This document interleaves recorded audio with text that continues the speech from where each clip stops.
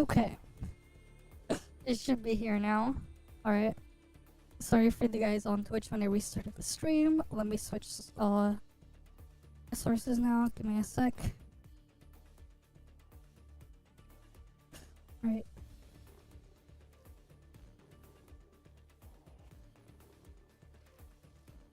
Alright, we should be here.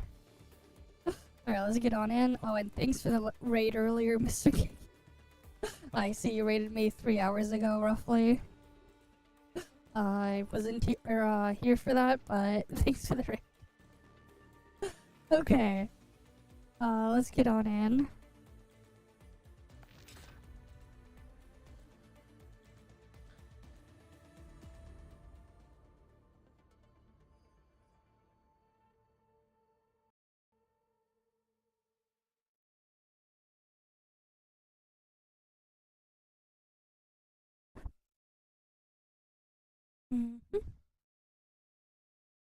But yeah, and then hi there, Tira.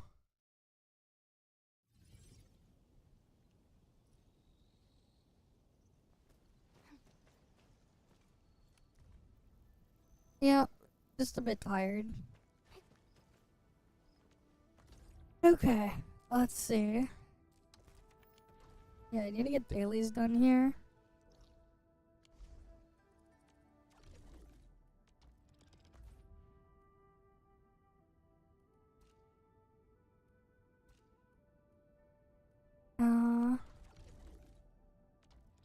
Okay, wrong thing.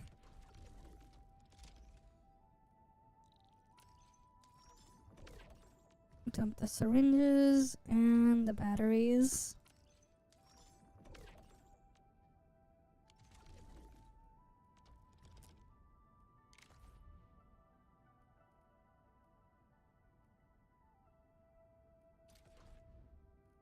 Okay, let's see.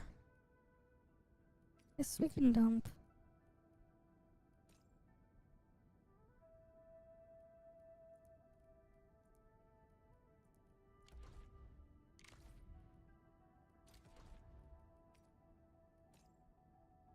Dump those.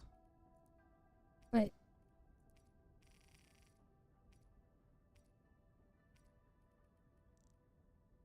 Yeah, I'll dump these. Hey, Flagger. Welcome, welcome.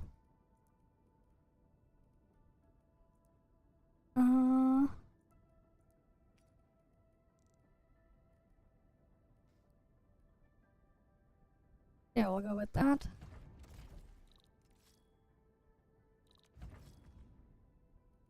Okay, where does this... Oh, Yanning is there. Alright, that's gonna be a bit annoying to deliver to.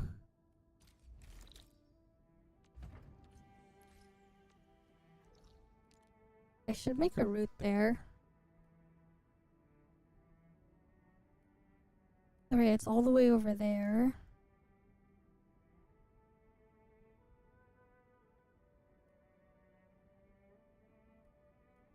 Oh, wait.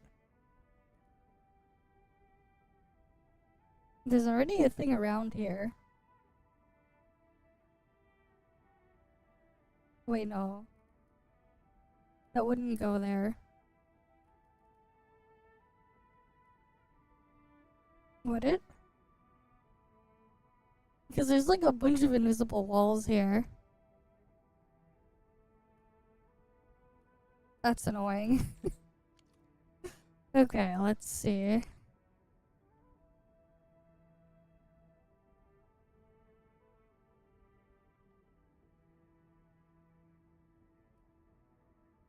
mean, I guess I could just run there.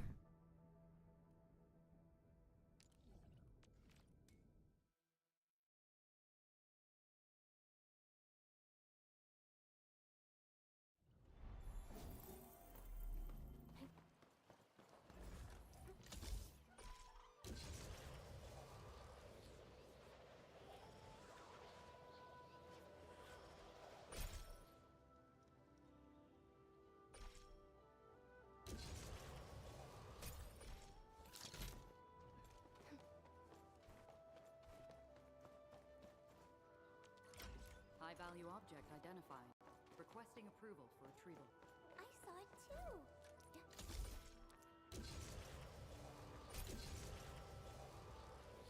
We'll go up this way.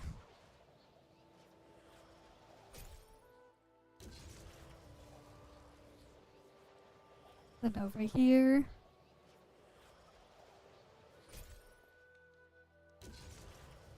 Mm-hmm.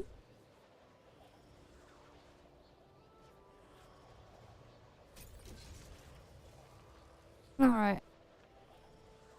Then after right here, we go up. Right.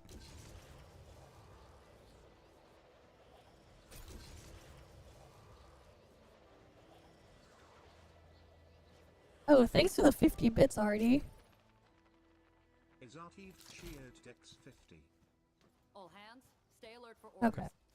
I'm gonna play zip lines as well. Oh, next week.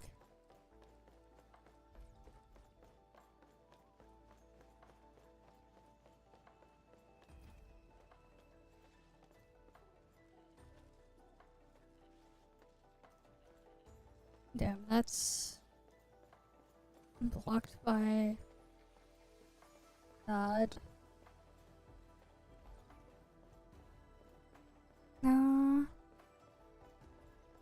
Is there a good spot?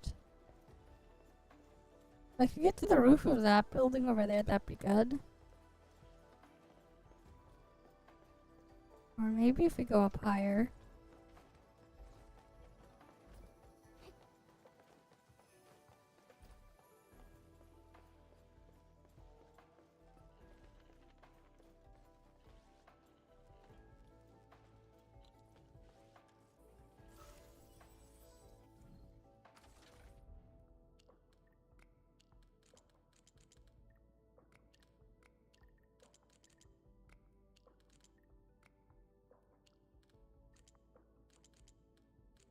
Oh wait.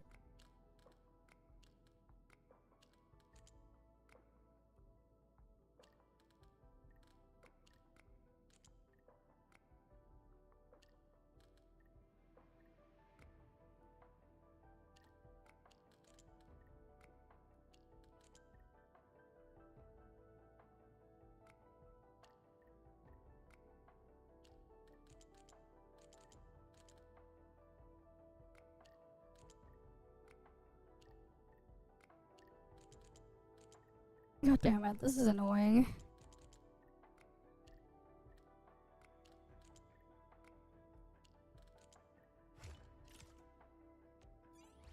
Got it. That puzzle.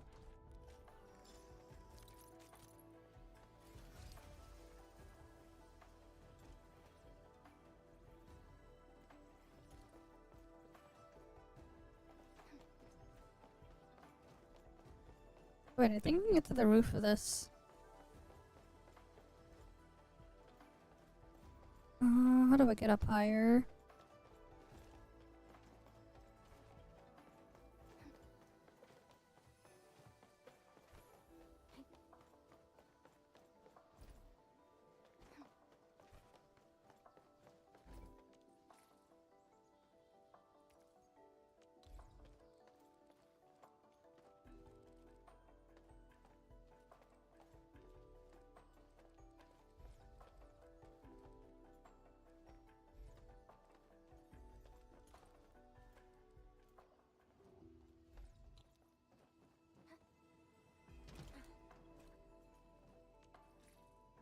Oh, perfect.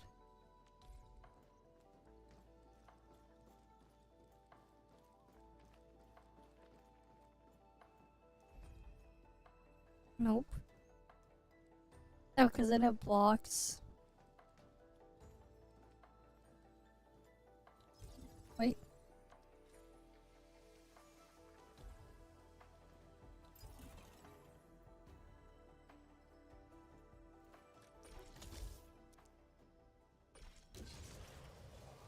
Right, because then I can go up from here, up there.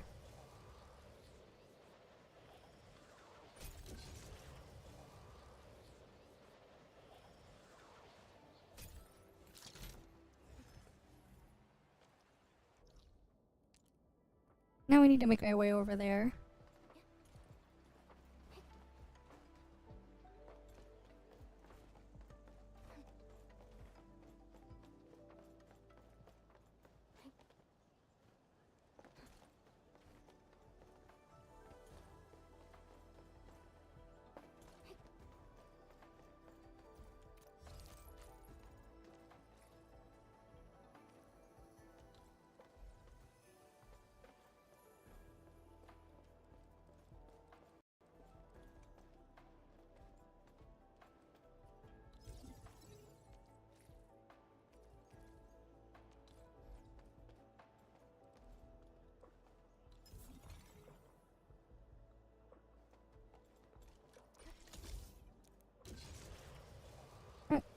can go here.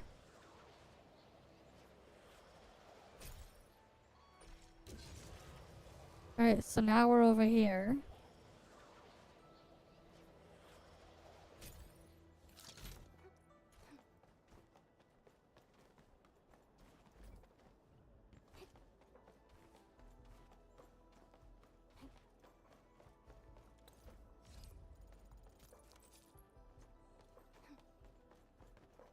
Oh, there's a thing I can grab here.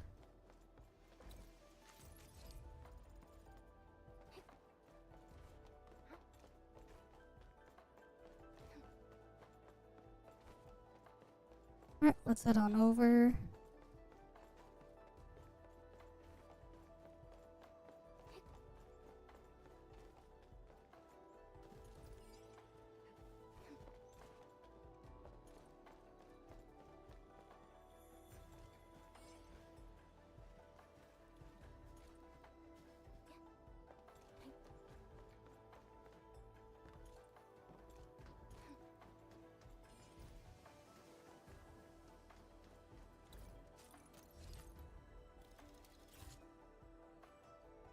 Alright, free chest open.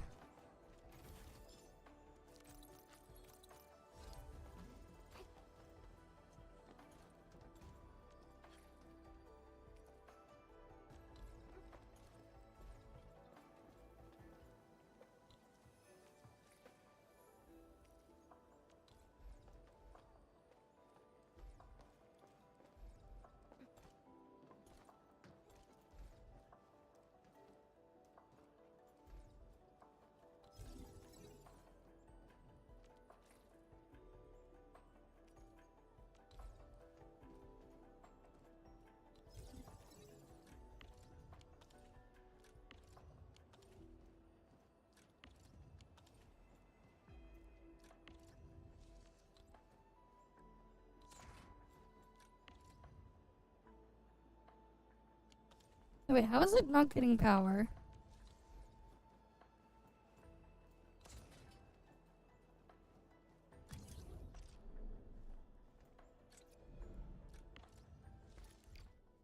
Oh, that's the wrong one.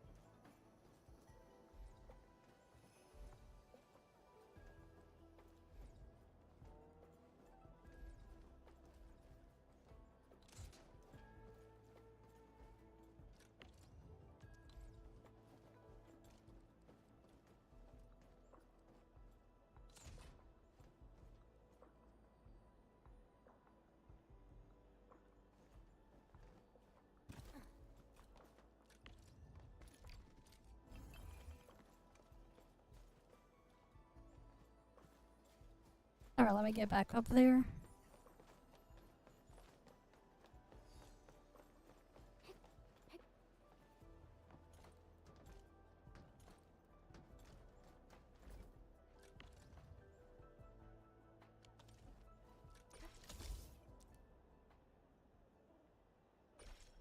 Hey, this thing is powered.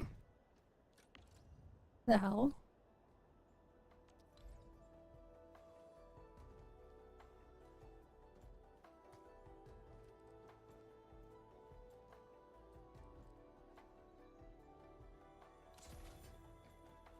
Oh, I want to make sure it's really powered.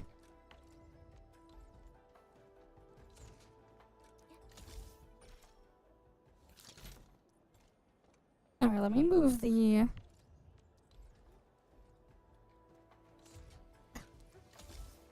That way it still has power. Okay.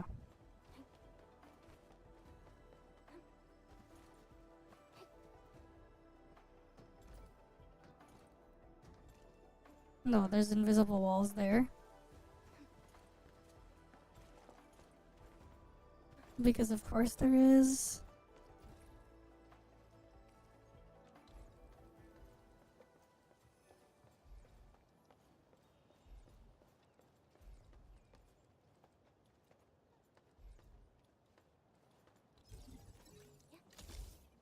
Hi, Ixum. Welcome, welcome.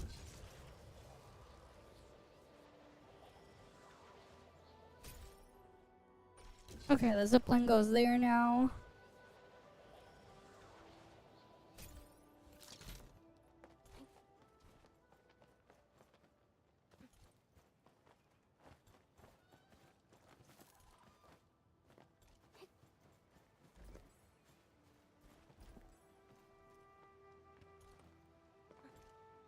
Which also conveniently stops by the flood caps over here.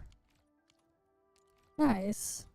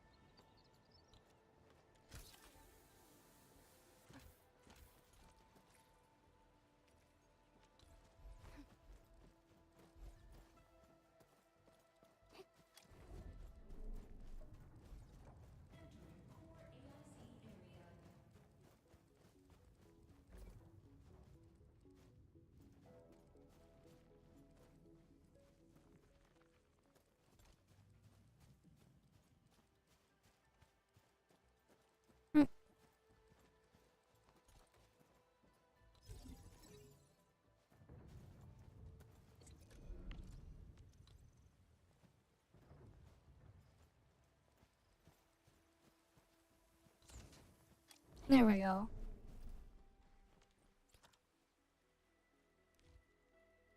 Power.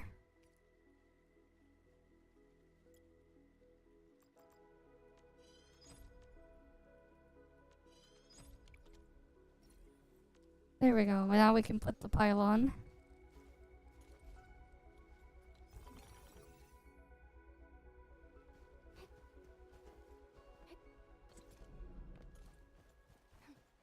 Right, it goes all the way down here. Oh, sorry. Okay.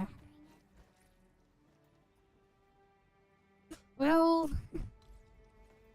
where else am I gonna put them, you know?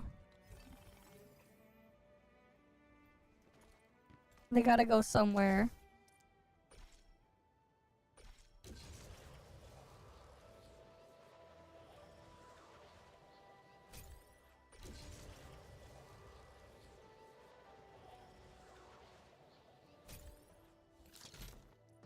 They all gotta go somewhere.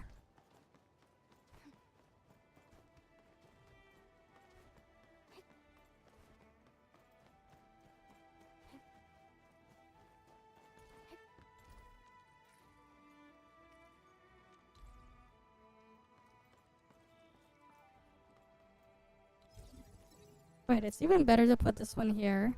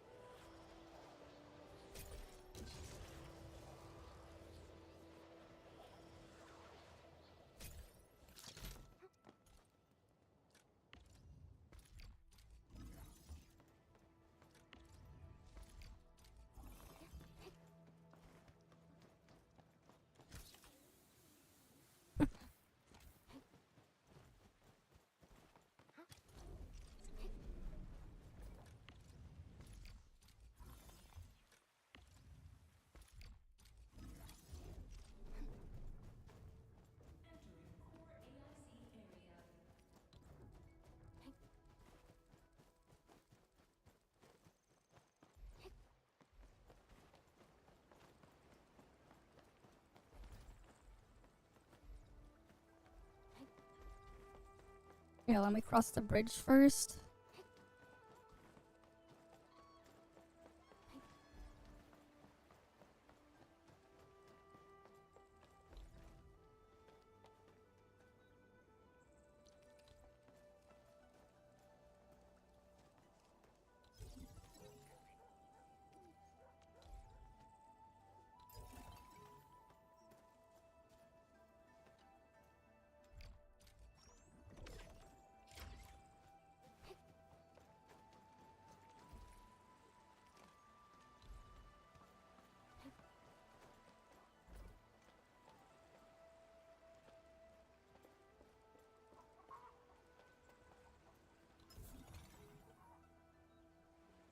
Okay, now it should be in the network.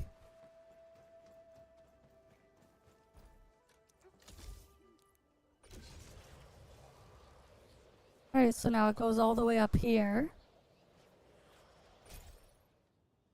And then over there.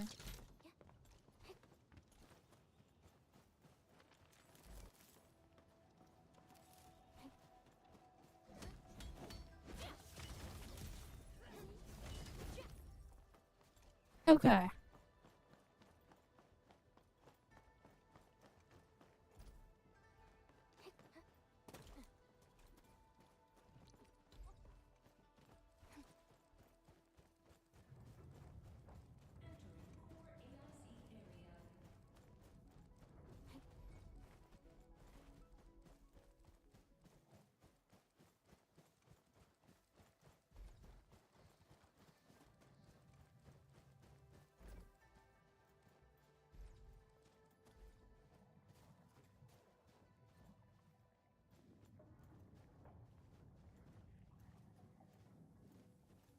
Oh wait, it takes 6 tiles.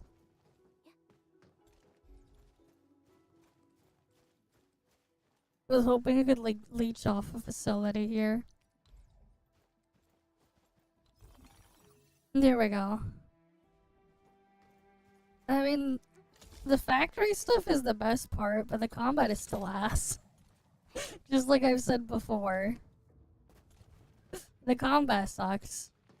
At least what you can do is occasionally you can just lower exploration level all the way to 1 when doing stuff in the overworld. You could at least do that, I guess, to make it slightly less annoying. Lower it all the way. Right. But I already finished the factory stuff for the most part. It's already like done. I finished it days ago. On stream. The factory part. And I can't build more lines and stuff like that in Wuling either. Because it's maxed out on resources.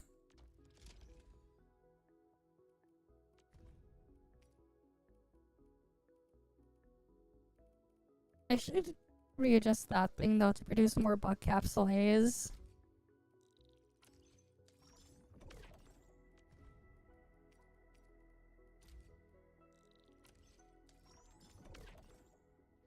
At some point.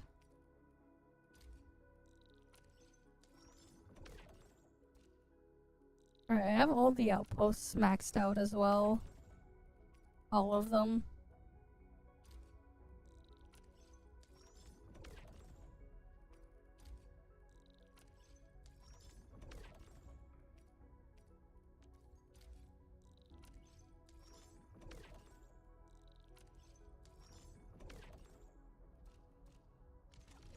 Okay, let's see.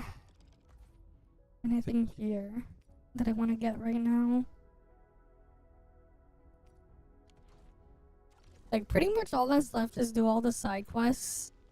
Finish all the side quests and do exploration. That's pretty much all I have left now. I got all the other stuff done.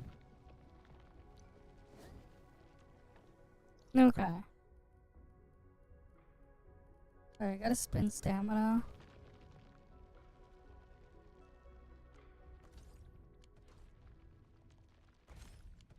Oh, wrong thing here.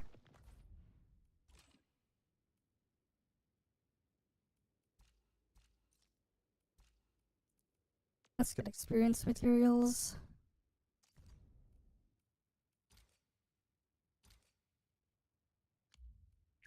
Whatever comes next better be memorable.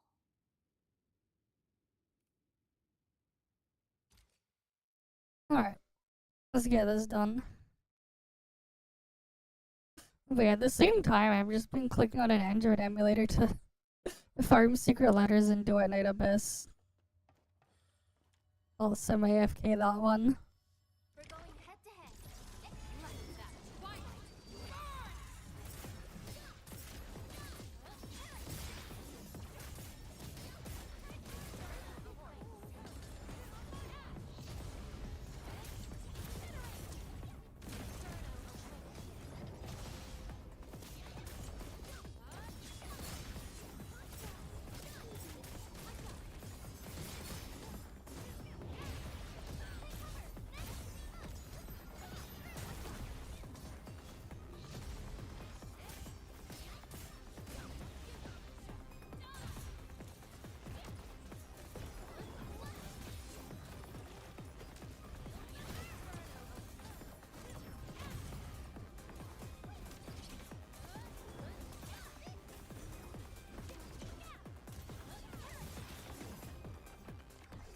Alright, that's cleared. Counts as one. Get double rewards there. And, kept out in that one. I went to the hospital yesterday. They removed the stitches yesterday at the hospital. And, like, that was, like, pretty much all I did yesterday. But yeah. Okay. Oh. We're authority level 52 now.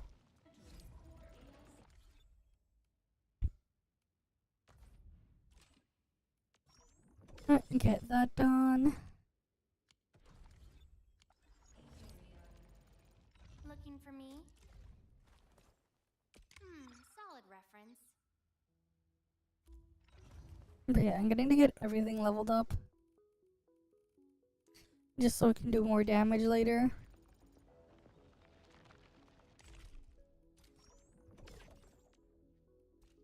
Oh, do we have week 2 missions yet?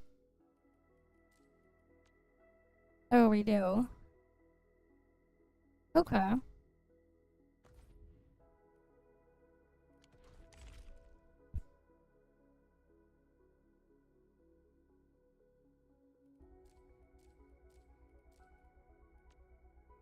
Wait, am I really almost done week 2? The hell? Okay, sure.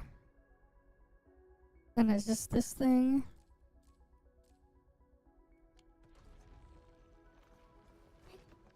So we're like nearly done that stuff in the past there.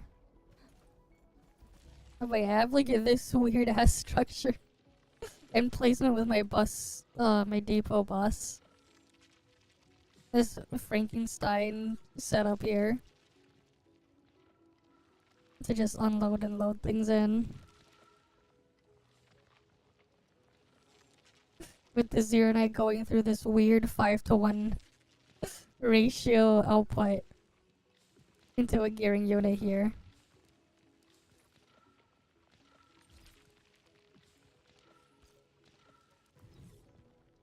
Because I don't really need it to produce that much gear, but obviously still need it to produce gear.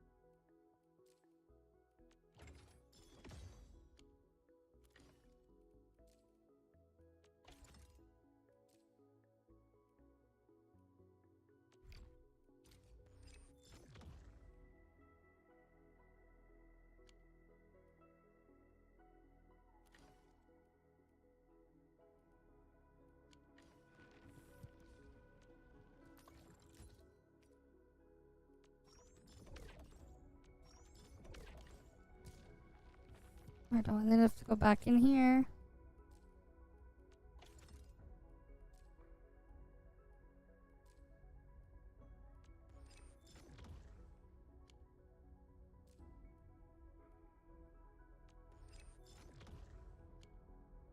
God damn it.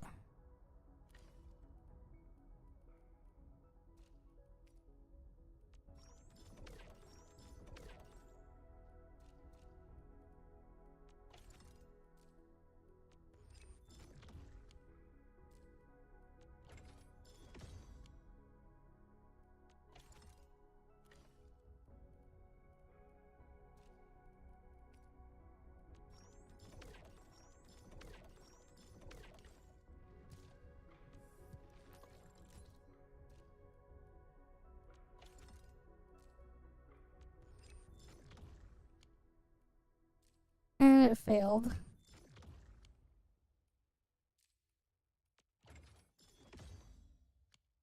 RNG of a thing failing here. What do you mean and more? We did everything. I think. We even did some reacts in that one yesterday. You must have missed it.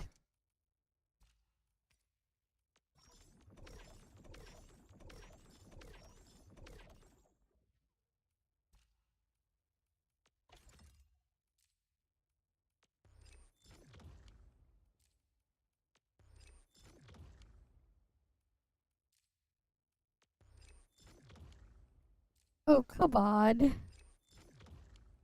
keeps failing.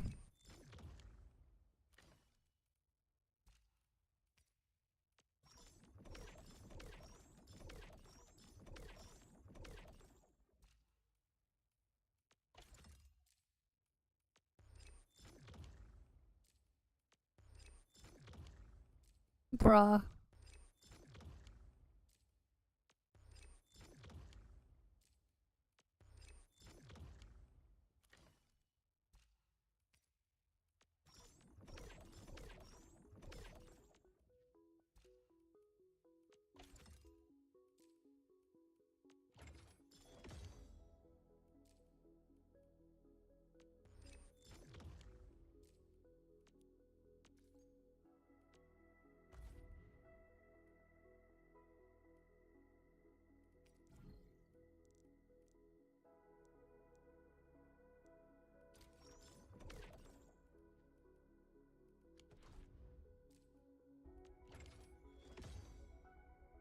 Alright, that's 6 out of 9 for the stats there.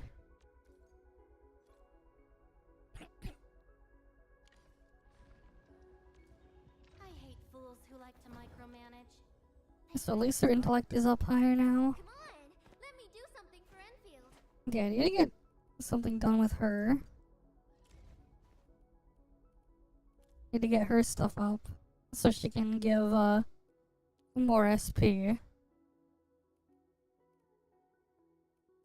I hate fools who like to micro. But I'll need it to make more stock bills first. Because we're running low on the things there now. It's so expensive just to artifice one slot all the way. It's so expensive to do that. Looking for me? You finally remember something?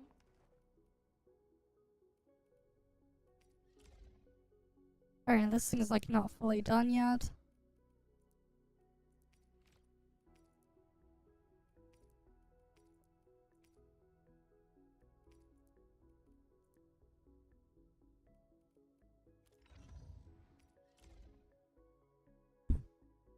Alright, there's a bunch of intellect there.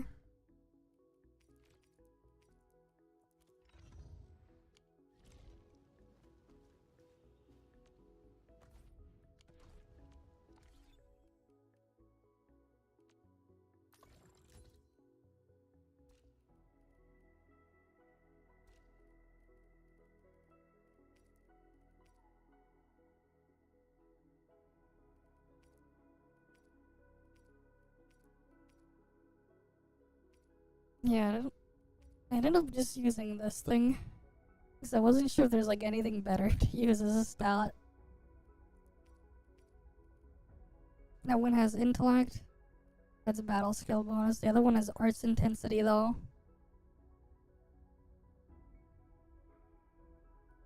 Oh well.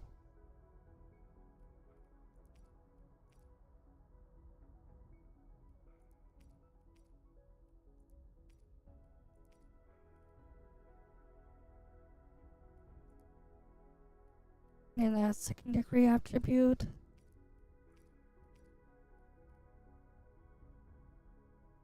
Yeah, I think you can hit like the amount of intellect she needs I hate fools who like to. Come on, let me do something for Enfield. with enough artifices.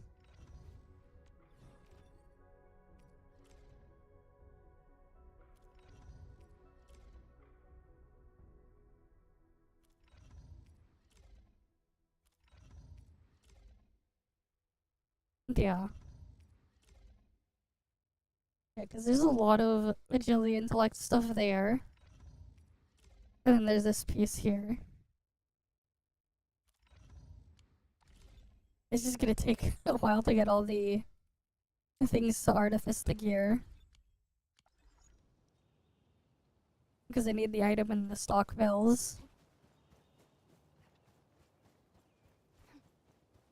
Okay. Let's get the stuff done in the other areas.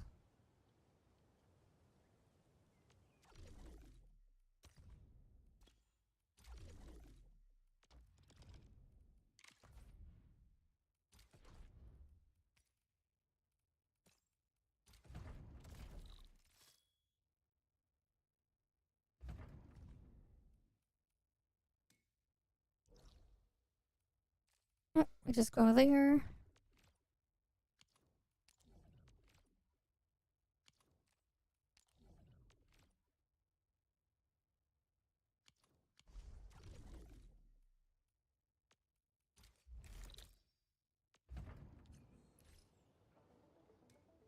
Okay. I was like, wait, why wouldn't it let me teleport?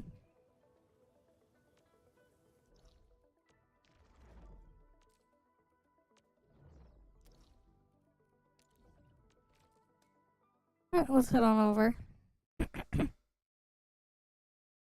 Mm-hmm.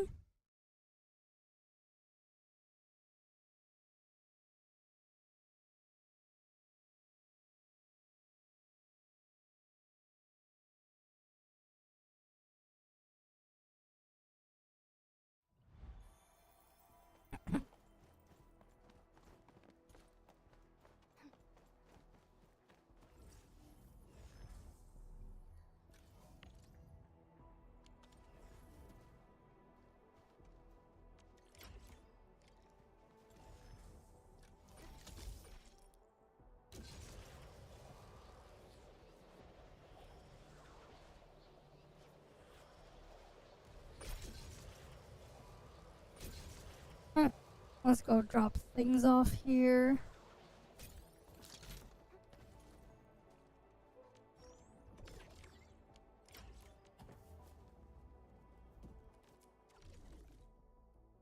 Alright, next depot nodes.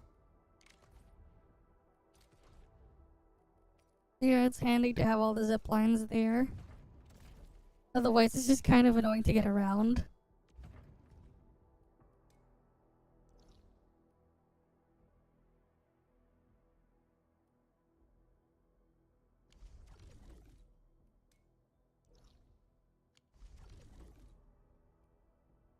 Wait, they're all the same price. Even easier to get that one.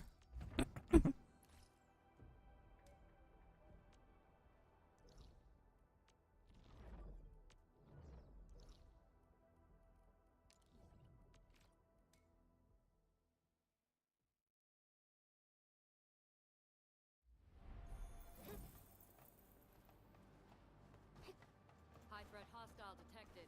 Stay alert.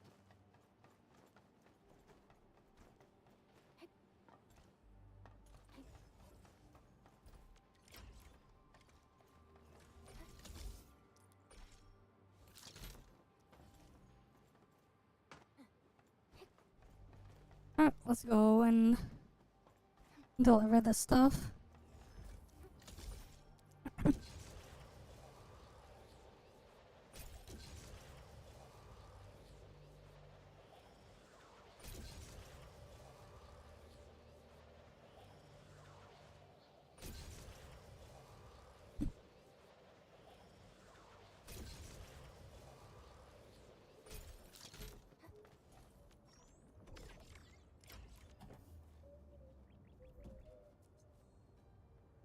Alright, now let's get to the next one.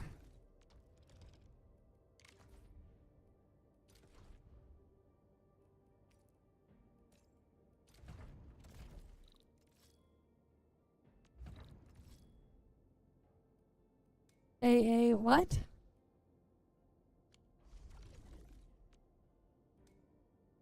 Double A like a battery? What?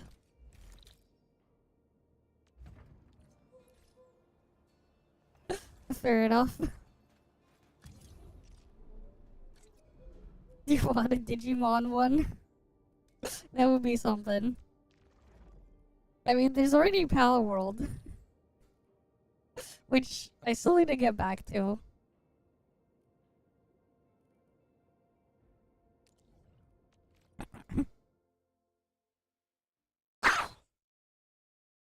Or need to get back to Pal World at some point.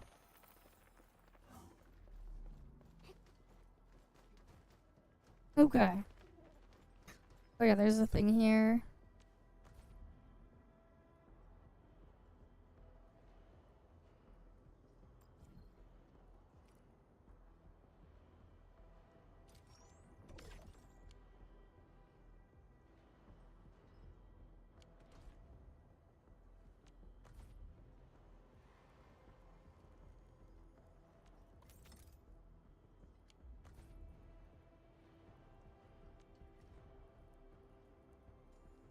A weapon here. Grand Vision.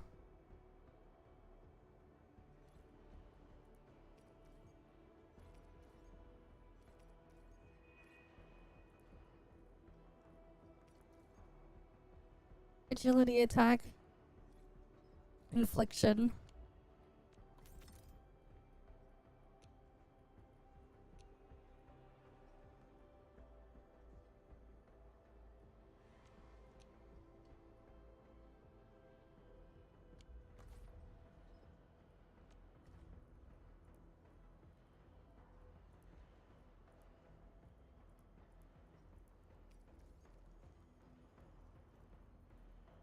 Oh, this is for that's Yvonne's signature weapon. Okay.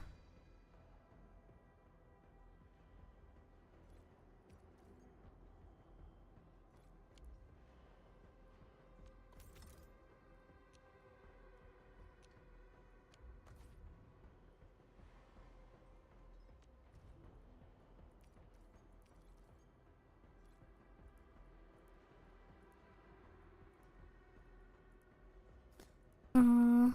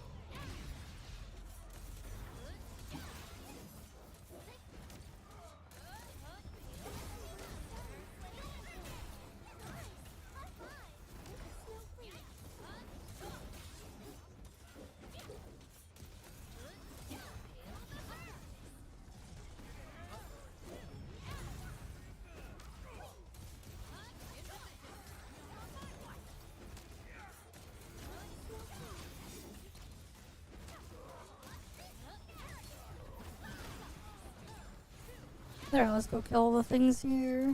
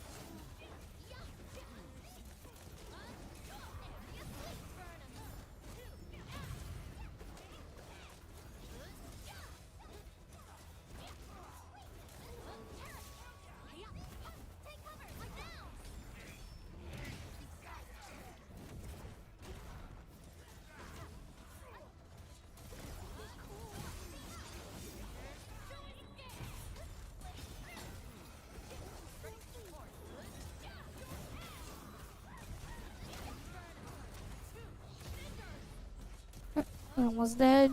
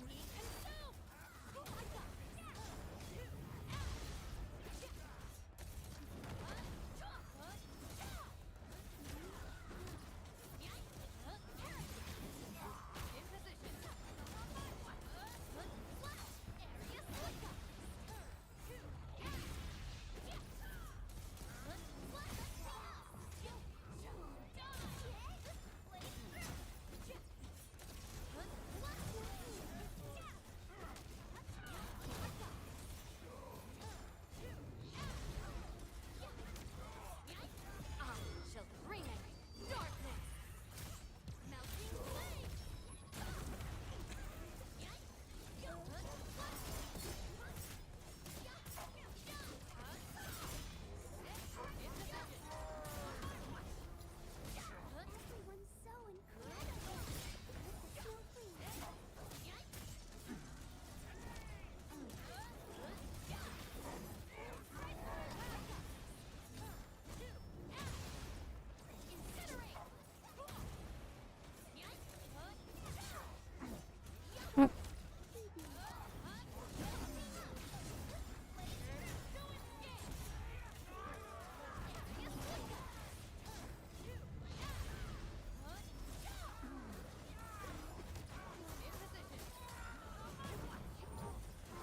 I'm better now.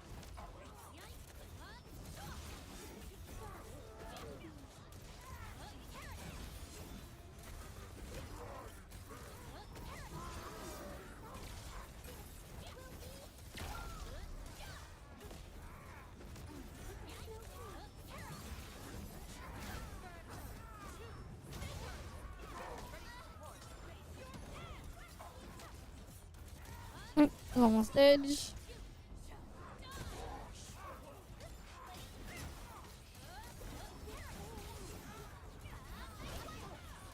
I see.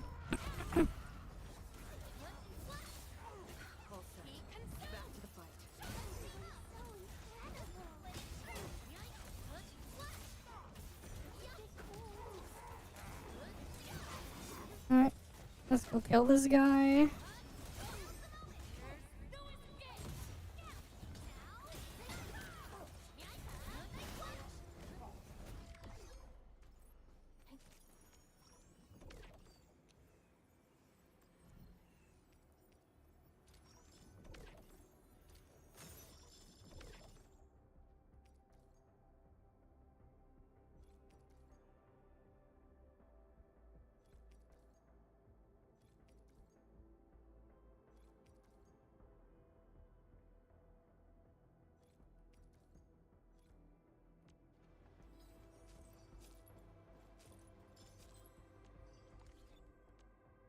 Looking for me?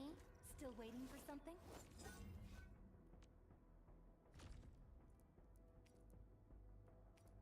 Oh, I needed an attack boost. That's unfortunate.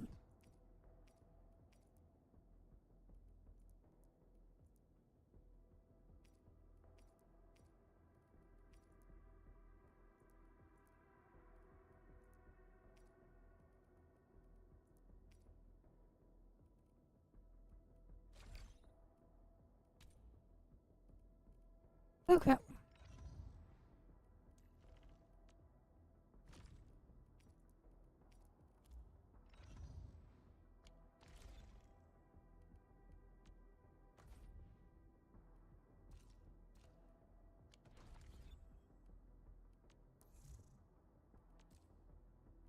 What the hell, they had an update?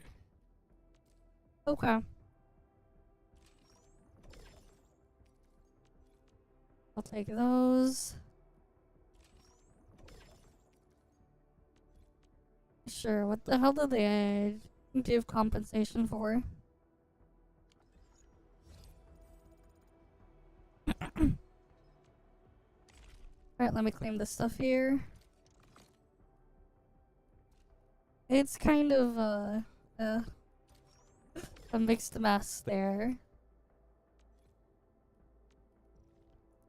Alright, what else do we need to get to? That's at 55 for the next 800. thing for the Arsenal tickets. Okay, let's see. How much stuff do we have now?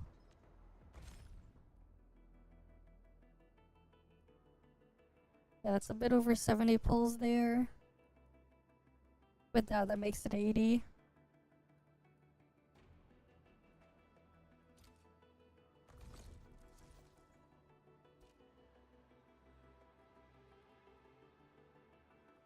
Already claimed all the things there? Okay.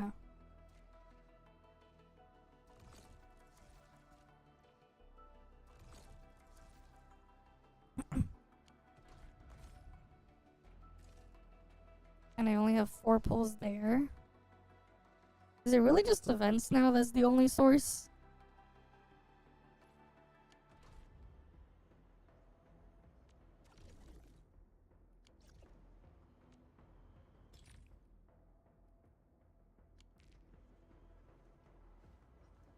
No, I wasn't talking to you, Tara.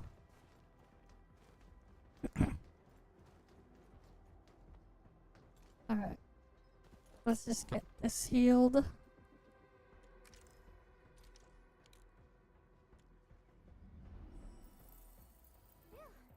Now,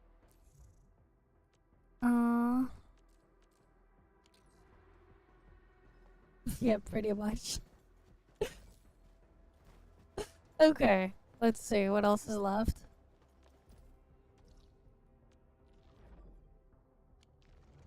What else do we have left to do here?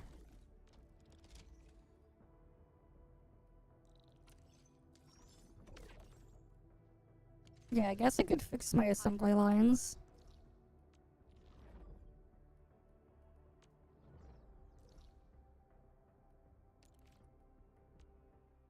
And get another production going on the other thing.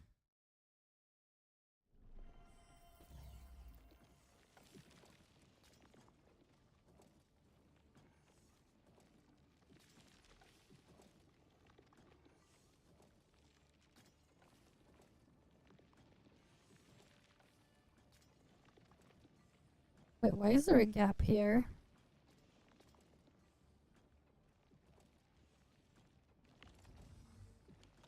Sand leaf not enough?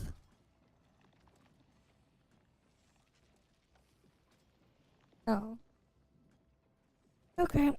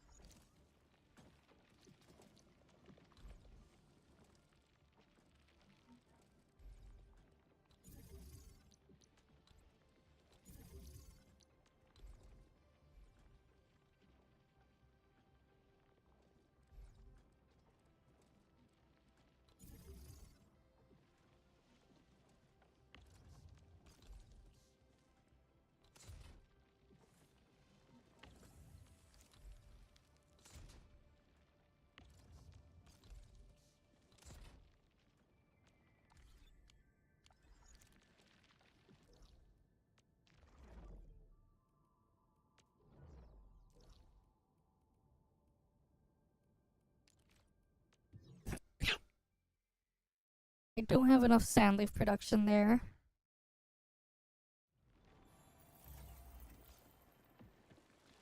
That's being produced here again.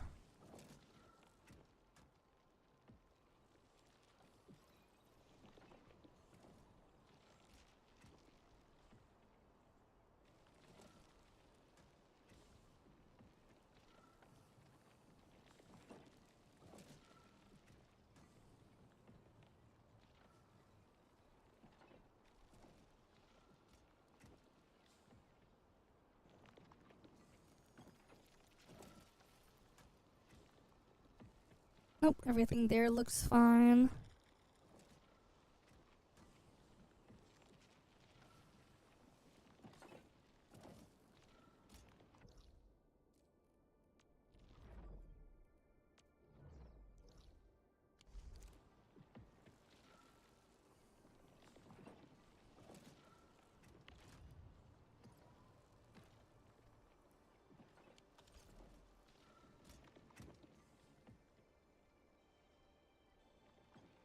Yeah, I need to increase sand leaf production.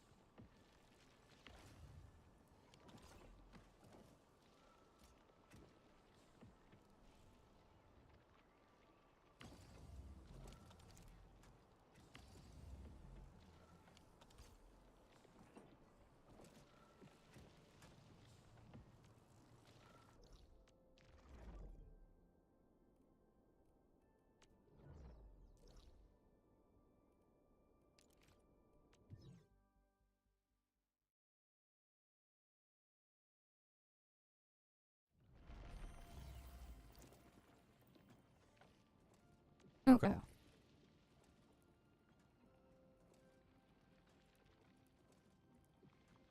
Do I have sand leaf on me?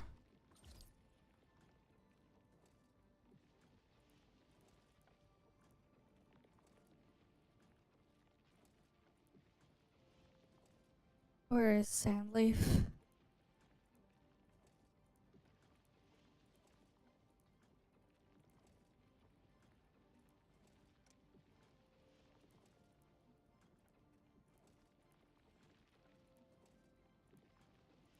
How do we not have sand leaf here?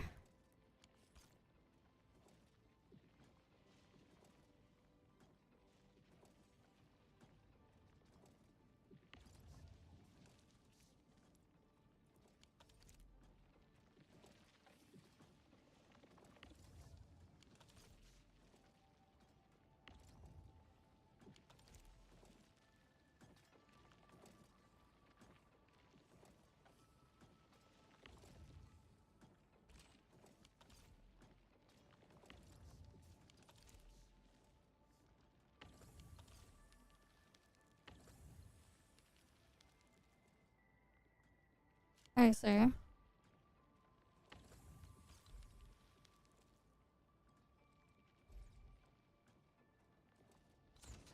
Oh, we put that there.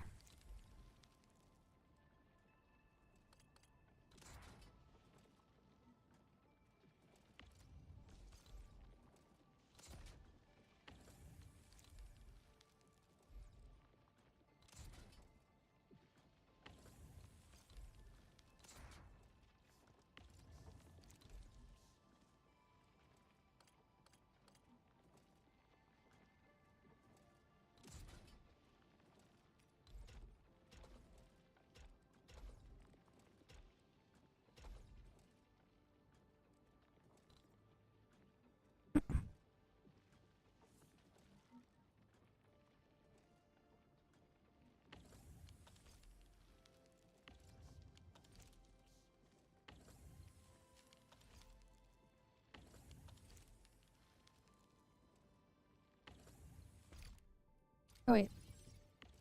That is not what I want there.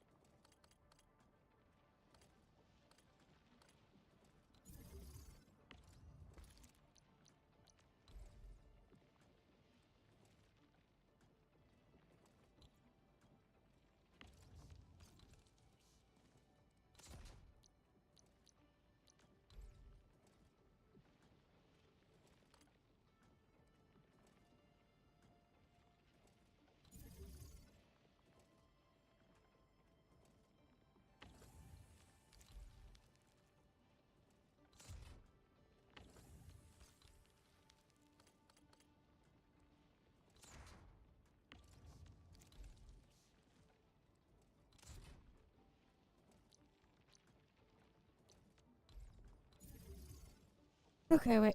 I'll move this one.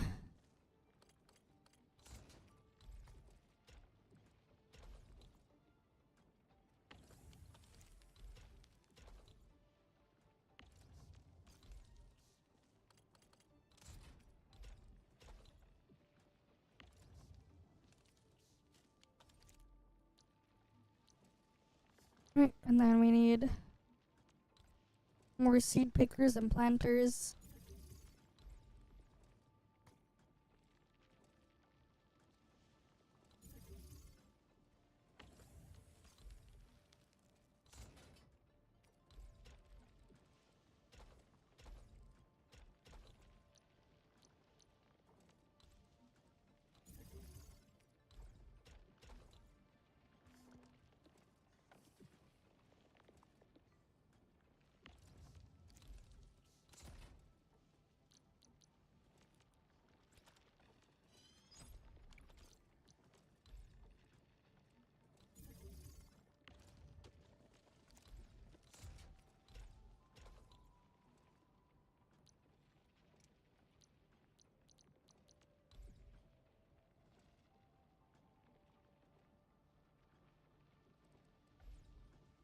Oh shit. Do I have like no space because this place got fully upgraded?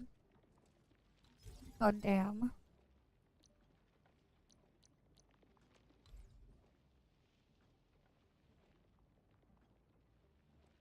That is so pathetic.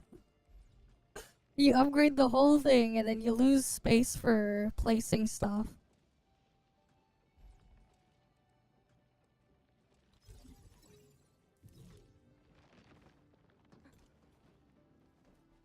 The area gets smaller.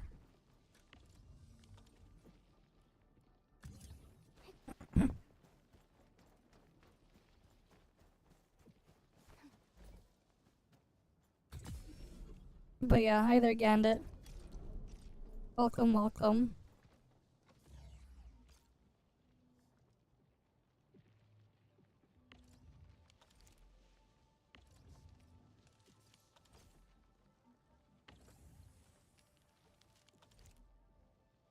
Okay, and then we can put a shredding unit.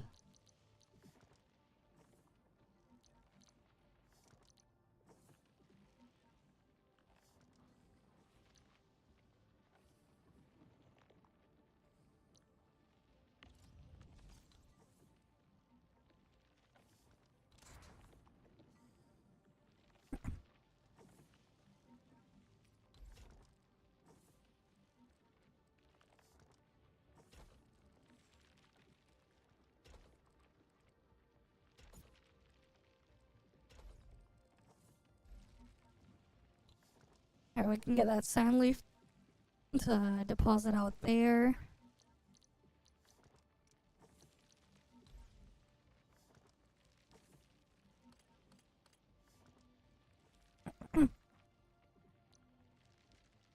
Uh,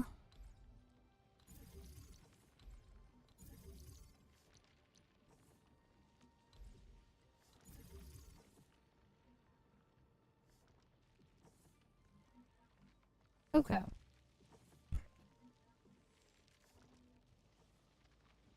Yeah, that should at least help with some of the sand leaf output.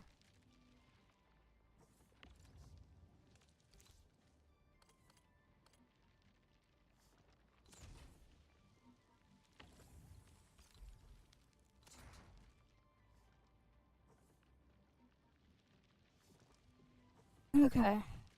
Uh,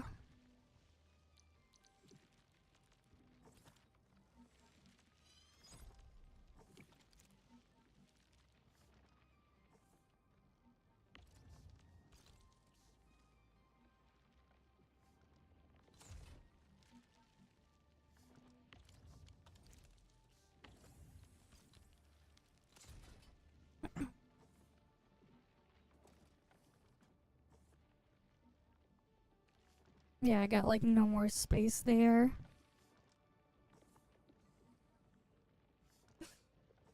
That's true. Unfortunately, a lot of good games are not profitable. That is so true, unfortunately.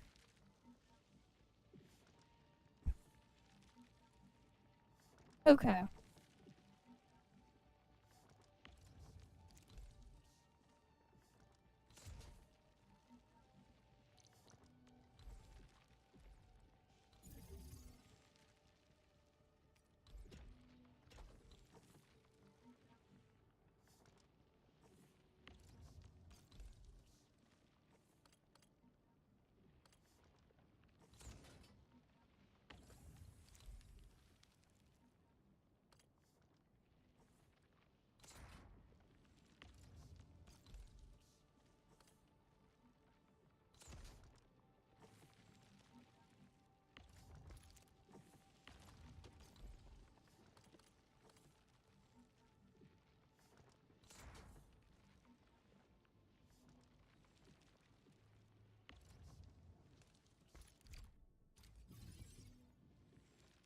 Yeah, okay, I can't fit that anywhere.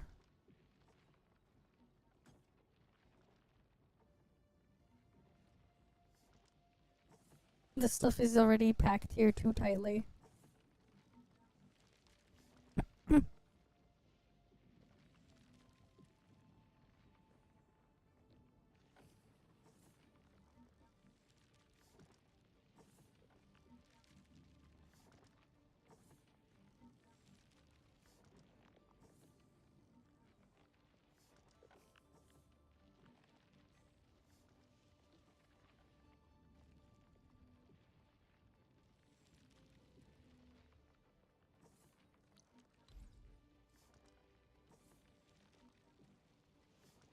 Actually, wait.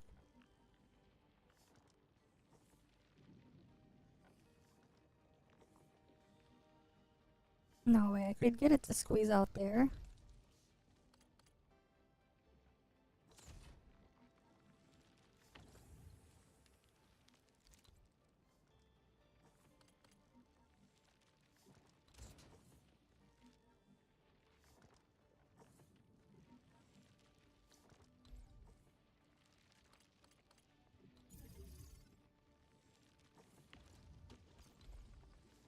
Maybe.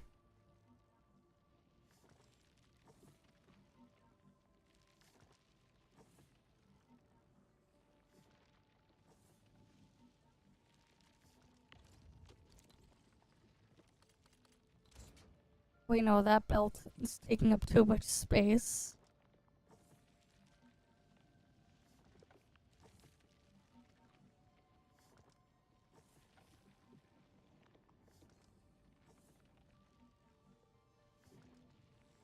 Uh,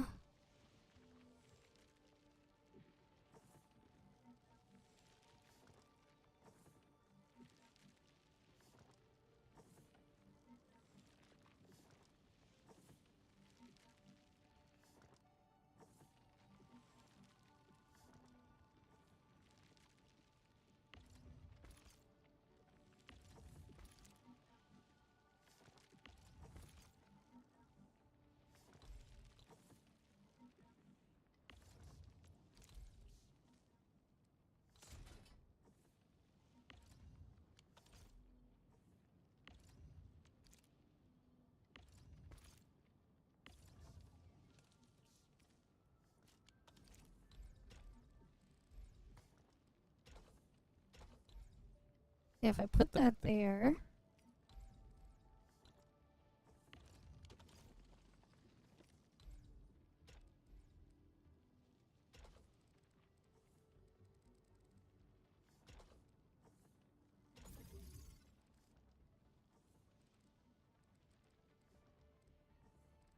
I can then have that come out this way.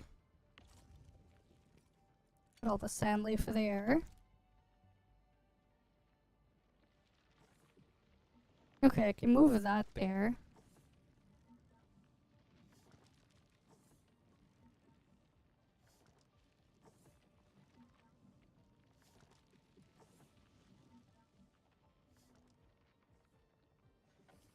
So that saves a tiny little bit of space.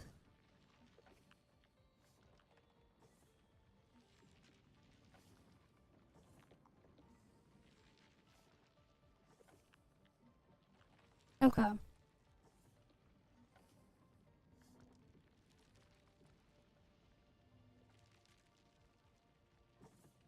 Yeah, no, they're not moving because the other thing is outputting at a slower speed. That's fine.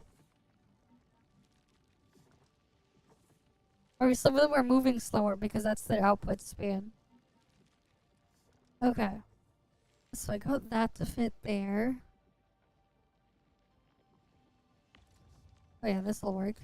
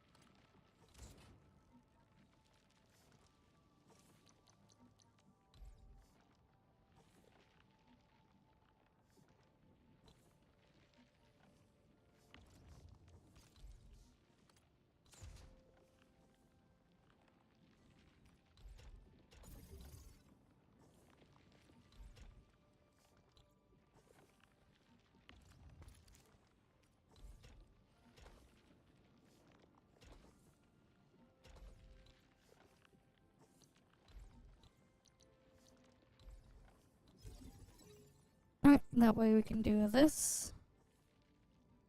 As awkward as that looks.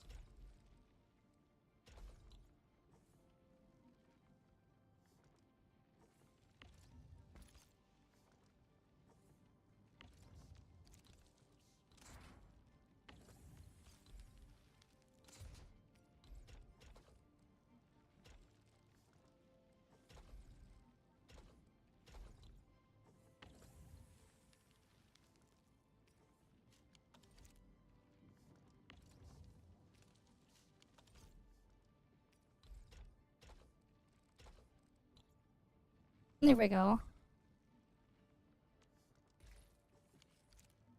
Now that should produce enough there.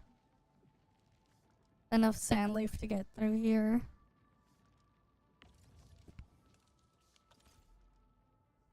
To then get shredded.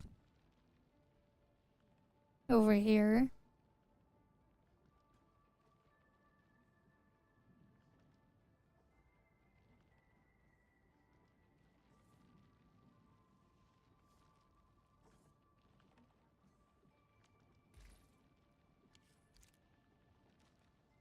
Alright, that'll then get molded and put into the filling units.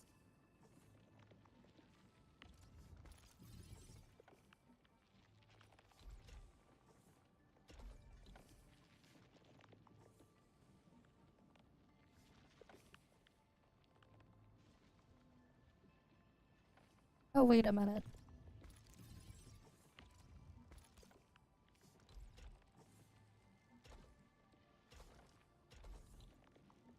I don't need this there anymore.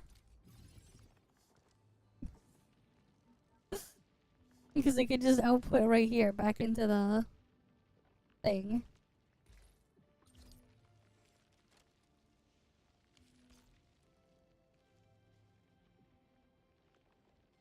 Yep. And that fixes that.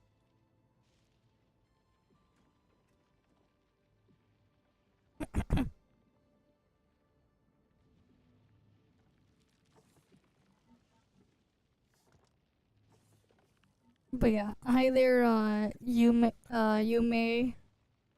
or is it Yumi? Welcome. Welcome, welcome.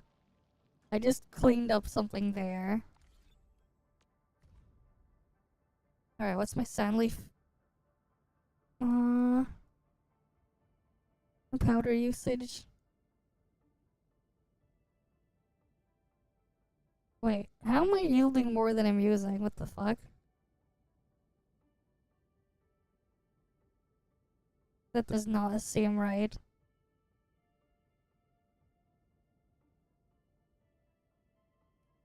Alright, like, it says this thing. I'm only using 660.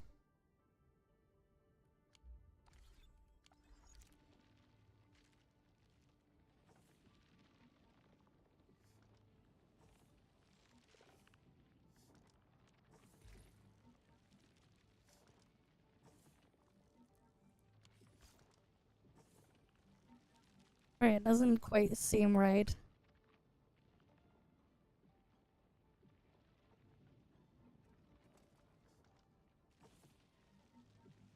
I think it needs a while to update then.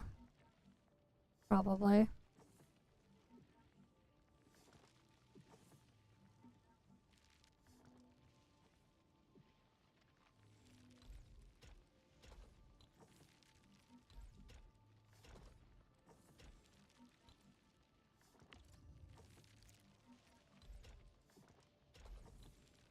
Oh wait, no, that got stuck.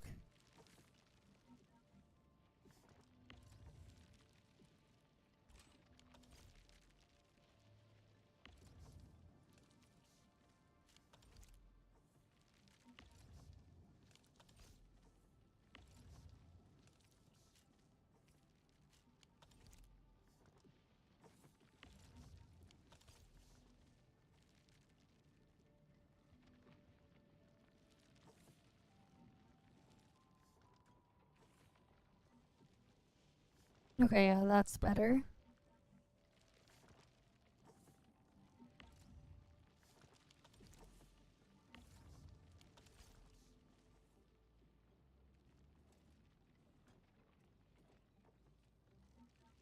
Alright, so at least I have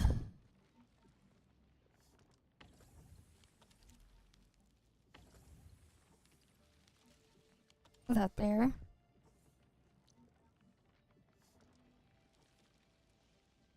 Yeah, that should help things a bit more. Because it has to wait before it can duplicate the thing.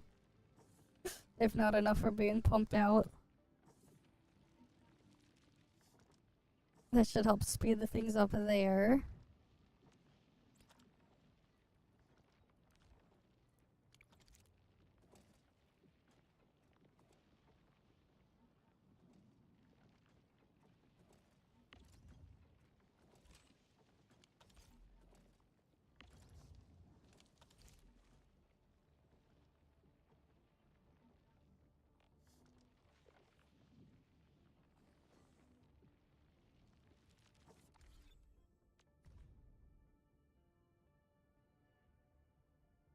Alright, let me check sandleaf powder again. Yeah, I don't know why it's like reporting it wrong there. Because it's like I barely have enough sandleaf powder.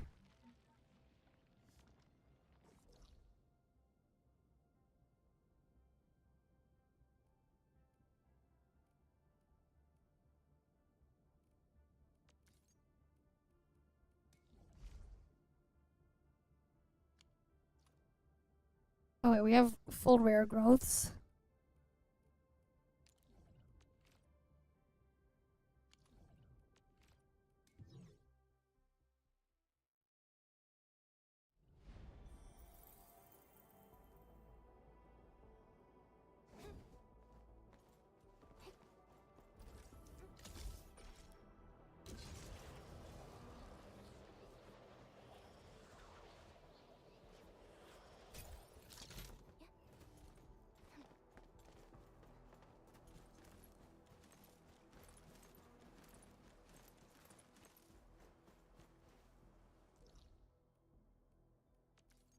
Alright, where's the other rare growths that are full?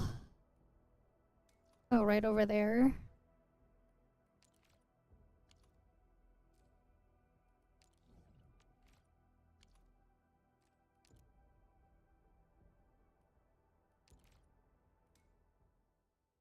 Alright, I'll head over there. More like, it's... No, you're missing a word shonen manga protagonist. You're missing enough. Good enough. Let's be real.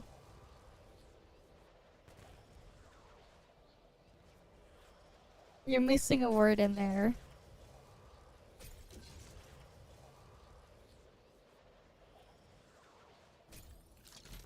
You should have added the word enough to that too.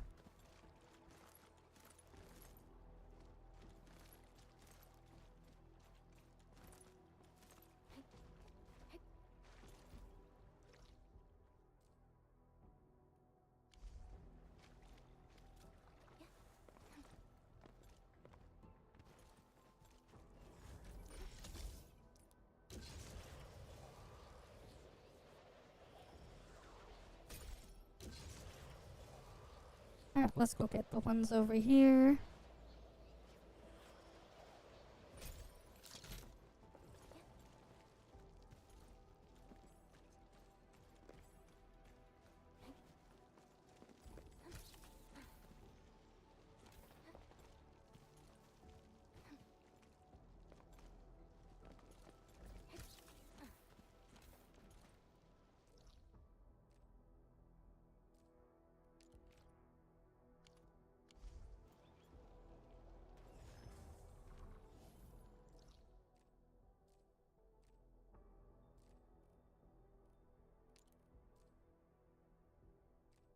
And then the other werewolf spot is over there.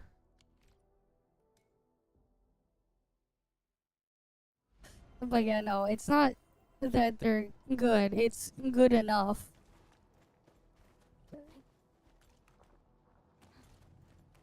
Right, I fixed it for ya.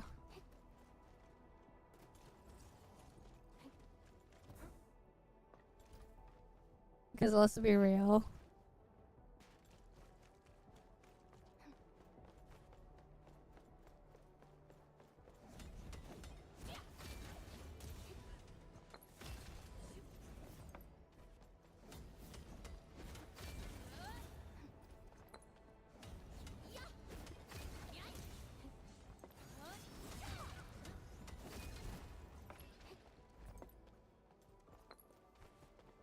Okay, we got all of those there.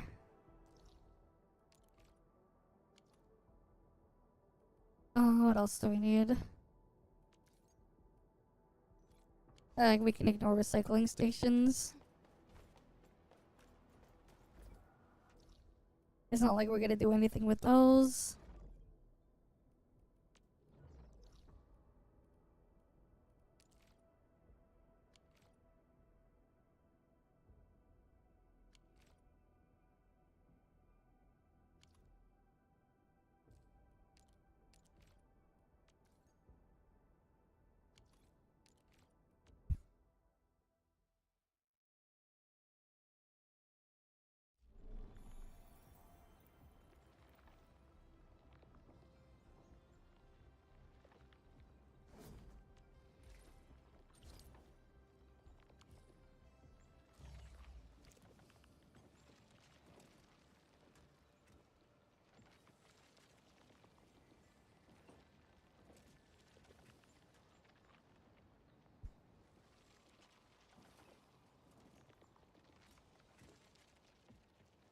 Alright, that's just making amethyst parts.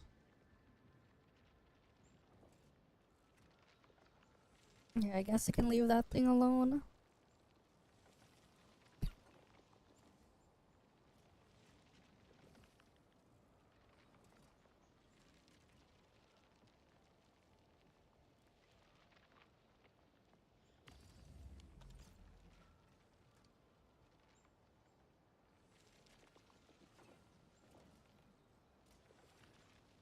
Which one's making the steel parts then? The excess steel parts.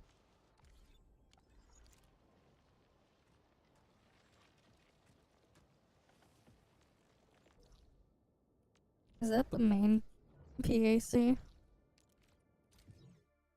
Or AIC?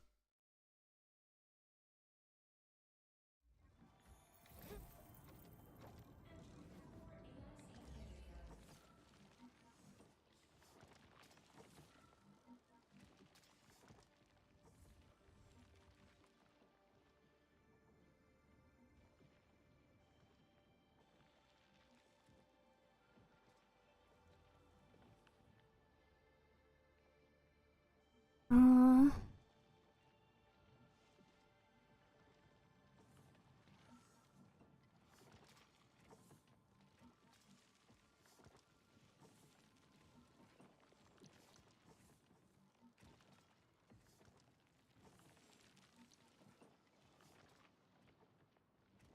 okay.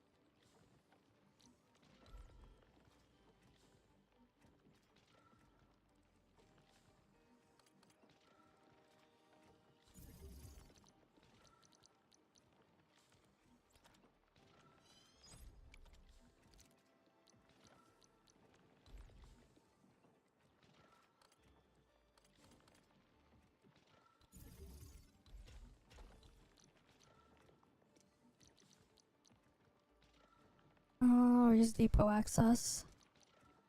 Put a loader here.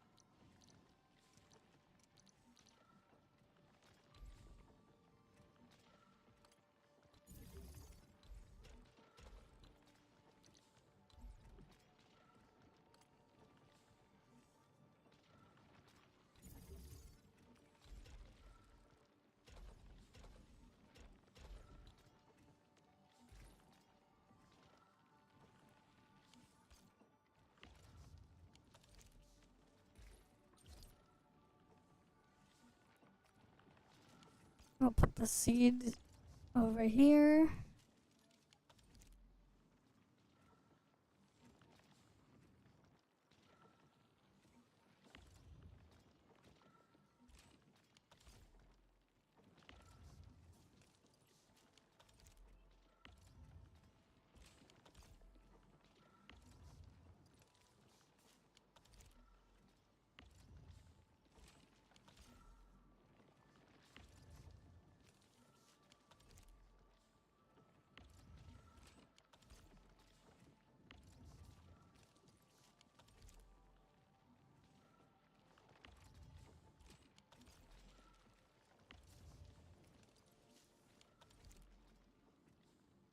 Right, so that's making another set of sand leaf.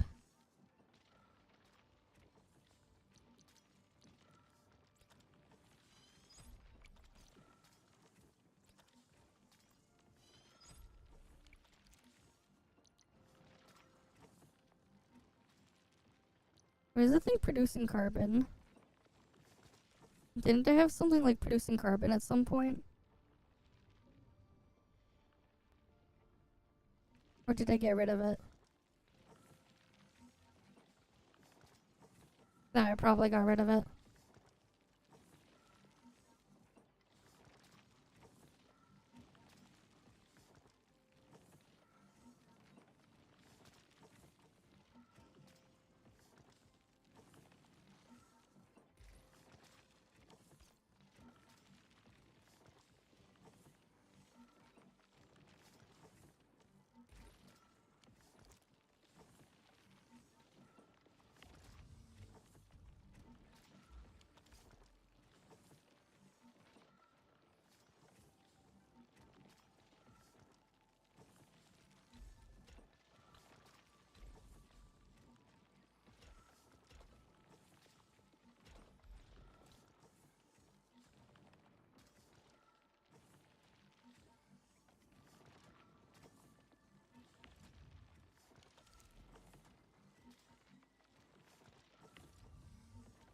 Ah.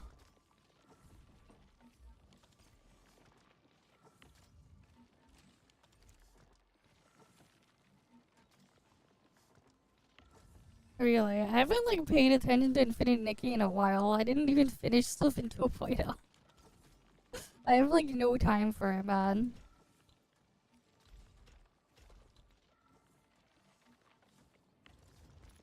It is what it is.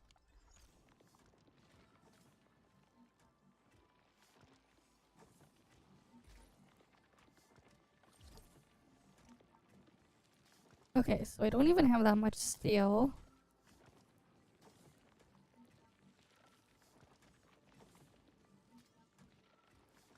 Where's my steel bottles?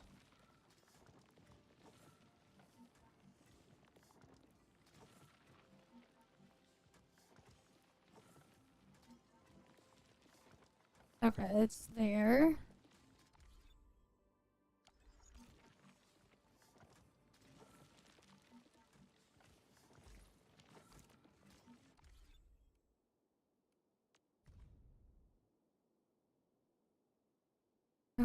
Where is it? Steel bottle. Right, I'm gonna need to produce more steel bottles.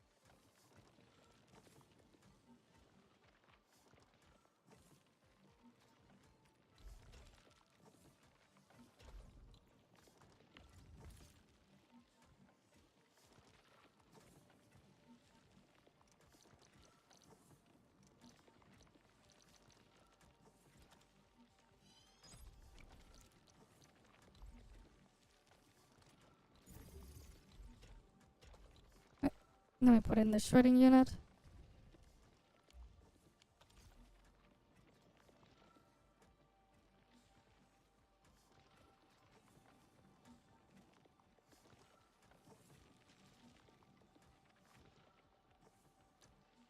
And then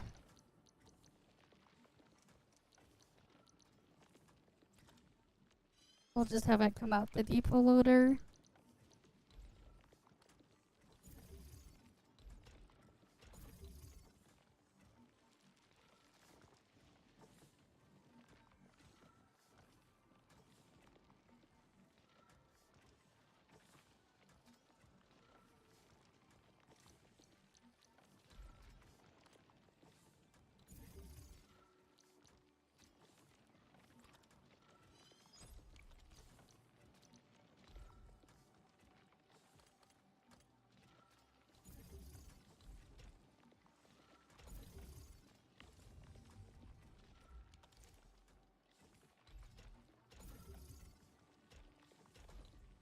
And that one can go out there.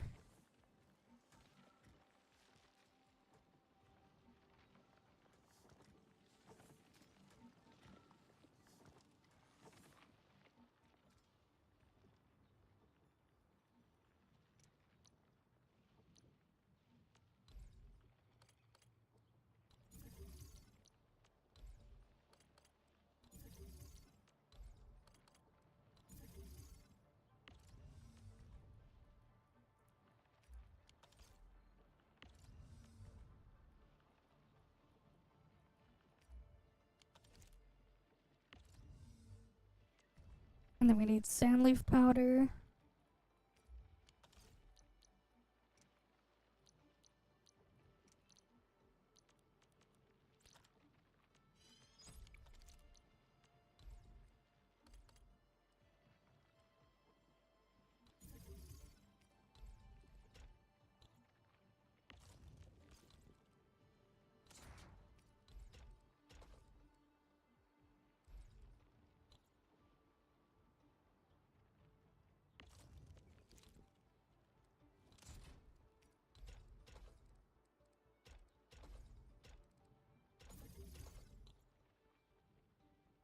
Alright, so we can get that grinded.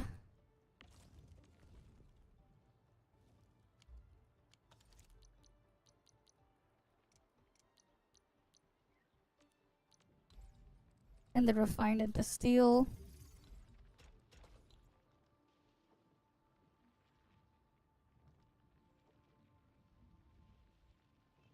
Okay, and then we need another thing.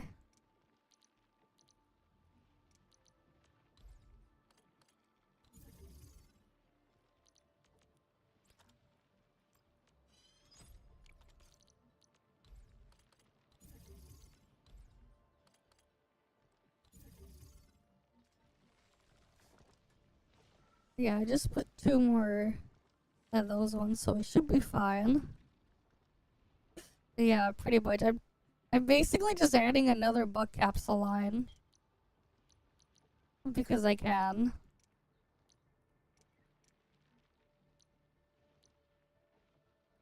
Alright, let's see.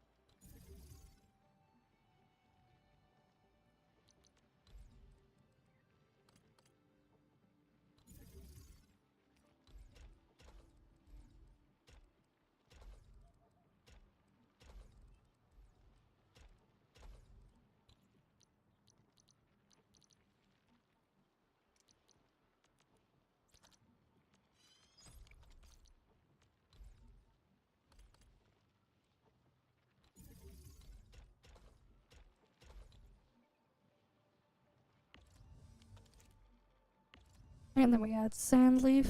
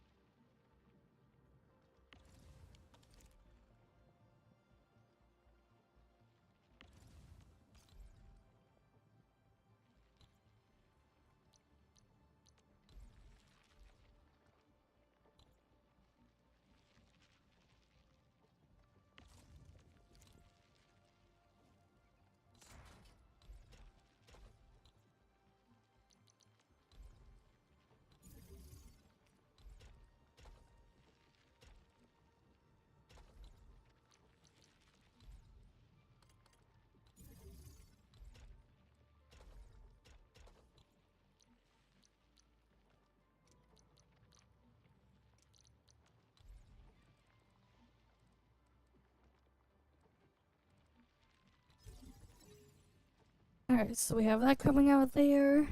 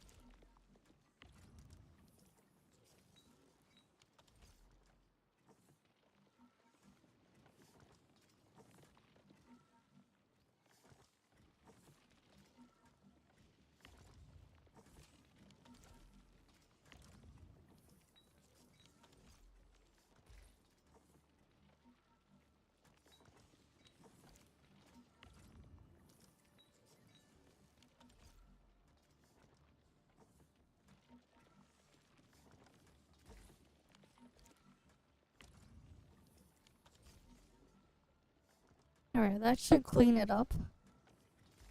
I hope.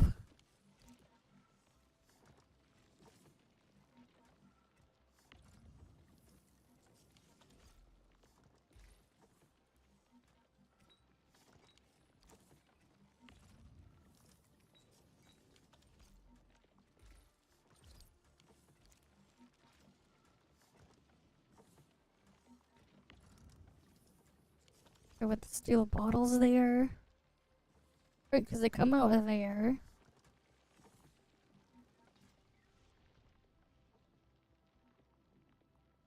Alright, let's see.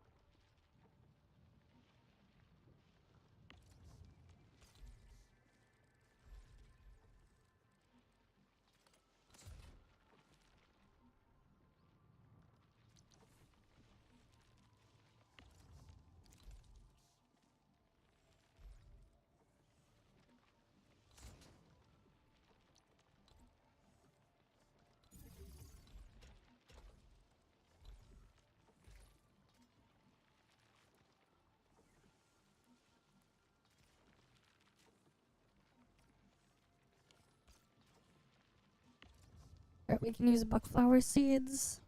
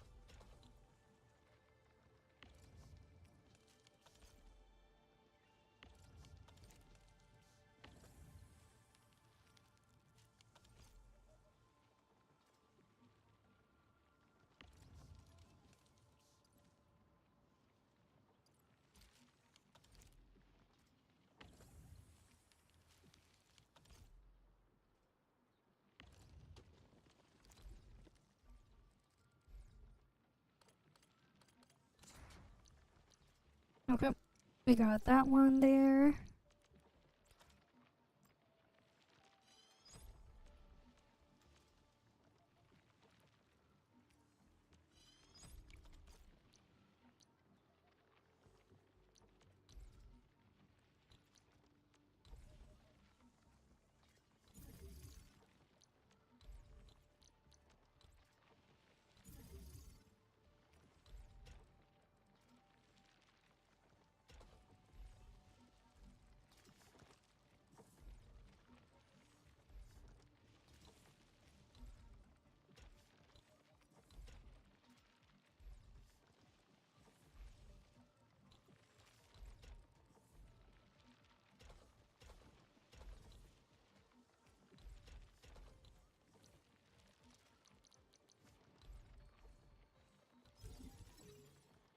Yep.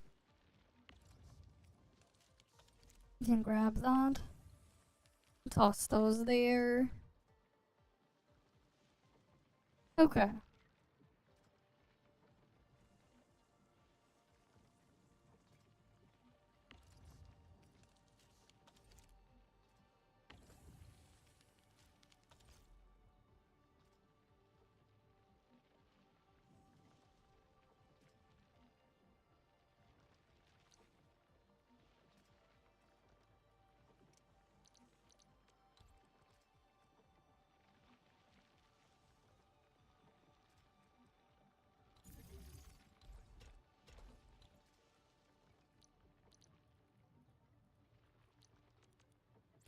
And then we have another shredding unit.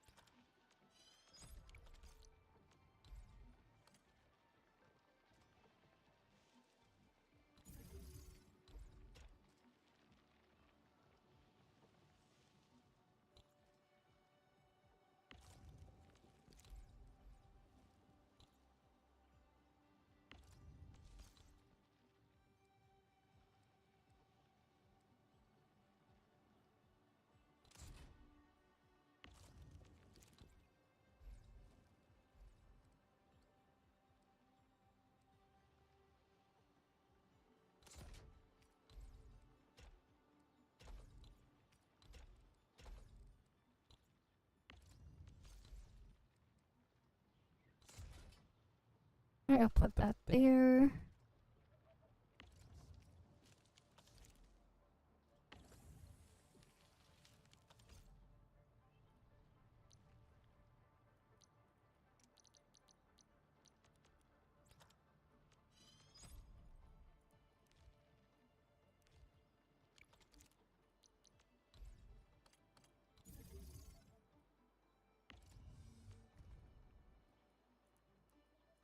Let's see, sandleaf powder. Okay, we should be safe on sandleaf powder.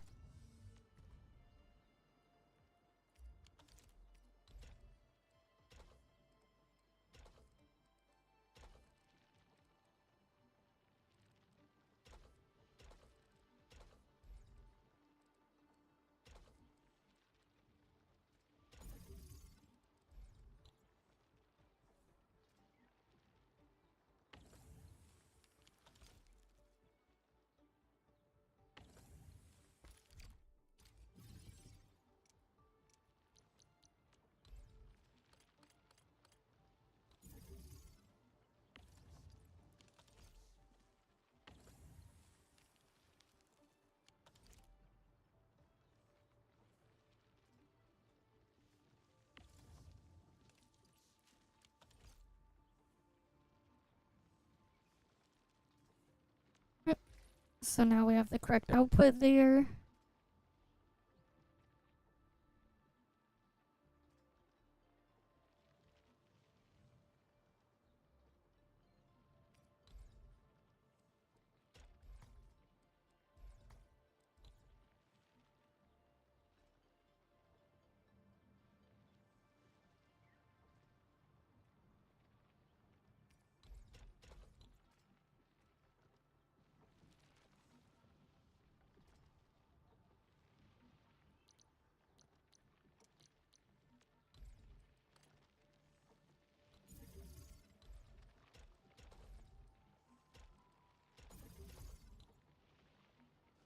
And then the bottles can go through there.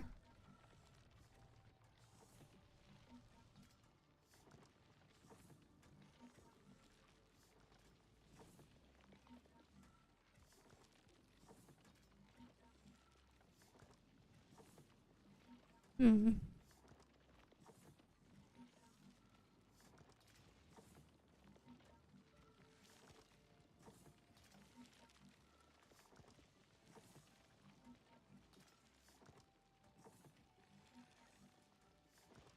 Yeah, no, there's no real way for me to squeeze in an output there.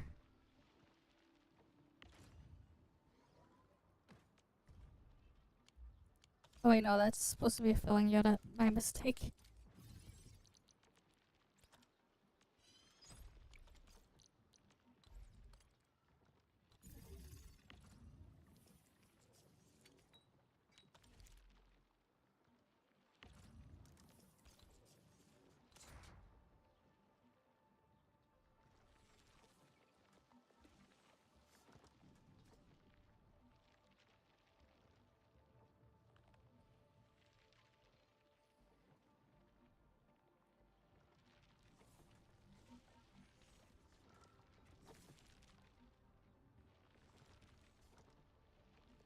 Yeah, it takes up so much space to build some of those things out. Okay.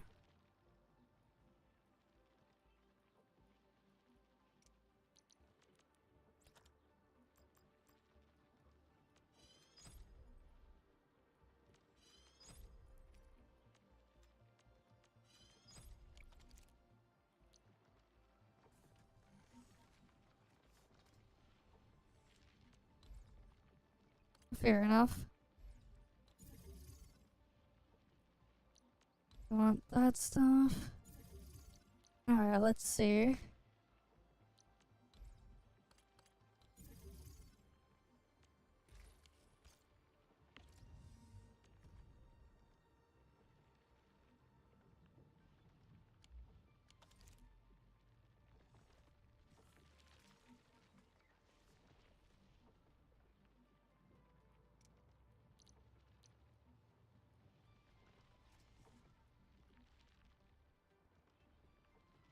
You get it from cows.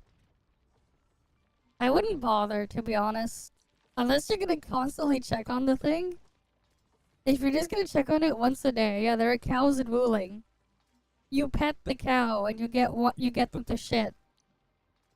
You make the cows take a shit by petting them.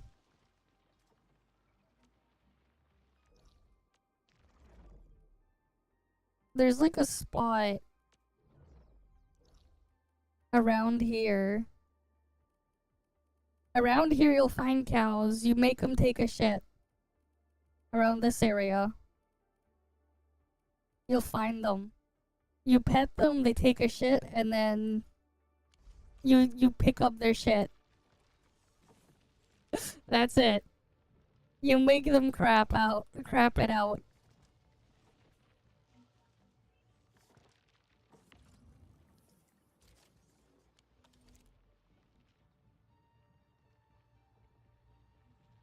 No. There is no way to make a bug farm.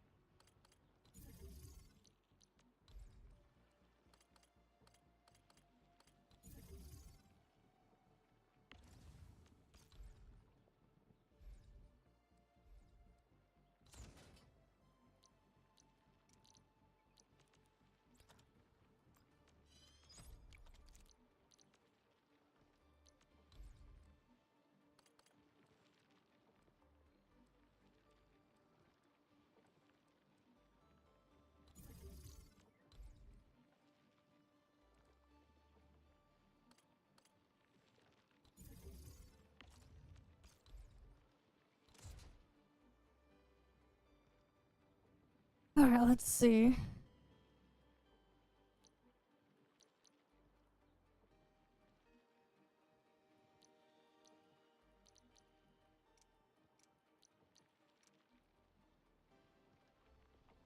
Would I even have enough space? Right, I guess.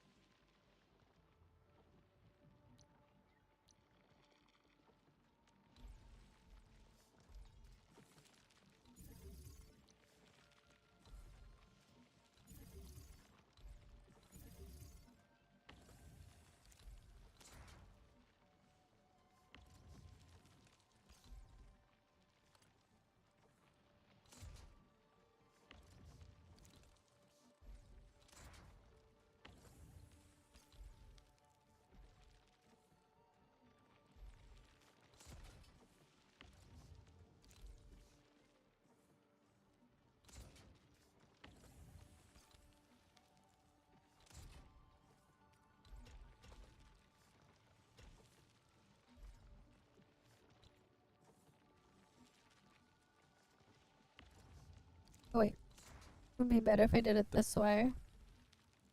Put the seed unit there.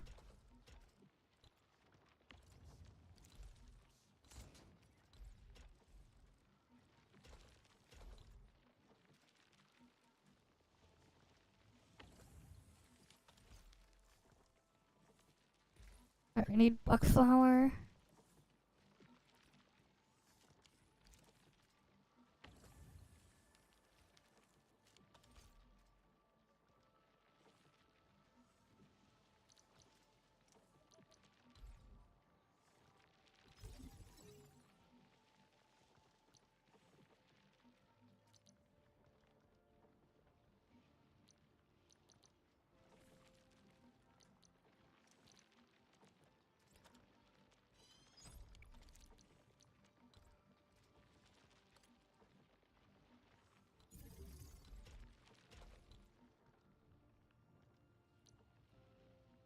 Alright, if I can somehow also get the filling unit to output in this direction, that'd be good.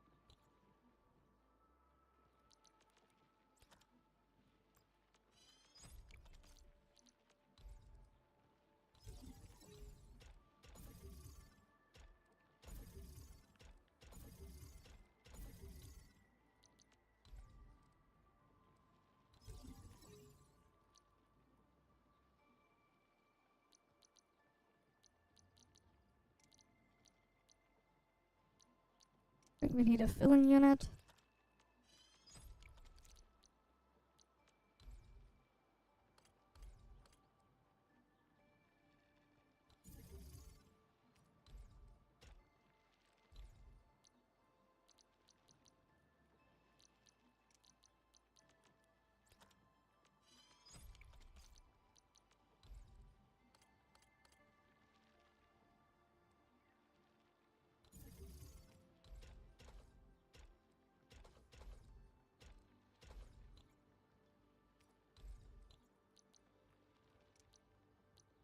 And then a converger.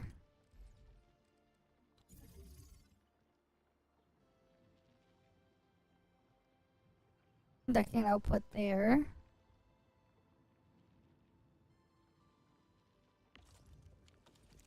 Oh wait.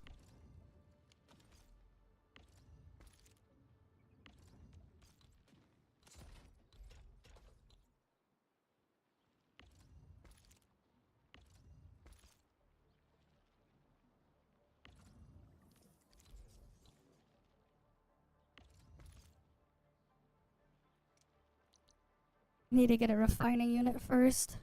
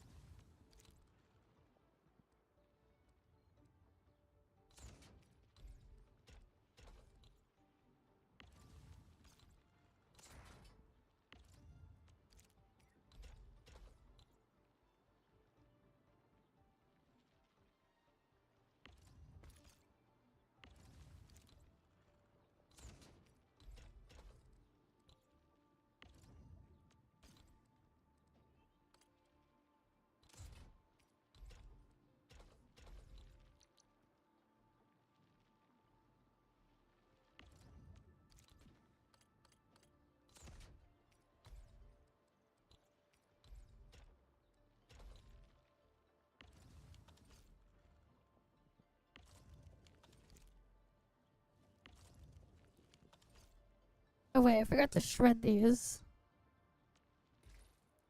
Oh damn it.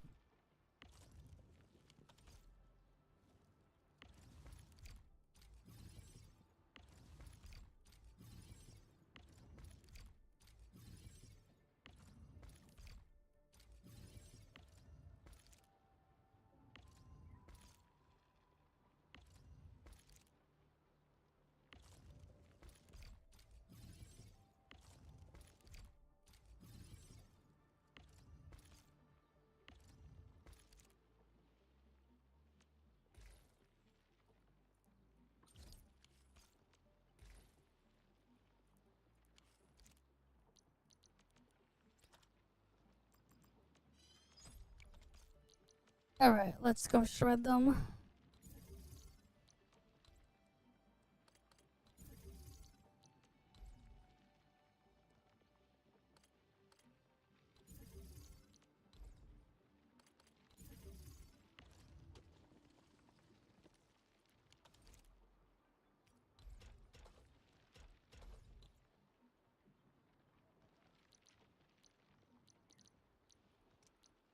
Now we can put them in the grinding units.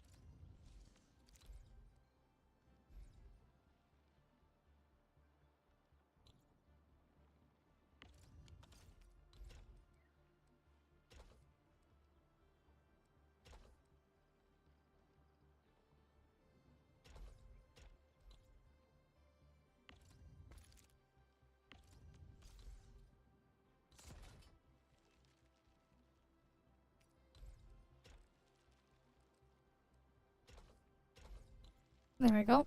That can go over there.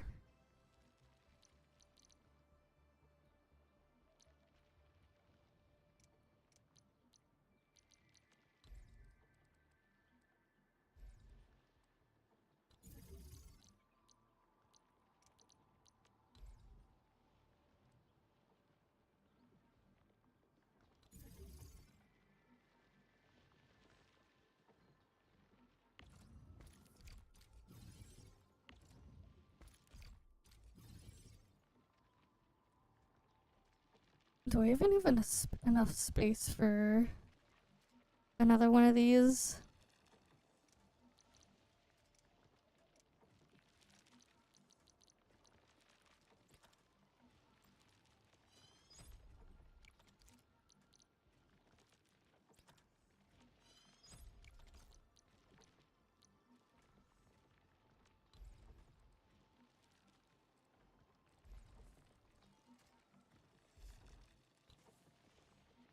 Because that was already one of them.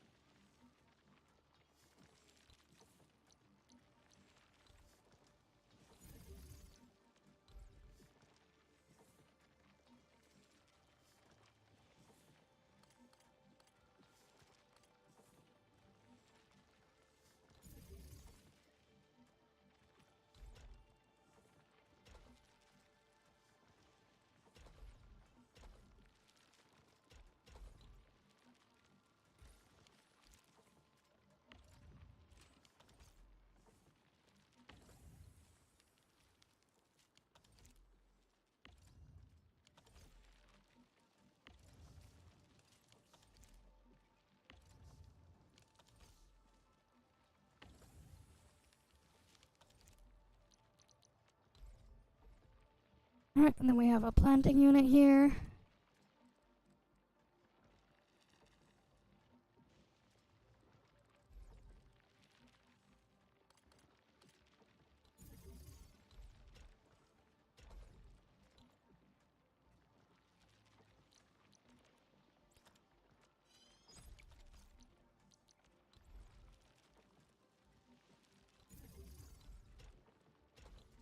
Which then goes into a shorting unit.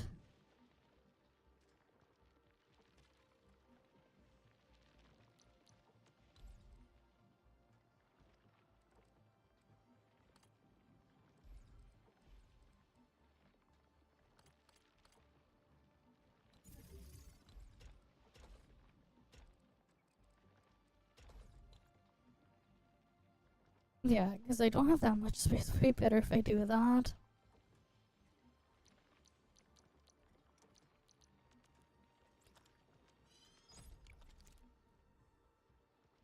And then into a grinding unit.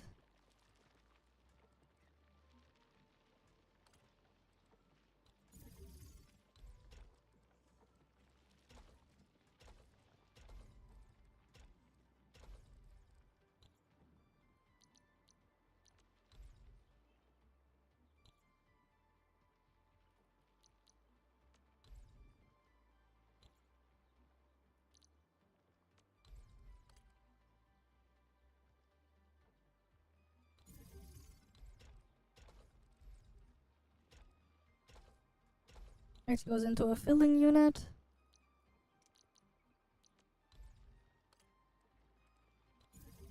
That'll then load over here.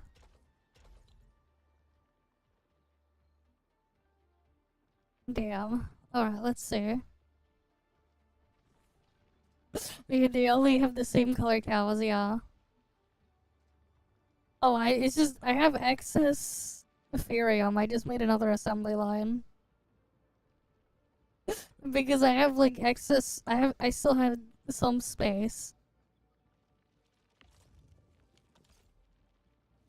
Oh wait, I forgot the sand leaf.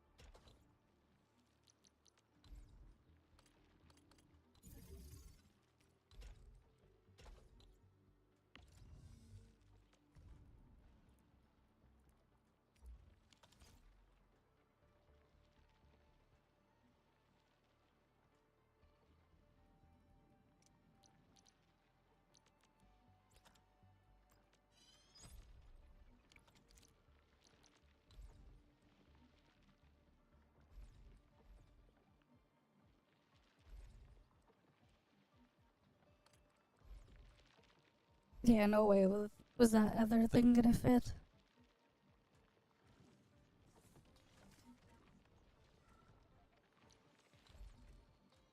But I can put it here.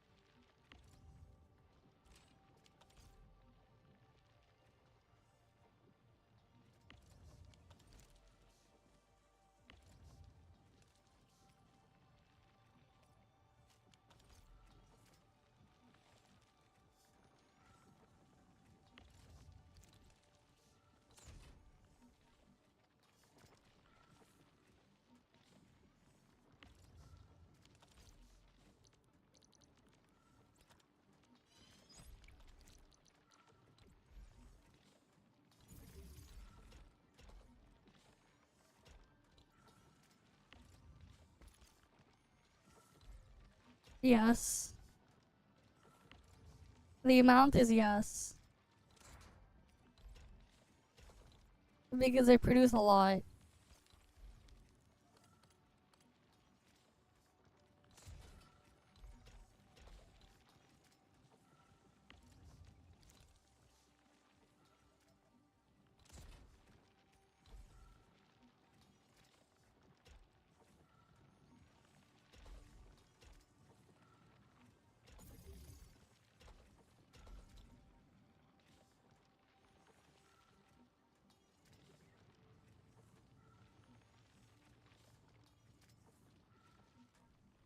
Alright, at least that can do its thing there now.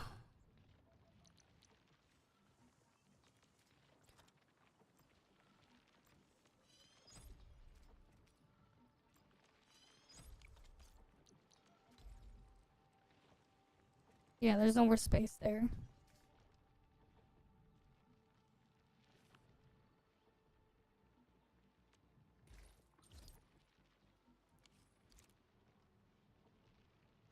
Alright.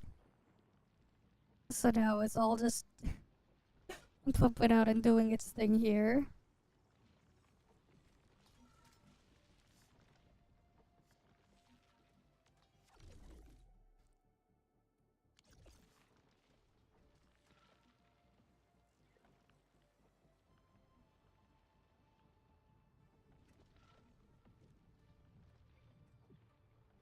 Alright, and there's like a battery production and stuff there. Alright, cool.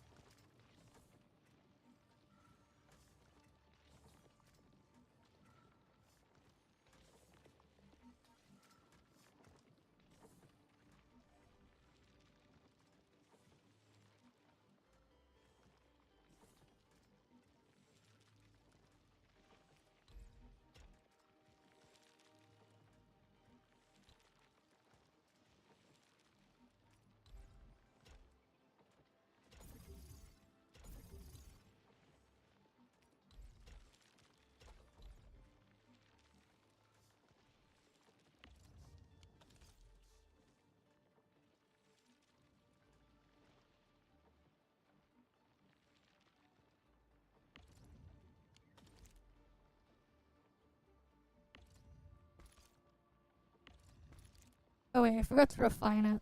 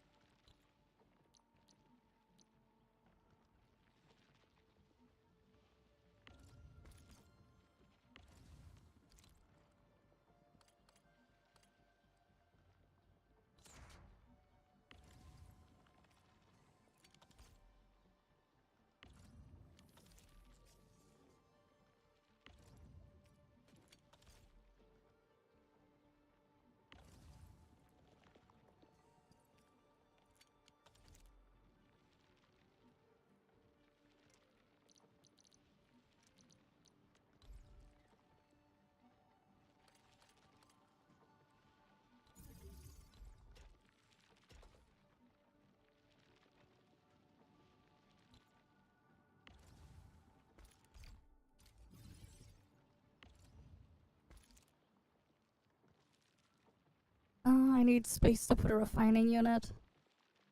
Fuck.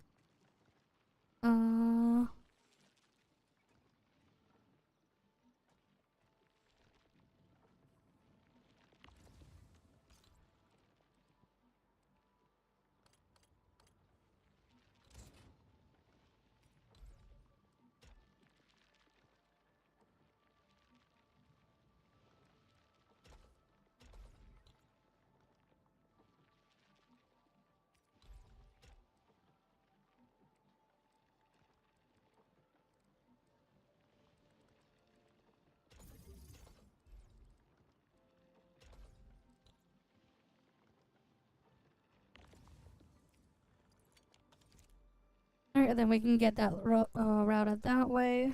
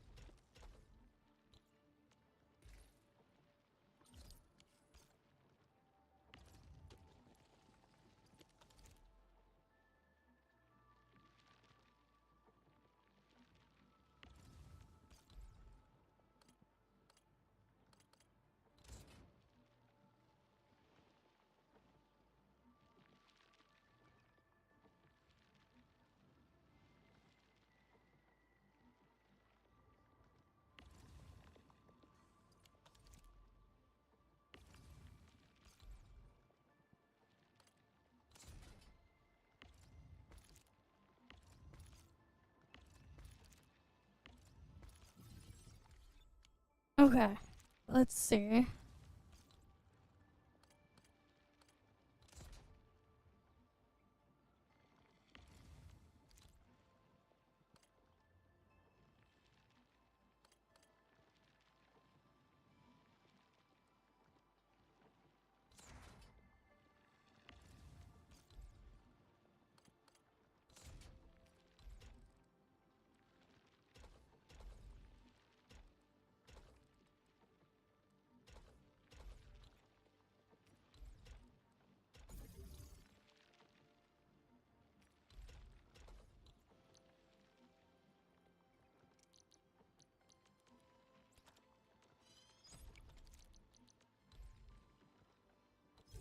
There we go.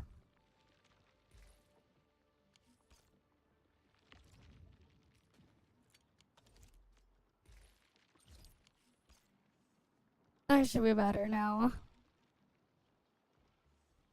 Fixed it.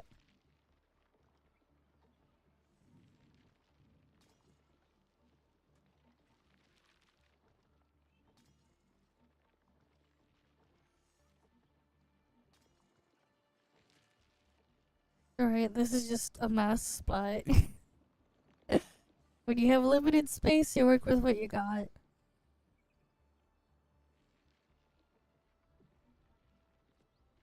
No, you can't recycle the bottles.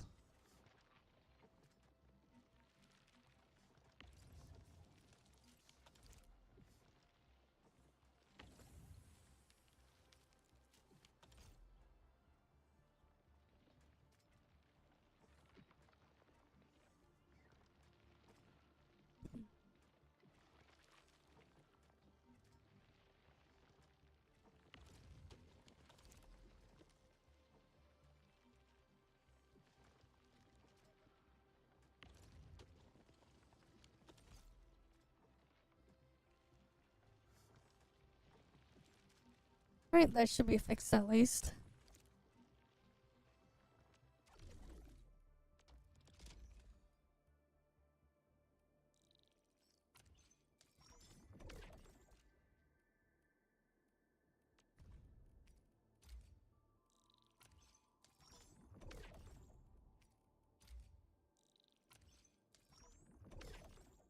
Alright, I reduced my battery output a little bit for 2 extra buck capsules, the amount that I can sell. Which is an increase. Right, an increase is an increase. Wait. Sand leaf powder.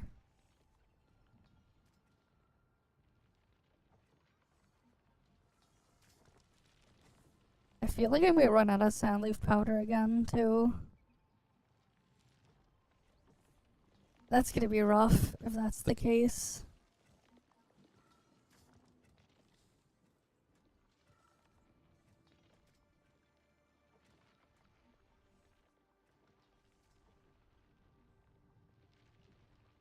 Especially because I have like no space to make any more.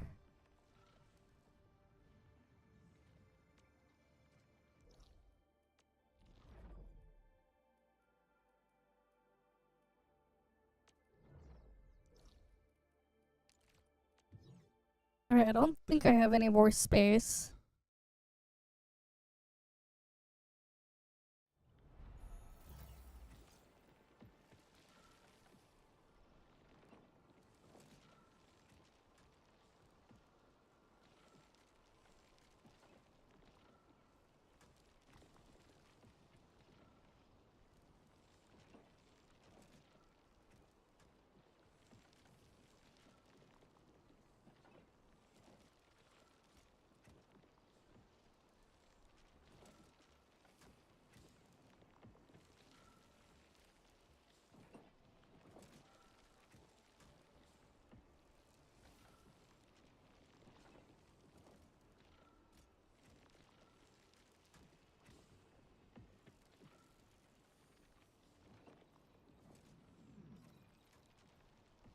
Yeah.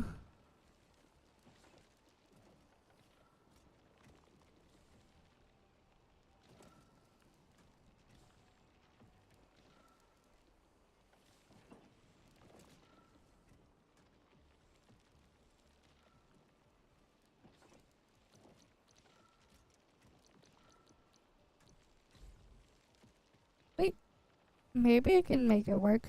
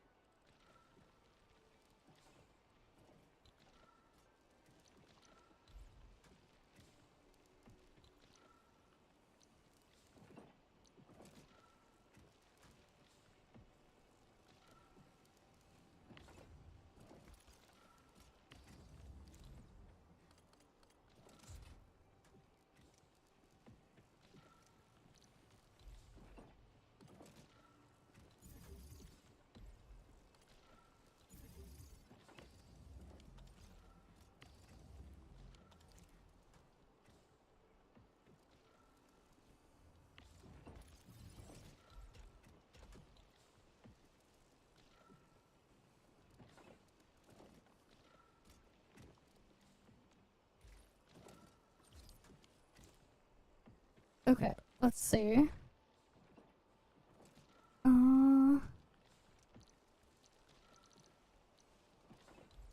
planting unit.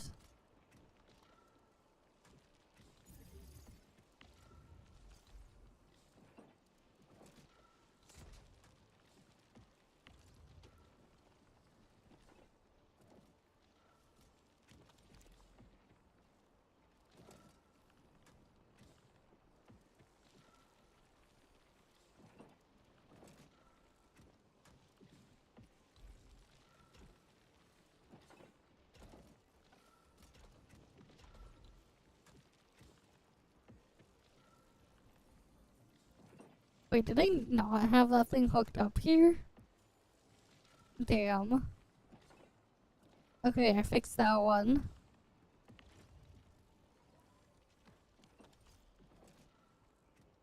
I'll have to check another base after then.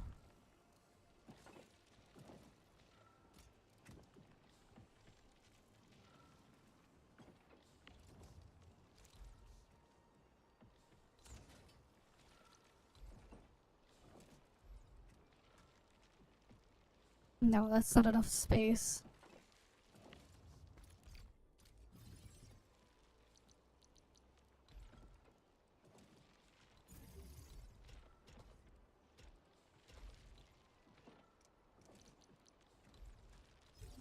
Freaking planting units take up way too much space. God damn it.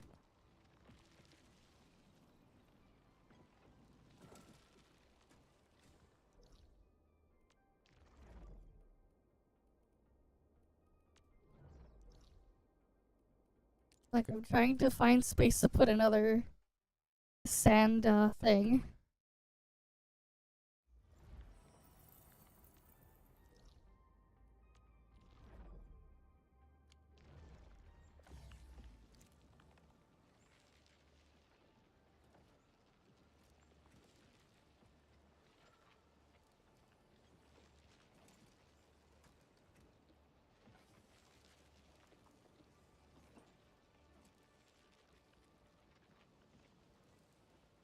No, there's no space there.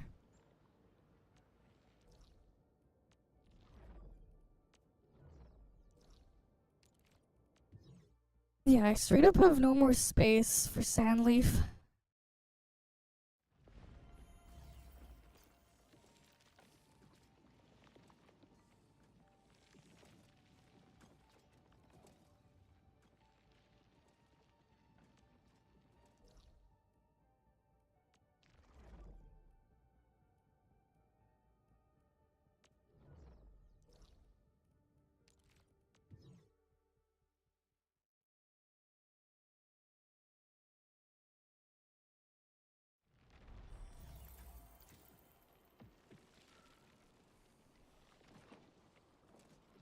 Yeah, there's like no more space.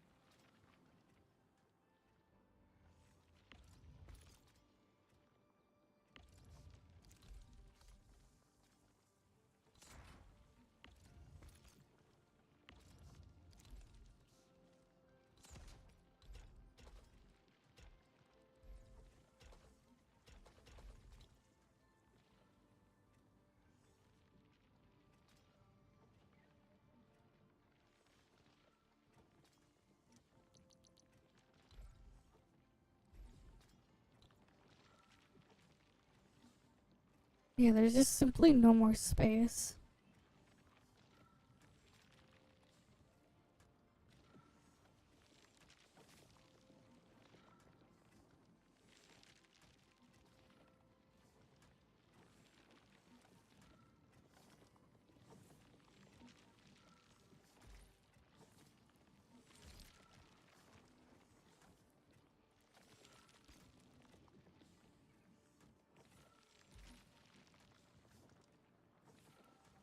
Wait, do I not have any more steel bottle production?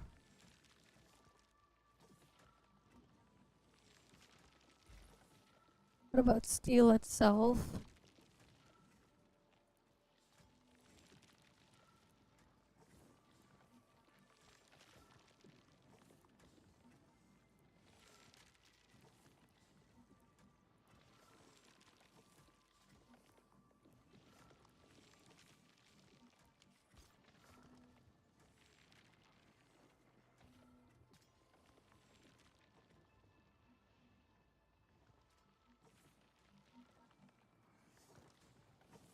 Oh wait, things being used there.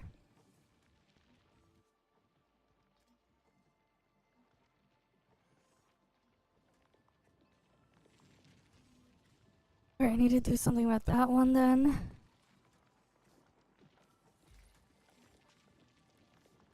Hmm.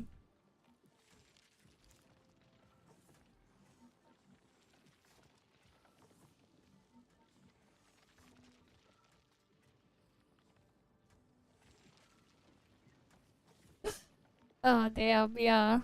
Some of the SOS puzzles are quite something. They are indeed quite something.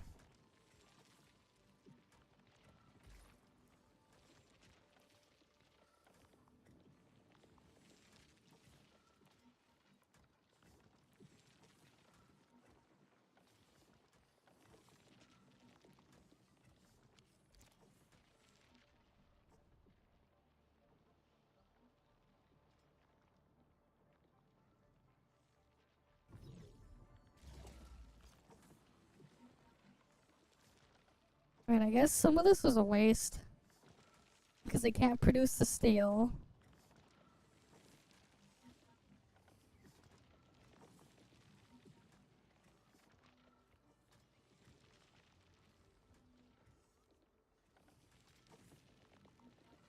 I have like no space to produce it.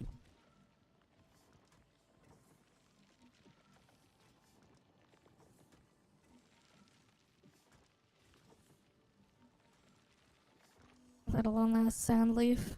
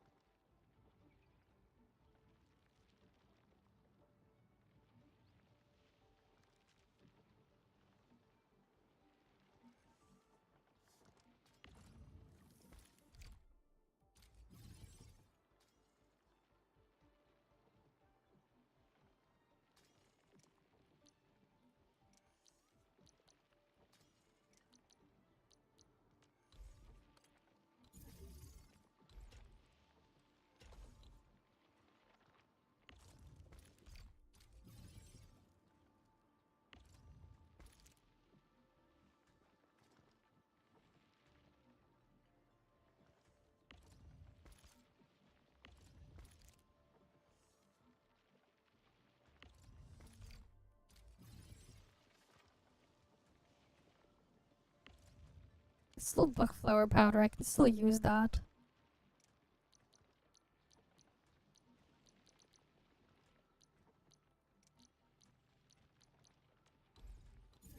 With amethyst bottles, I guess.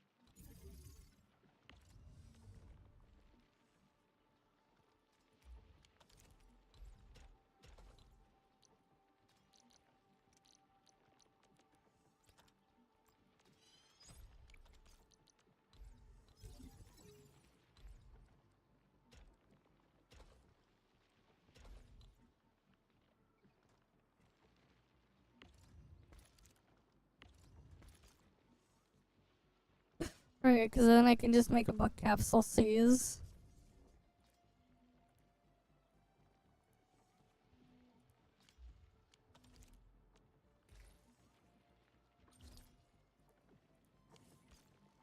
I can still...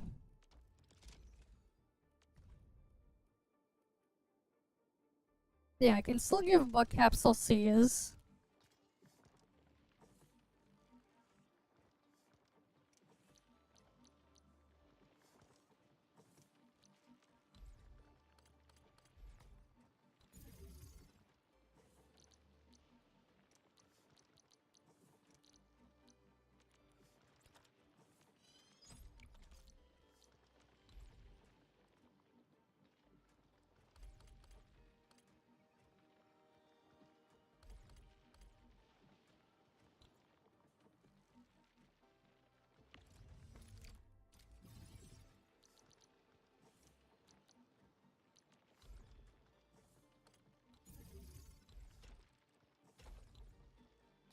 Yeah, I'll just put that there.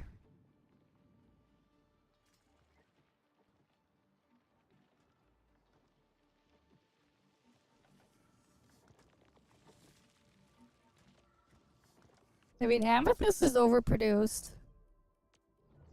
But, like, there's, like, nothing to use amethyst with. So I might as well, I guess, turn it into another amethyst bottle. Into buck capsule seize.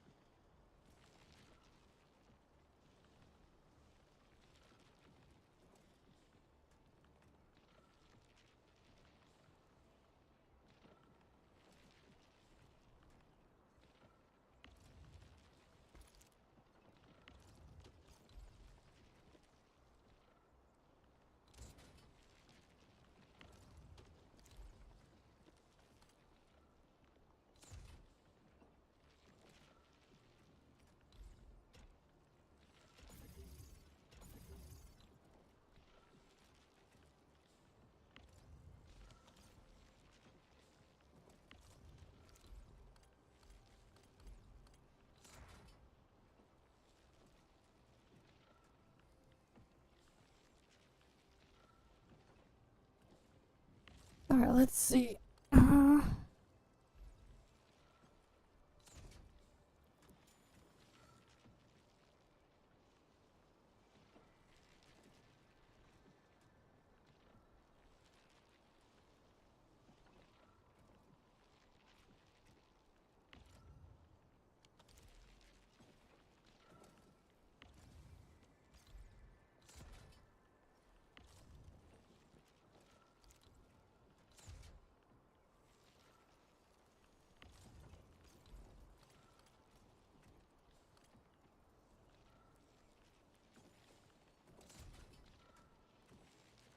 Nope. I want the... I still want steel here.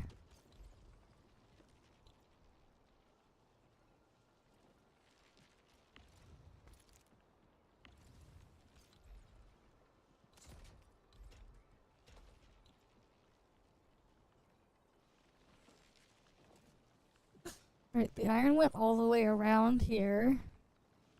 Took him that thing.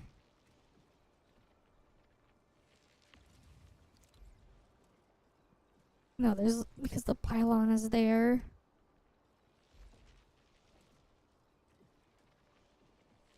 Yeah, then that's there, so we can't move that one. Okay.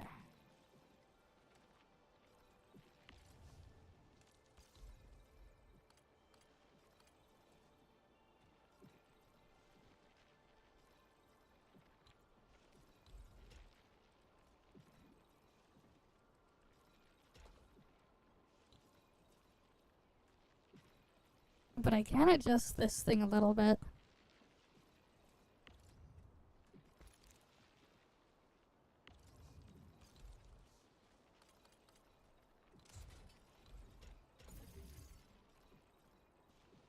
Wait, no, that doesn't do anything.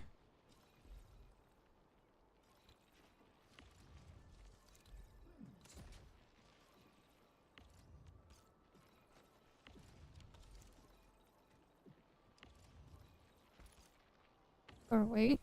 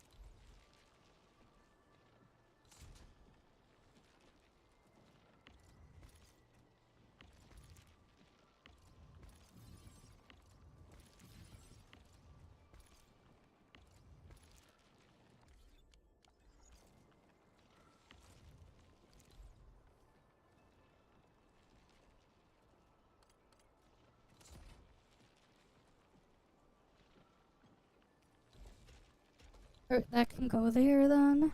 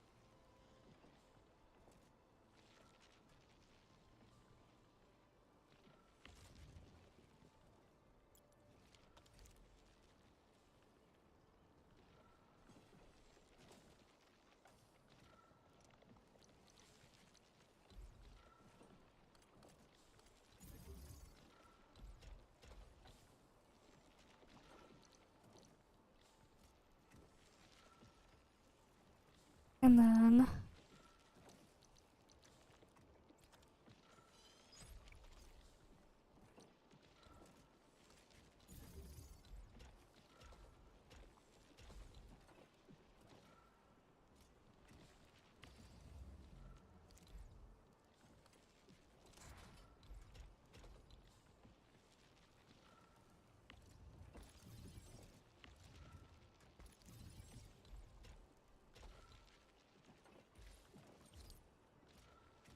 Okay.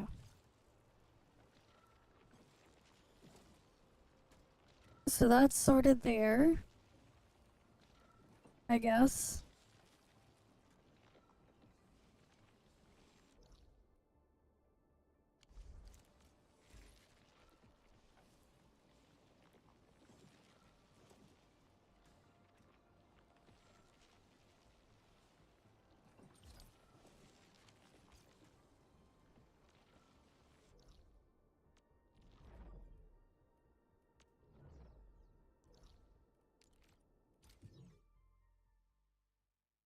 Alright, I'll change the extra thing into sand leaf.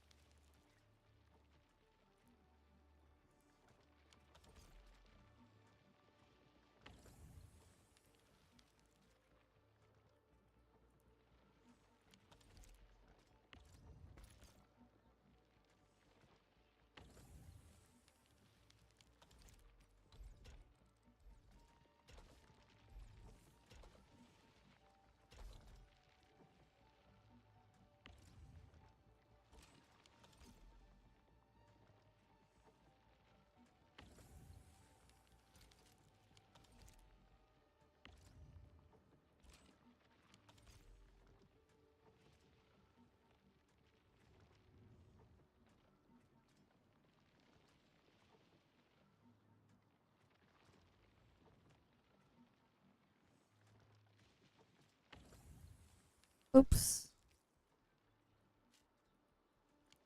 That's the wrong one.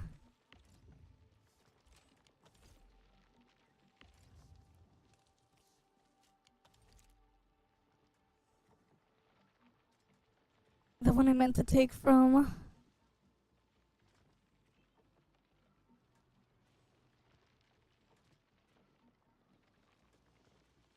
No, it was this one.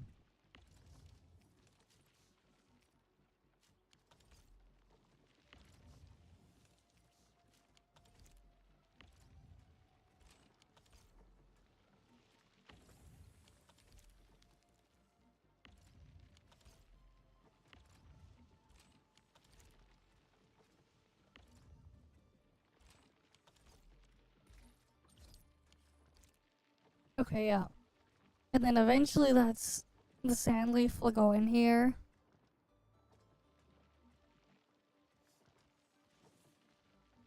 Right, I'll just convert it over.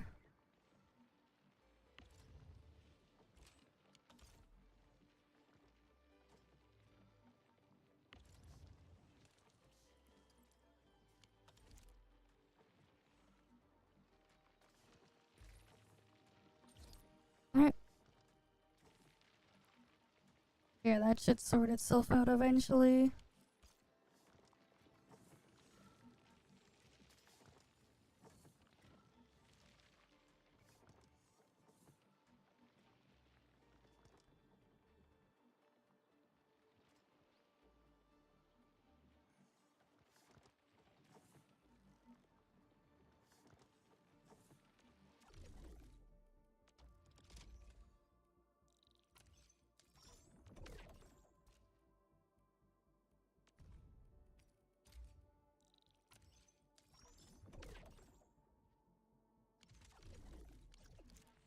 Alright, we can let that do its thing.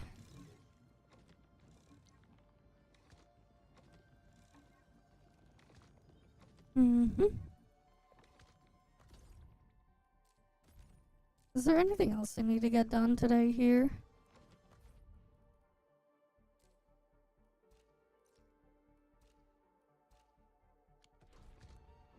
I don't think there's anything else really time sensitive here.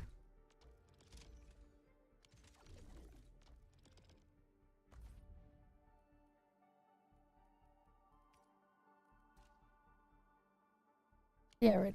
I already did my elastic goods.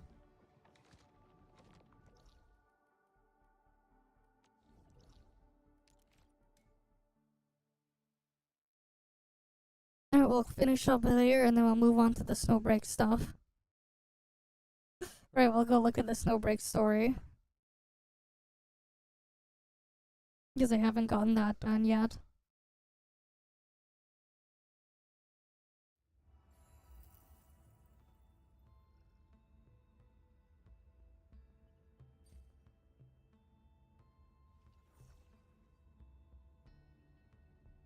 Okay.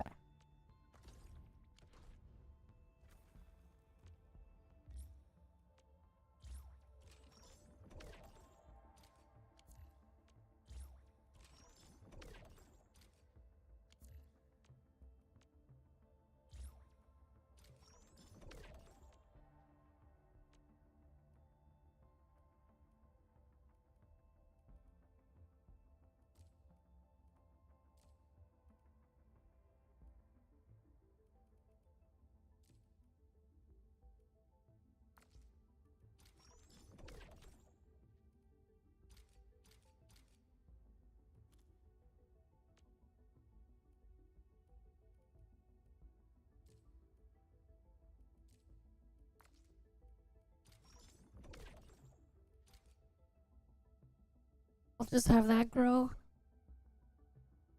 And let it do its thing there.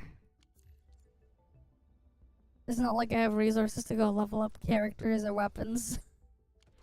Anyways.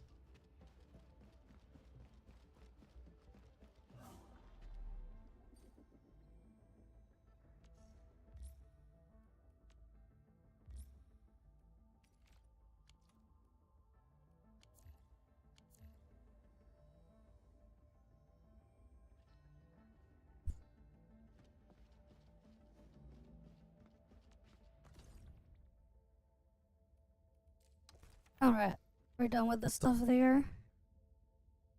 Let's switch over to Snowbreak then.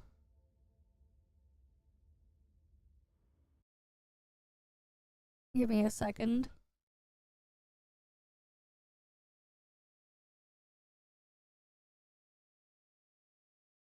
Alright, let's switch on over. Alright, let's get it booted up.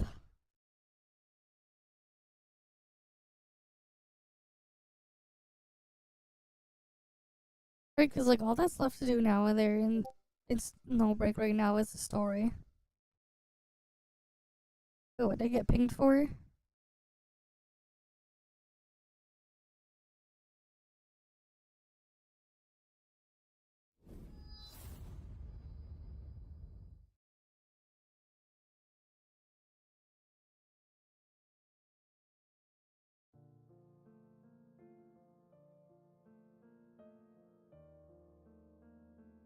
Okay. Wait one sec. I'm just like reading. I got like pinged in a thing.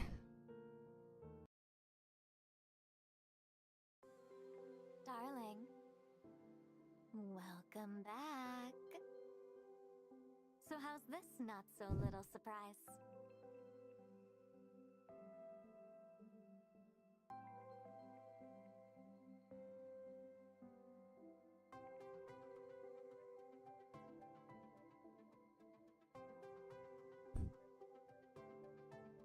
Okay.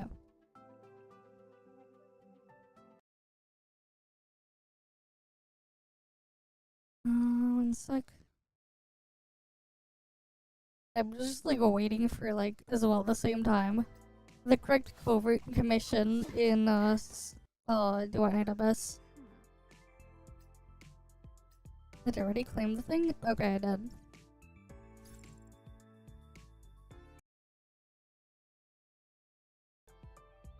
Alright, let's see. Story. Back from Bygone.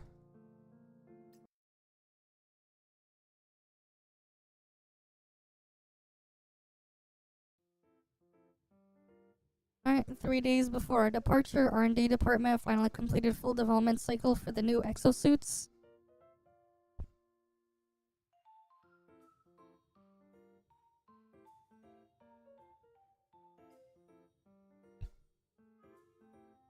Pleased beyond measure with her work, Freisha eagerly put together a showcase event. All the girls showed up on time, and the usual quiet meeting room was for once filled with cheerful chatter.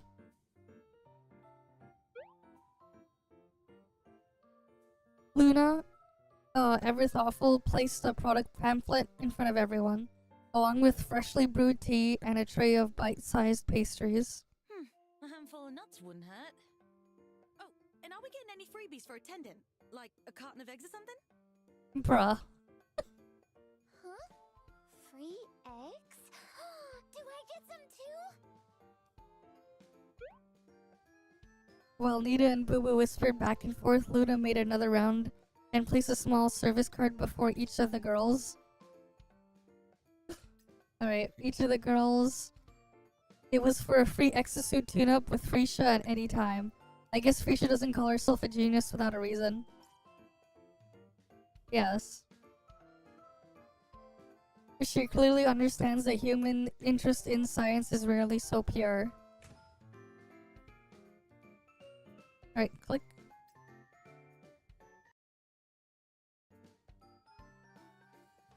The light snapped off, and everyone blinked in surprise before their gaze shifted to the holo display up front.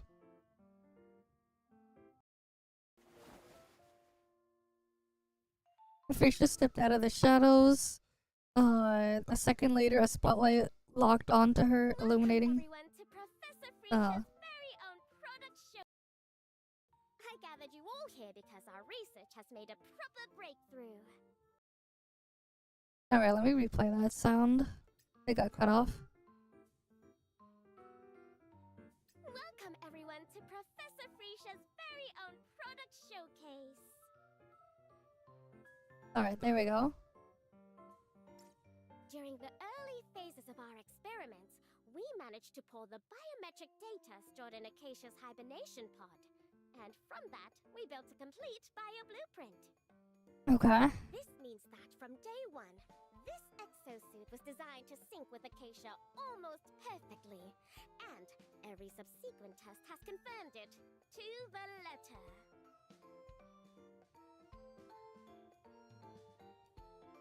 Alright. Looks of awe spread across the girls' faces. Some had their hands clasped at their chests, ready for applaud. Okay. Take a look over here. She pointed to the crescent-shaped component displayed on the hologram. This is the R&D department's custom-built trans-phase core. It compresses every bit of energy Acacia stores and routes it here. Okay. And when the moment pulls for it, the exosuit can release all that energy at once, triggering a full power burst. Yeah, I really wish I could have the audio play when I click off the game window. It's so annoying that it doesn't. Will that put any straight on her system? The answer is absolutely not.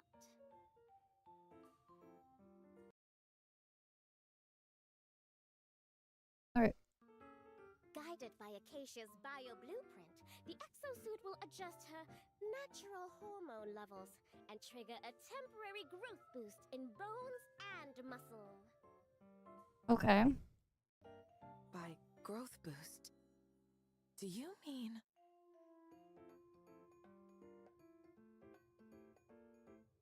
In the dim light, the sparkles in several pairs of eyes became even more pronounced, especially... Exactly what you're thinking. But if any of you are considering using this tech on yourselves, don't. I ran a full assessment, and it only works on Acacia. When she entered the pod, her body hadn't fully matured yet, which left room for the blueprint to adapt. Okay. Huh? Use that tech for ourselves? Why would we even want that? I don't get it. Mita! Just because you're... You wouldn't get it. Let's get back to the main event. Okay. Frisha sighed and pointed to the side. The spotlight tracked her gesture and moved into that direction. Two folding screens stood under the beam, a slender silhouette outlined against the embroidered surface, and you could tell Acacia was hiding behind them. Aren't those the screens Frisha borrowed from me? So this is why she needed them. Now then, time for the highlight of the show. Acacia's grand debut! Okay. The girls applauded with full enthusiasm, but the delicate shadow behind the screen still remained still, even slightly trembling. Adjutant, are you looking forward to it? To my changes? Ah, yes, her changes. One sec.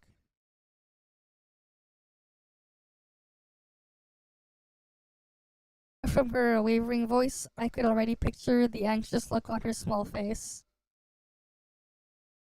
Change or no change, as long as it's you, Acacia. I'll always be looking forward to it. Acacia finally relaxed, took a deep breath, and stepped out from behind the screens.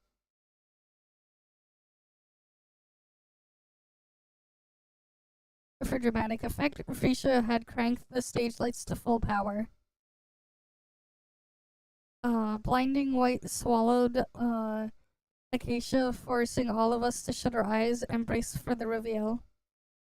I think they meant to say blinding light. When we finally opened them,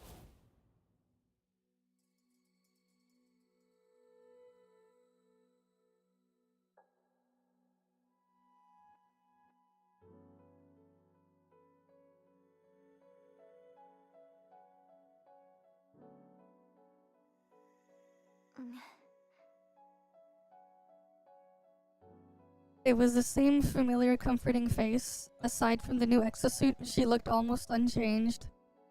Huh. What's going on here? Nita scratched her head, then couldn't resist circling around Acacia for a closer look. That can't be right. How can there be no change? Maybe this is just how I look after the growth boost? I mean, I do feel a bit taller. A tiny bit, I guess. She lifted her hand over her head to show the tiniest gap, a relieved smile warming her face, and her voice no longer carried the nervous tremor from before. Looks like she really does prefer staying just the way she is. Well, that's possible. Just keep an eye on things during your next missions and see if anything else changes, Acacia. Speaking of missions, Life stepped closer and gently wrapped an arm around my neck, fixing my collar with a familiar touch.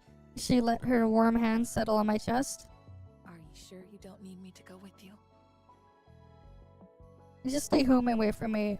This mission isn't a tough one. I'll be back before you know it. My prince, do take proper care of yourself while you're away. If only you could leave a few days later. Mingdongjie is almost here. I was hoping to share dumplings and lanterns with you, my prince. I'd like that too. When I return, I'll make it up to you, to all of you. I hadn't even stepped out of the building yet, and the girls were already clinging to me with quiet affection. Feeling their longings, I couldn't bring myself to say goodbye. All right. You don't have to worry so much. With Marianne and me by the adjutant's side, he'll breeze through this mission and be back before you know it. Right, Marianne? Mm-hmm. Acacia's right. A quick wink and a subtle nod were all it took. They stepped to my sides and eased me out of the room, saving me from the nod of lingering goodbyes. But the real conclusion of the product showcase didn't happen until the day we set out for Lucellen.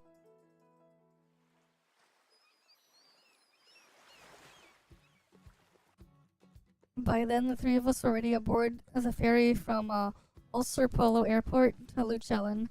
While we were out on the deck enjoying the sea breeze, I received a text from Freesia. After the showcase event, I recalculated every metric for the exosuit. No matter how I checked, the result was the same. Acacia was resisting the power of the transphase core. It shouldn't affect compatibility, but it's best to keep an eye on her. And if anything weird comes up, please let me know right away, Adjutant. I put my terminal away and glanced over at Acacia. She was practically folded in half over the railing, arms and upper body dangling there with a look of pure boredom. Careful, keep that up and you'll end up in the ocean. I slipped an arm around her waist and carried her back to a safer spot, then smoothed her wind-tangled gray hair into place. We still got some time before we reach port. If you're bored, we can play your favorite games together. Nah, I didn't bring any of my handhelds this time. Why not? Things from that era are getting rarer and rarer. If I lost one, or if it broke, I might never find another. So, I figured it was better to just leave them in the dorm. But they'll wear out one day, so so try to prepare yourself for that, alright? Then, I hope that day comes later. Much later. As late as it can be. Adjutant, when that day finally comes, you'll be there for me, won't you?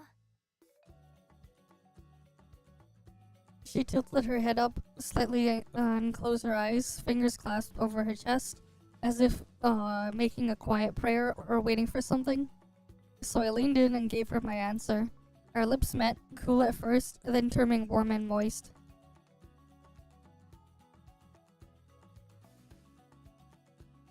By the time we finally pulled apart from that long entwined kiss, the horizon had already begun to reveal the faint outline of a city dotted with patches of color. The people of Lucellen were born with an eye for color. Taking in the view, I had to admit, there really was a truth to the saying. Well, it seems we're almost there. Oh nice, it's exploration and the thing there now. Marion glided out of the cabin with her usual grace, and judging by her eyes, she seemed more interested in the smudged lip gloss on my lips than in her destination. She wrapped herself around my arm, drawing in close. Her voice brushed my ears, soft, enticing, and edged with a quiet danger. Alright, one sec.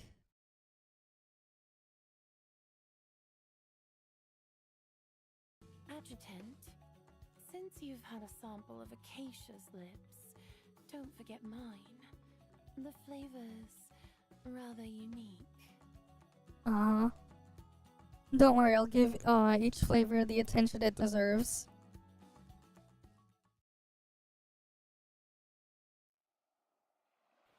Between our laughter and banter, the ferry had already slipped into Lucellen's bustling harbor. The stalls lined the waterway, most selling trinkets like carved foxes, while some also sold fresh vegetables and seafood. One sec.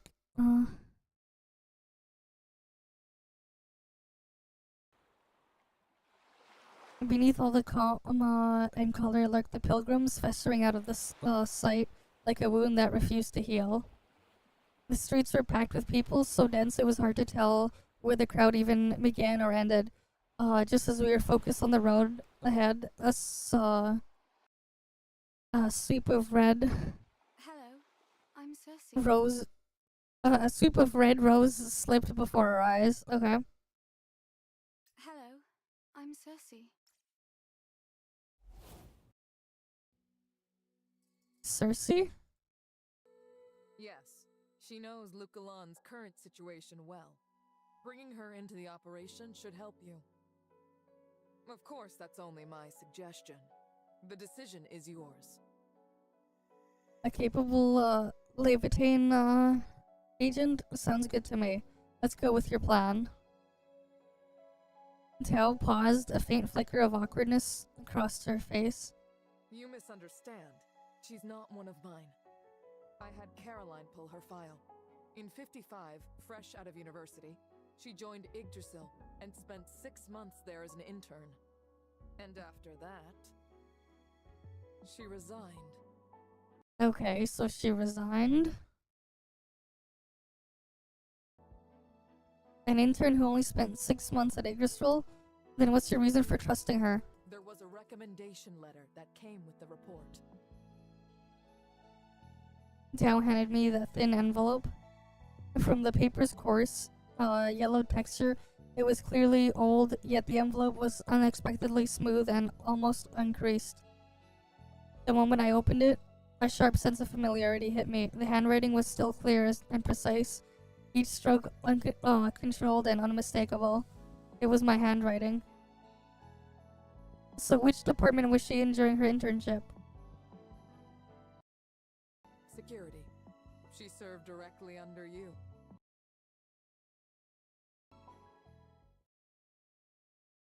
Those few words were almost enough to drag me back to a certain winter night, where memories blurred together, half hidden behind a veil of frost. This isn't the best place to talk. Come with me. With practiced ease, Cersei hailed a passing boat and hopped aboard first. Once we were all seated, she keyed an address into the boat console. Moments later, soft music and recorded announcement drifted through the cabin speakers. This boat is pretty fancy. Locals call these little boats gondolas. Lucalan upgraded its entire water transit system 5 years ago. Every gondola now has autonomous navigation, all coordinated by the city's central AI. Let me guess. Catho Technologies handles all the tech support? Marion didn't answer. She simply gave a sweet smile. I couldn't tell she was proud of what her family had built. Dear passengers, welcome to this beautiful city on the water. The voice was clear and bright, and uncannily similar to Marion's. I glanced over in time just to see a flush rise to her cheeks. Her fingers had already slid to the console and turned off the announcement. Huh? Why'd you turn it off? I was just about to say the voice sounded a lot like you. Wait, could it be? I do apologize for the confusion. That was my older sister's voice. Okay. She often says that once the current difficulties are resolved and stability returns, the Andriotti family may consider expanding into new ventures. Tourism, for example. Will that day really come? We don't even know if Lucalan can make it through the crisis we're in right now. Cersei lowered her head, nudging her glasses higher as she murmured under her breath. The lively atmosphere we'd built quickly vanished. No one felt like talking, so we just watched the scenery go by. Marion leaned lightly against my right shoulder, her brows knitted in thought, while Acacia rested her back against mine. It felt as if an invisible line had split the boat into the three of us on one side and Cersei alone at the bow. Arms wrapped around her closely drawn knees and shrinking into the corner. She radiated a timid, withdrawn air, and the longer she stayed silent, the more curious I became about her. Cersei, back when you were in security, did I ever mark you down? She paused, thinking over my question before realizing what I was doing, and let out a chuckle. No, you always looked out for me, Chief. I'm glad to hear it. I've forgotten a lot of what happened back then, so I was worried that... I understand. Really, I do. Just being able to see you again is more than enough for me. Seems like another love debt to settle. Acacia's slightly sour comment drifted from the stern, and Cersei turned her face away in embarrassment. And just like that, the distance and unfamiliarity between us finally began to melt away. The little boat cut through the ribbons of blue-green water, scattering glittering ripples as it carried us to the residential waterfront. After leading us through a few twists and turns, Cersei stepped in front of a small, neatly kept house. This is my place. Please, come in.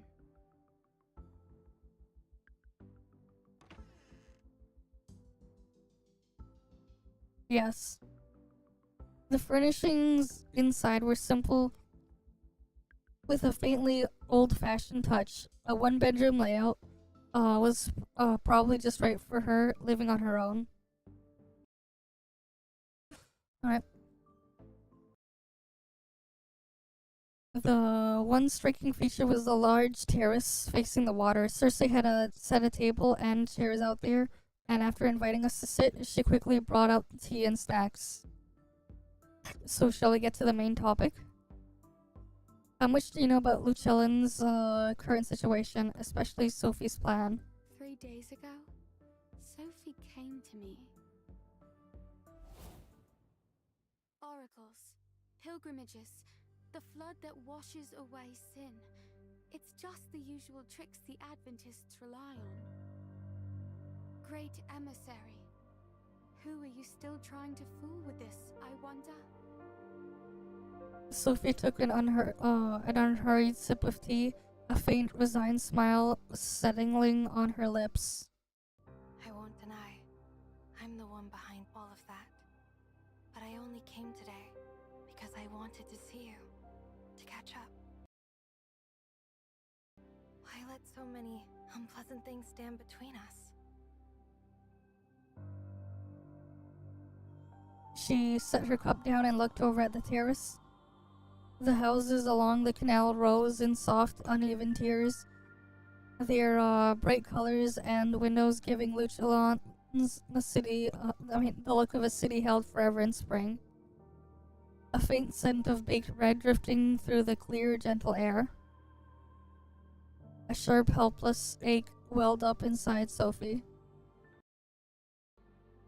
Why couldn't Leosha and Elena live here? Why did they have to die in that dust-choked sanatorium? Wasn't happiness supposed to belong to everyone? I've known for a long time that you were Yggdrasil's undercover agent inside the Adventists, but I never once considered reporting you to the High Presbyter. What? I know how hard you worked to climb the ranks in the Adventists, and I remember the way your eyes always lit up whenever you heard the name. Adjutant, who wouldn't be moved by your dedication? Such a pity. He's forgotten it all and left you behind just like that. Have you come to mock me then? Cersei gripped her skirt, and her eyes sharpened as they met Sophie's. Of course not, Cersei. I genuinely wish for your happiness. A gentle breeze passed by, as soft as Sophie's words, stirring the water and swaying the plants. Give me a sec. In a few days, Lukalon will be drowned by the coming flood. Everything in this city will be wiped away. Tell the adjutant what I've told you. Think of it as the chance I've created for the two of you to meet again. By the time she finishes, her cup was empty. She rose and walked toward the door without a word, her expression calm and unreadable.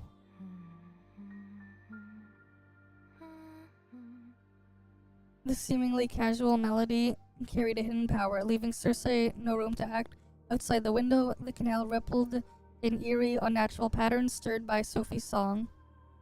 With Sophie taking the initiative and Cersei's ability not suited for combat, Cersei could only watch as Sophie stepped out in the sunlight.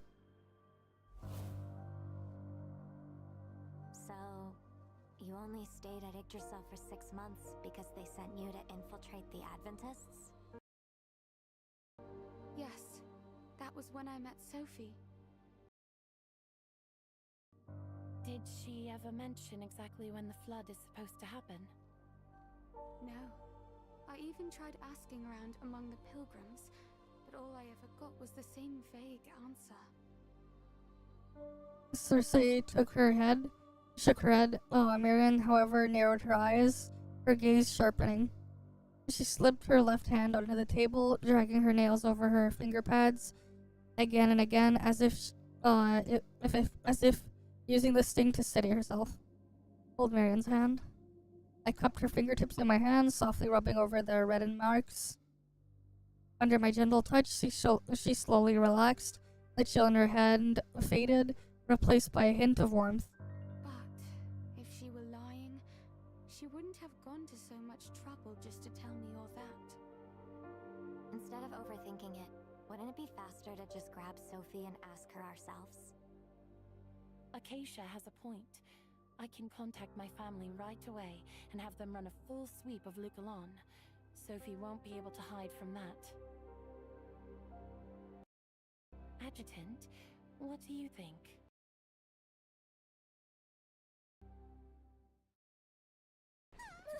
Monsters! Nope. They got monsters there now.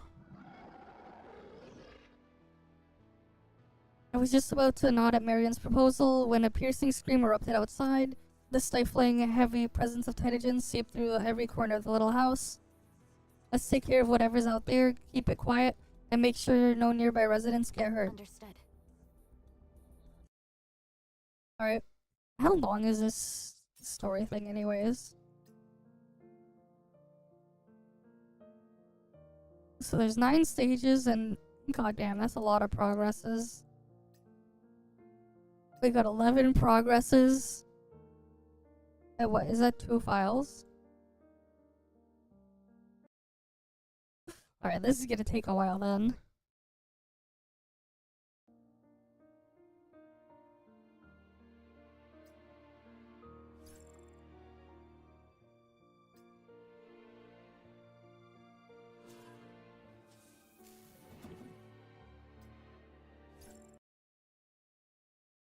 Alright.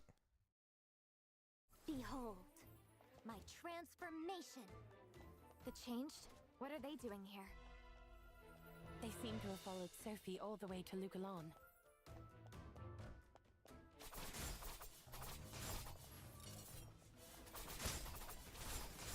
Pass me the ammo, darling.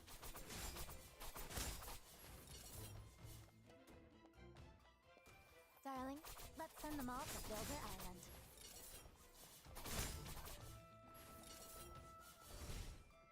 Something's moving under the water. They must have entered Lucalan through the waterways. Noobs. No wonder they managed to slip past my family's security. Huh? My body? Full moon! Did Acacia just grow up? Dev fund secured. Now this is getting interesting. Alright, we keep going this way. Narrow and winding alleys are perfect for them to hide in. HP? Adjutant, Acacia, you two keep going. I'll take the clock tower and suppress them from above.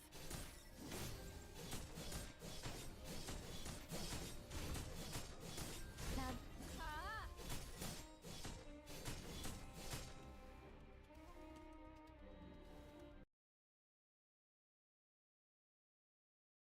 Alright, 1 sec. Dev fund secured.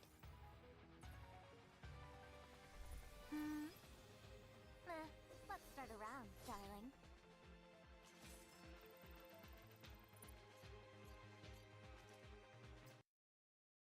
Alright, next stage.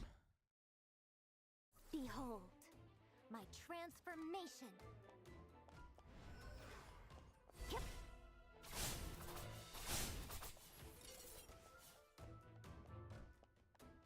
Mission accomplished. Let's save, darling. Noobs, pass me the ammo, darling.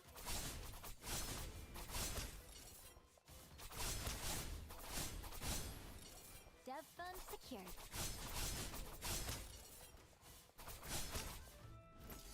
Trans-phase force. Full moon. Alright, head on to the next area. There are plenty of change to cross the river too. Might as well wipe them out at once. Should we take a gondola across? Yeah. No, that would be far too slow. The river froze. How did that happen? Darling? That device is one of Lugalon's standard flood control measures. Once activated, it sprays a nanocrystal catalyst that freezes the water surface in moments. Did you notice those gondolas nearby? They have no seats, only heat barrels that can siphon thermal energy from the river. Once they've absorbed enough heat, the barrels are ferried out to the open sea to regulate You said the water. freezing the river is just one method. Meaning there are more ways? Lugalon's perimeter is also equipped with 450 mobile floodgates. Raising them seals Lugalon off. And from all the of this is cathode tech? Silver Island. Yes. Lugalon suffered terrible floods in the past. Which is why my family invested a great deal in countermeasures like these. Alright, one sec.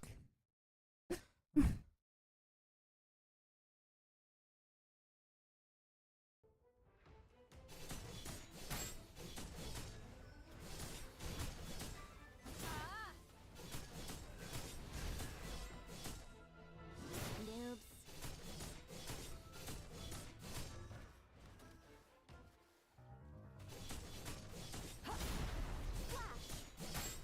Now this is getting interesting. Trans-phase! Yeah.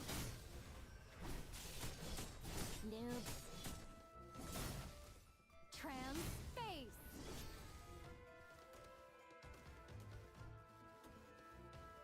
Dev fund secured.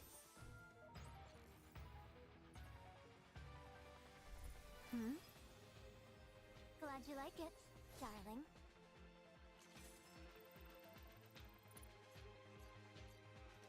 Alright, next one. Under our coordinated and clean assault, the change in the alley were cleared out in no time.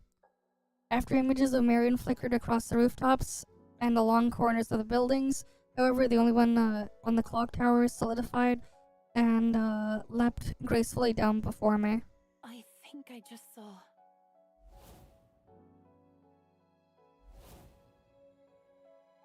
Marion glanced at Acacia, a faint crease forming between her brows. Her lips parted, but no words came. She wasn't imagining it. I felt it too. Something in Acacia had shifted in that moment.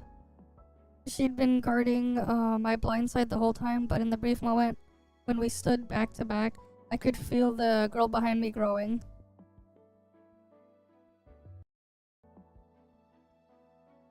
Her long hair brushed my shoulder, the body leaning into mine, carried sturdier, sure strength, and even her scent felt richer than before. You weren't seeing things. For a second there, I think I really did grow. That must have been the growth boost Frisha mentioned. But it ended so fast and I didn't feel any real increase in strength. So you drew in the trans-phase cord just now? Yeah. I know they were only small fry, but I still panicked a little when I saw them surrounding you. Realizing she'd overreacted, Acacia ducked her head in embarrassment and kicked at the pebbles by her feet. Beneath her fluttering lashes, her eyes were like twin cherry blossoms, full of quiet affection. It seems there are two possibilities. Either the transphase core hasn't reached full charge, or Acacia hasn't yet fully adapted to the exosuit. In either case, I would advise bringing in Cathode Technologies engineers to fine-tune it and ensure that it doesn't affect our upcoming operations. But I had barely gotten the word out before Marion gently picked up on what I meant. Only if Frisha signs off on it. That's what you were about to say, isn't it, Adjutant? Our eyes met in a brief moment of shared understanding, and a soft warmth passed between us. Just as we were about to continue, a sudden commotion flared nearby. Shouts and hurried footsteps tangled together, shattering the quiet of the residential block. A well-armed squad poured out of the alleys from all directions at once, surrounding the four of us in an instant. Startled and defenseless, Cersei stumbled backward, shrinking away until her back was pressed firmly against the wall. What's going on? Adjutant, do we take them down? Wait! Marion stepped forward, placing herself between us and the squad. The guards shifted, splitting to either side and opening a narrow path.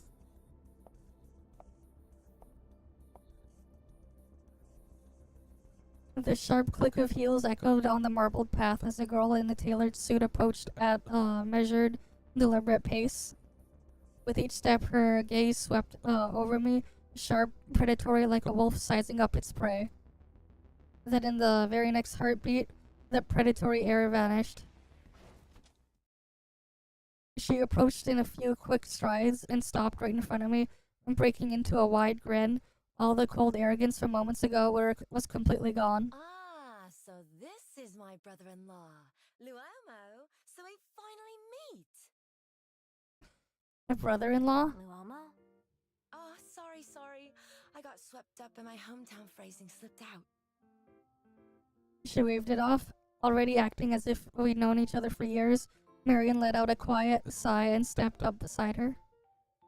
Standing together, their resemblance was clear, although the shades of their hair and color, along with their temperament, differed greatly. Adjutant, this is my elder sister. Okay. Just call me Madeline. So, Marion, how could you not tell me you'd already arrived? I was planning to pick you up at the docks, you know. We had a few loose ends to tie up. What about you? Why are you here? Well, how should I put it? Her expression shifted back into something serious. After a brief pause, her eyes settled on Cersei. It's alright, she's someone we can trust. Then I'll be blunt. There have been lots of change showing up around the city lately.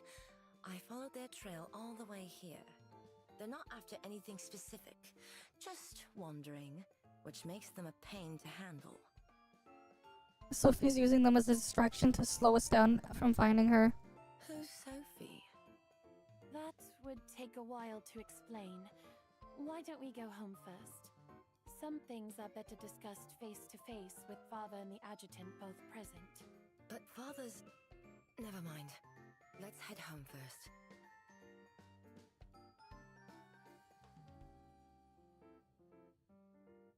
Before long, a speedboat bearing the Andrade crest pulled up to the dock.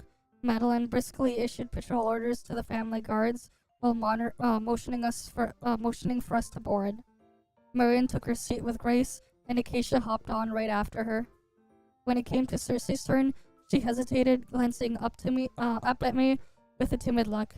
Should I come too? Yeah, come with us.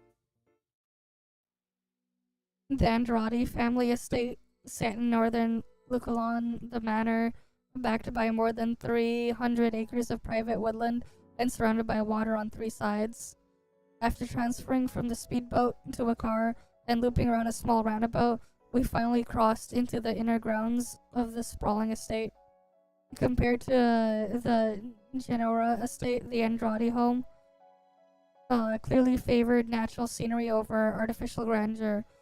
Aside from the central fountain and the few essential paths, lemon trees seemed to grow everywhere. The shade wasn't the estate's only charm. Wooden trellises connected by stepping stones formed winding garden paths with heavy golden fruit hanging from them, perfuming the early winter air with clean citrus scent.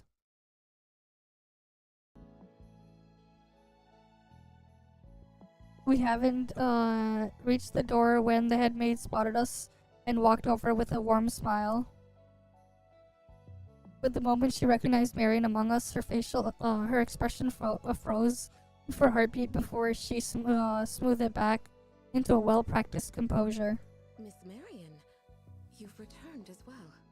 Where are father and mother? We've got something important to discuss with them. Madam said she would like to see Mr. Adjutant alone. Alone? It was weird to see Marion this tense. Madeline couldn't help but let out a small chuckle.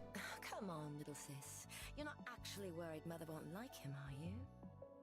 Relax. The family's already very fond of him. If anything, they can't wait for... Madeline? A cry sharp of embarrassment cut her off. Realizing just how flustered she'd gotten, Marion covered her burning cheeks with both hands, sneaking a mortified glance in my direction. I pulled her gently into my arms and leaned close to her flushed ear, speaking in a voice only she could hear. Don't worry, I can handle it. And while I'm away, take care of vacation, Cersei, for me. She nodded with her face against my chest, lingering there for quite a while before finally pulling away and looking with reluctance as the head maid led me down another corridor.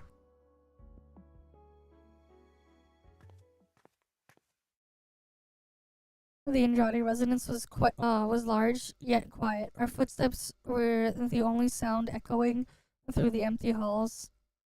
Before long, the maid stopped before a set of glass doors. We've arrived, Mr. Adjutant.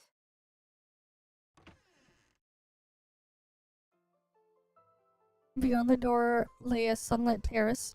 It was not very large, but opened onto a striking view.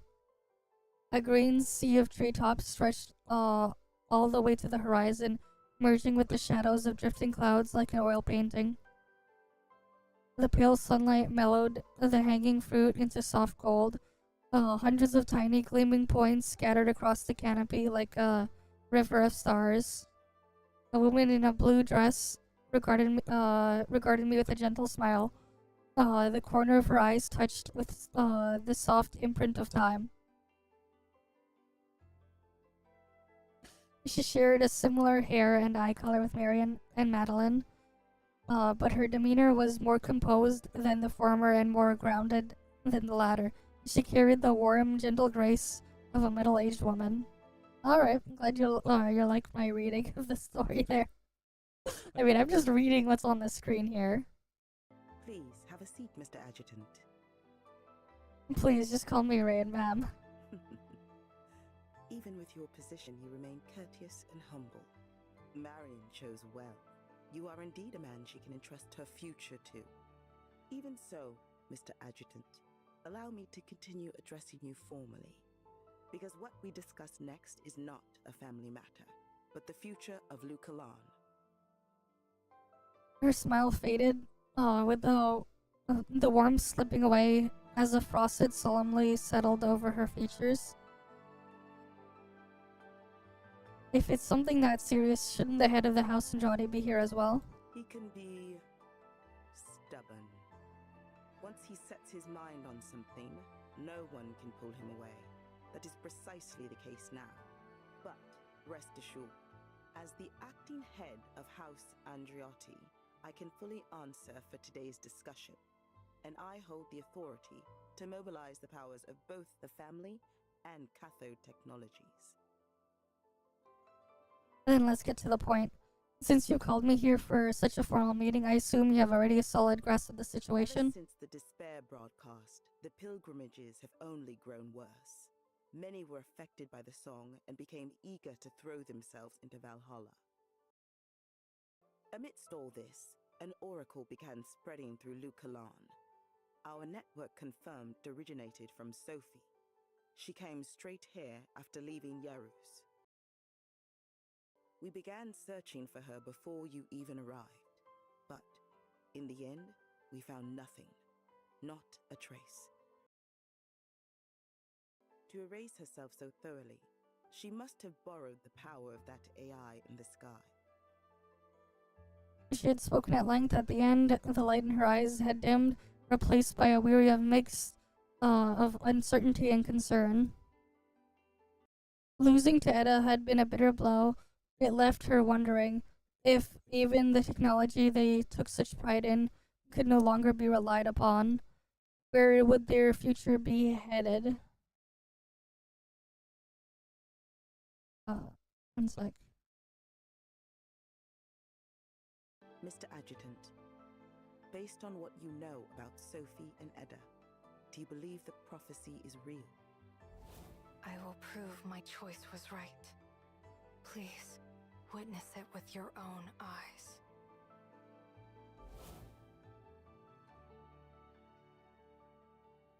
She once told me that, but until now I hadn't been able to connect those words to a prophecy of a flood. I paused for a moment, thinking it through, then nodded. Given what we know about them, yes. According to my intel, the flood isn't far off, a few days at most. Mrs.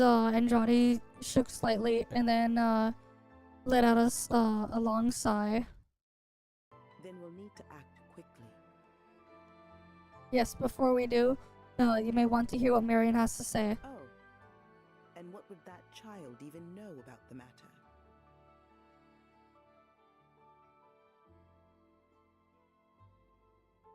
Afternoon sunlight filtered through the curtains of the manor, sitting as the manor sitting room as the maids moved softly about, setting down a black tea and pastries for the four girls. Acacia made a quick work of her cookies, while Cersei took small, careful sips of her tea. Marion, however, seemed lost in her thoughts. She stared down at her cup. Through the rising steam, the surface reflected with a small crease forming between her brows. About the flood, I've been thinking. Okay, what's she been thinking about? As soon as the words left her lips, the room fell briefly silent. The other three turned toward her. Yeah? Marion set her cup down. Her fingertip tapped lightly along the rim as she searched for the right words. Only after a long pause did she continue, her tone measured and cautious. This came to me earlier, while we were on the gondola. We could relocate Lucalan's residence to the inland zones before the flood arrives. That way, the city would be empty. Whatever Sophie intends to do, at least no civilians will be caught in it. On the way here, I had a brief word with the adjutant. He too believes that this is the safest option. Okay. She hadn't even finished before Madeline slumped back into the sofa, stretching lazily as she let out a yawn, clearly not taking any of it seriously. Marion, you've never been involved in the family's affairs. You don't understand how complicated everything behind them is. Our family and Cathode Tech only have real influence in Lucalan. The other three metro areas each have their own megacorps running the show, and those companies don't answer to us on their own turf. And don't forget, the inland zones still have the trees to deal with. You really think they'd take in a wave of refugees just for us? And if the Andriotti family goes under in this flood, the other cities won't gain a thing for taking in our refugees. Who'd take on that kind of loss? Okay. She casually picks up a piece of cake with her fork and held it out to Marion, completely unaware of how her sister's expression was beginning to darken. Seriously, just leave this sort of thing to Mom and Dad. Now that you're finally home, what do you feel like having for dinner? Craving anything special? Madeline, I'm trying to have a serious conversation with you about Lucalan's future. Can you stop brushing me off and treating me like a clueless child? Her voice sharpened, anger flashing in her eyes. All right. I'll play along. So, tell me, how are you going to solve the issues I mentioned? I'm well aware the other three metro areas won't simply follow our lead, which is exactly why we need to expand our influence fast. Okay. And the most effective way to do that is to tighten our ties with Yggdrasil and make it clear to all of Ulster that our alliance is unshakable. But our alliance is already solid, isn't it? How are we supposed to make it even stronger? Madeline shrugged. Her sister's sudden intensity had caught her by surprise. Even her pushback sounded less confident.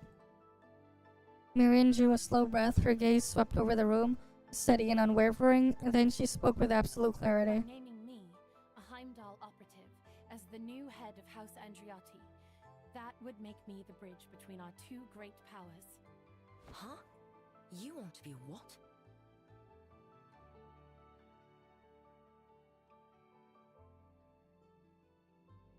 The winter rushed through the lemon trees, rustling and rattling, a restless warning of the storm to come. She wants to become the head of the family. Don't you find that idea too reckless?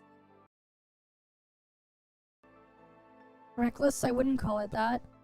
As the youngest of the Andrade daughters, she's always been protected because of that, often overlooked. And now that very girl ignored by her family dares to reach for the very heart of its power.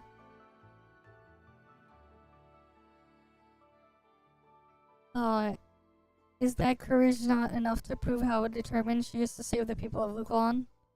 A faint flush touched Mrs. Andrade's cheeks. Her gaze dropped, a hint of shame flickering through her expression. Even if she truly means it, you must realize this alone won't be enough to persuade the other 3 metropolitan areas to agree. I understand. If one bridge isn't enough, then let me be the second.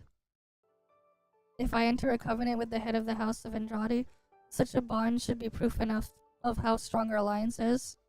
A covenant? Okay. She froze for a heartbeat. The fine lines at the corners of her very eyes seemed to deepen for a moment. But she quickly hid her surprise, returning to her sharp, calculating demeanor as she worked through the implications in her mind. If that is the case, we can hold the head of house succession ceremony tomorrow, and at the same time announce your forthcoming covenant. That should be enough to get the other 3 areas to lift their border restrictions immediately. I must admit, this is a well-considered plan. Let's not rush this, ma'am. A covenant is no small matter. We should first ask Marion herself what she thinks. She frowned, a flicker of confusion crossing her face. Haven't you 2 been in love for quite a while? This should be good news to her, shouldn't it? Why would she refuse? Okay.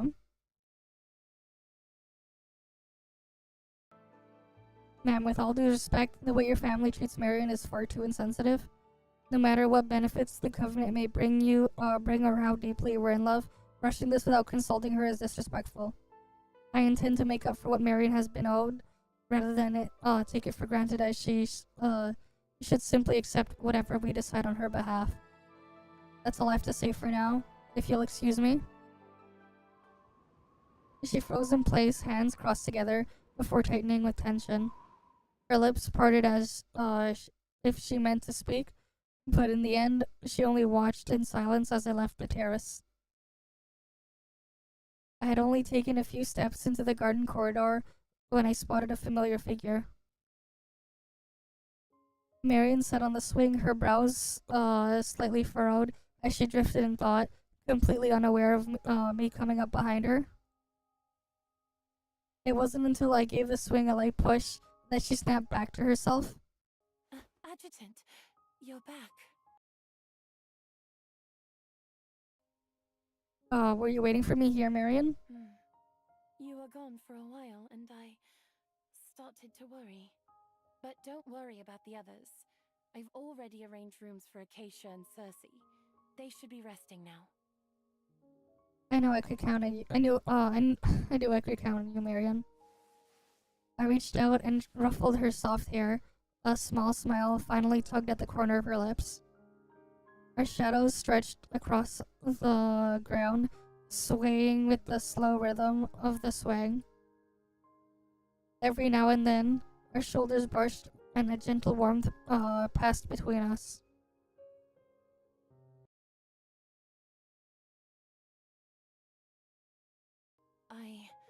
I talked to my sister about the relocation plan. Her voice wavered slightly and her grip on the ropes tightened. Just becoming head of the family probably won't be enough. I have an idea. Why don't you and my future brother-in-law have a covenant?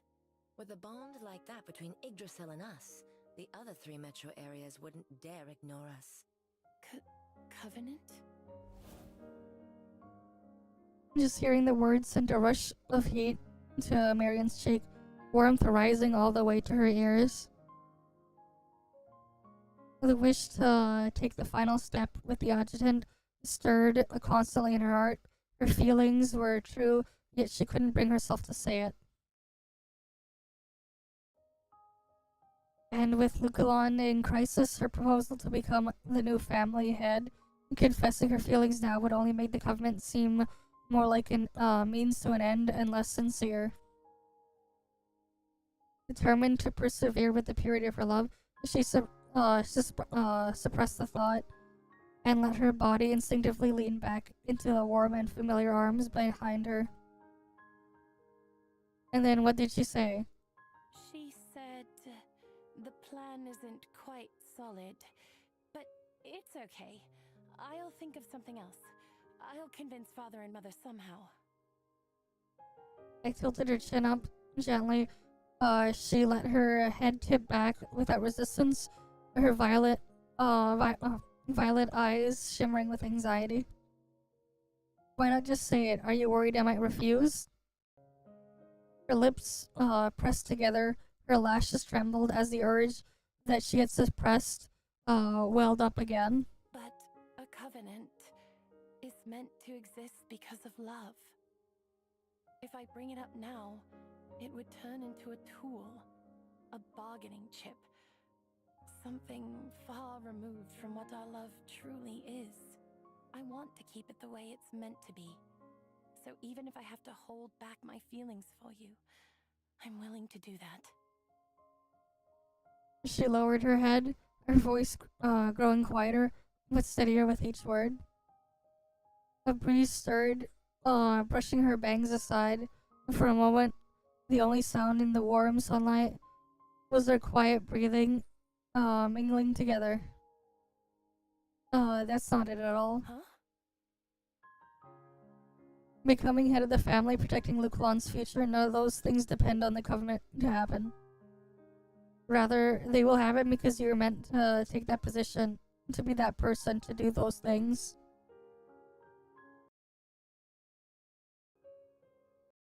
The path has always been yours to take. You don't have to trade anything for it. And our covenant isn't a deal. It gives me more a justified reason to stay by your side, to protect you, and to walk that path with you, Marion.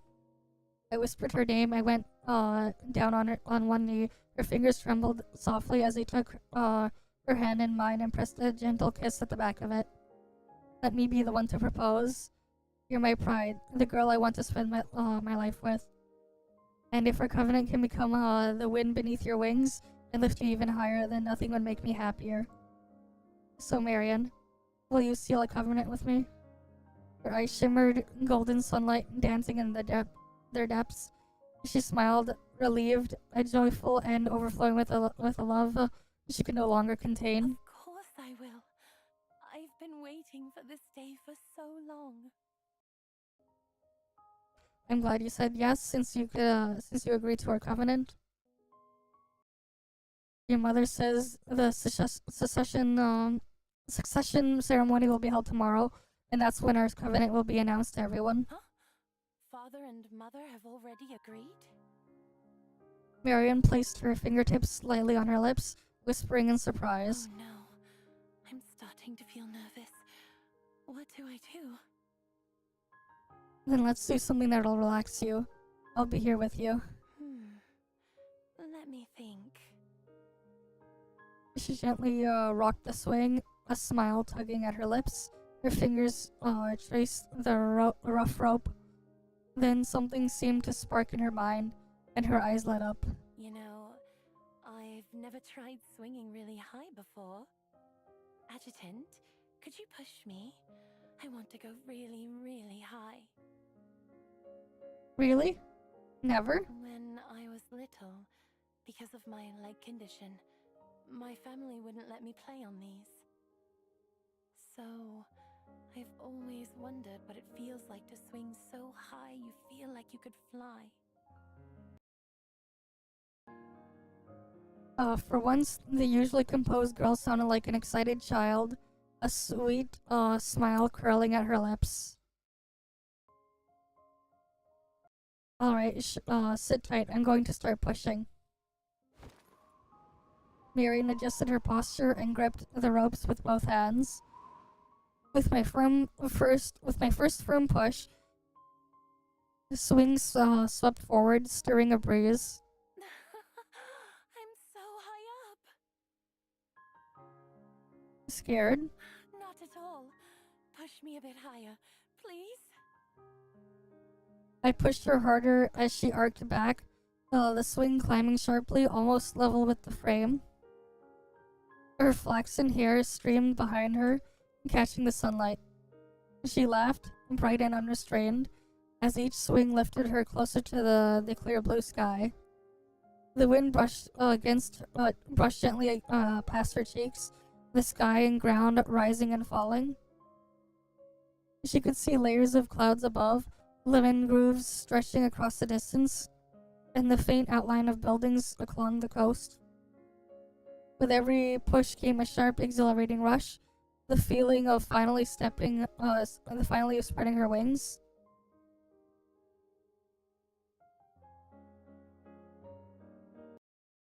Alright, let's stretch then.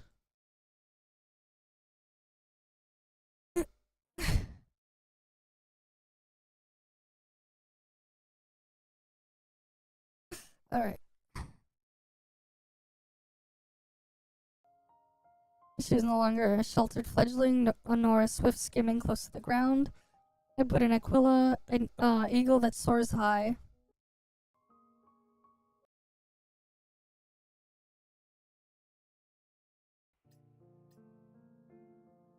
Damn, there's like so many of these things here.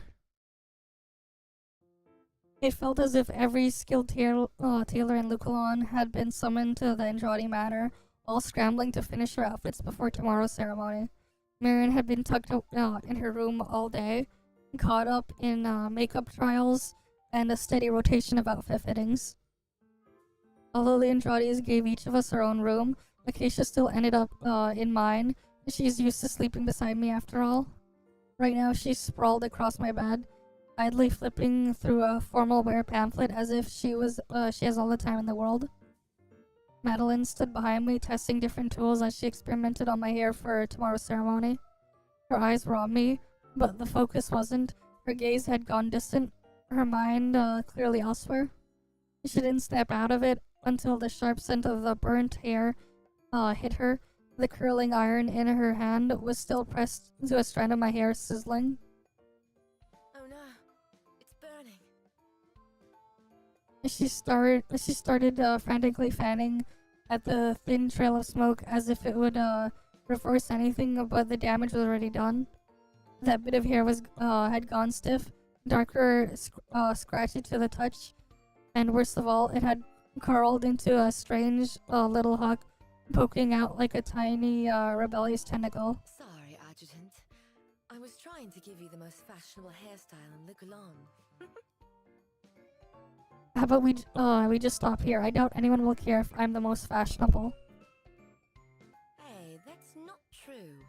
As the future son-in-law of the Andreotti family, you've got to look your sharpest tomorrow. Is that so? I'm not convinced your tools agree with that plan. Maybe I can salvage it with some hair gel.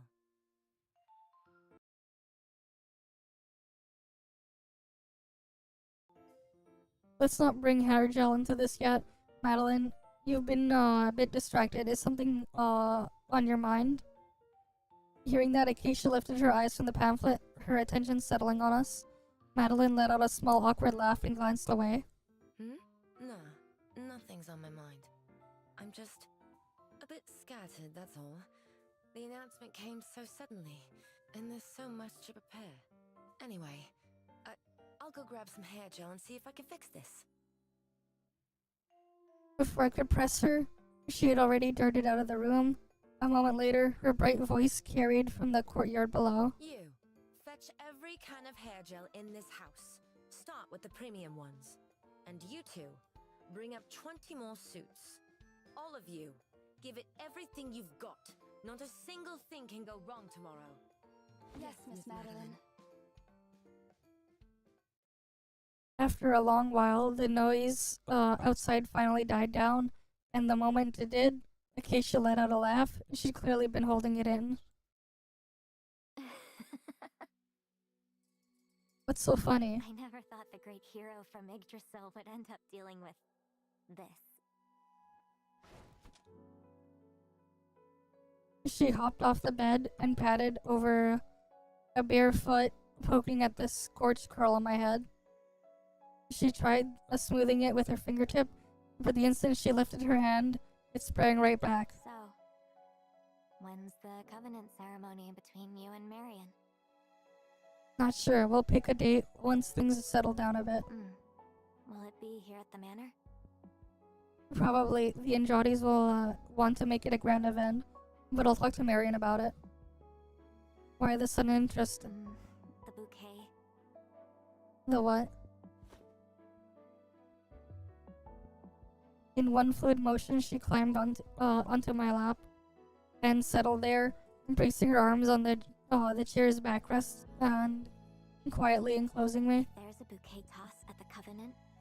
It's mine. She said it with absolute certainty, her gaze fixed on my lips as if she were quietly waiting for an answer. And what exactly are you planning to do with it? Huh? Are you really asking, or just pretending not to know? I shook my head, pretending not to know would make and then making her say it herself. I already knew her answer, of course. I just wanted to hear it in voice. Acacia's cheeks went crimson, the flush intensifying by the second. Her heartbeat pressed lightly against me, and quick enough to drown out the insects humming beyond the window. They say the bouquet promises a long, steady romance. Whoever catches it is next to have a covenant ceremony with the person they love. Even after 30 years, that tradition hasn't changed. But it's not like I'm trying to rush you or anything. She quickly added that, and then sat up straightened, arms folding defensively across her chest. You're the one who told me to be more proactive, remember? So, reaching for the bouquet is my way of telling you that I'm ready. Silly girl, all you have to do is say I want it, and I'll say yes in a heartbeat. I don't need to fight anyone over a bouquet or for it. I ruffled her hair, and she instinctively leaned in, our lips just a breath apart. So, do you want it? Yes. Her answer came as a whisper, warm and moist against my skin, each breath stirring an itch in my heart. Then she pressed her trail of feather-light kisses over me, starting at my eyelids and then down to my cheeks, and finally grazing my lips. When she was done, her golden eyes shimmered with a mix of anticipation and shyness as she waited for what was about to happen. But when I made no attempt to do anything further, a look of confusion crossed her face. What happens now? A soft laugh escaped me. Sitting on my lap, she trembled just enough for me to feel it. Didn't you just say you wanted to be more proactive? So I'm letting you take the lead. You can do whatever you want with me. Really? Acacia's face instantly flushed. A deep scarlet, her hands hovered uncertainly, as if unsure of what or where to touch. Almost without thinking, she reached for my jacket fingertips brushing the zipper, only to freeze when she felt the heat radiating from my lap. After hesitating for a few seconds, she decided to keep everything from my waist up on for now. As she squirmed in my lap, finding the right angle to embrace my fiery passion, I caught her by the waist, not allowing her to sink down any further. Easy now, let's not skip the tutorials and jump straight to the boss. She shot me a flustered glare, her voice coming out quick and a little breathless from how she was perched. Like you need a tutorial for this. You're just stalling so you can take advantage of the moment. Can you blame me? I just like to savor the experience. When I still made no move to take over, Acacia blushed even. She slowly bent down, her lips tracing a path downward. Before long, a warm, wet sensation enveloped me. Her gentle stream carefully washed over every brooding crevice of mine. My fire intensified as I breathed in her scent, a soft, milky warm breath with the lightest trace of citrus as her head moved to take in as much of me as she could. I reached down and found the hidden fruit. What? Okay. Okay, what do you guys want? Rub it or squeeze it? What do you guys want? Do we rub it or do we squeeze it? Wait, no. I'll just click whatever is there when I click. Okay, I close my eyes and I think we click squeeze it. Under my teasing, the fruit quivered and a spray of nectar spilled out.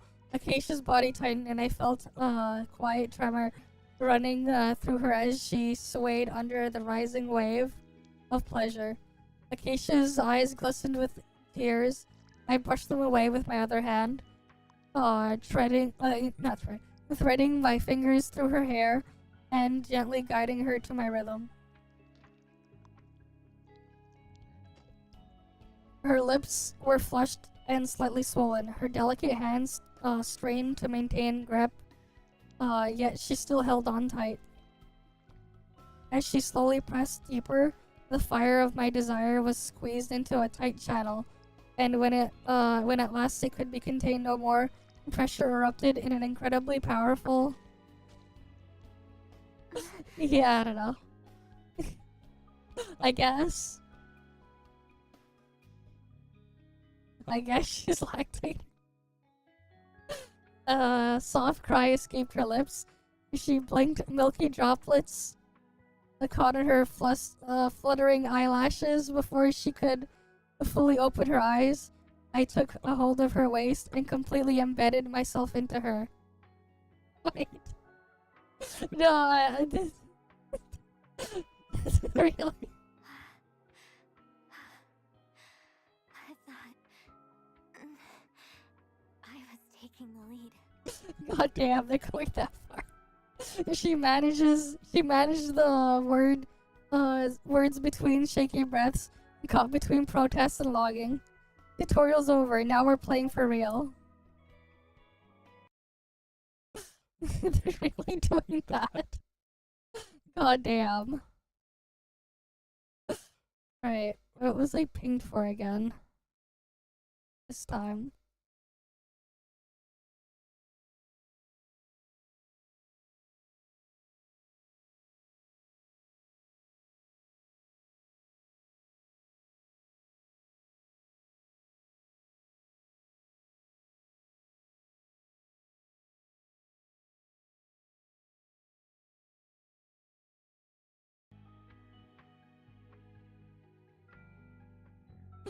Yeah, it seems so.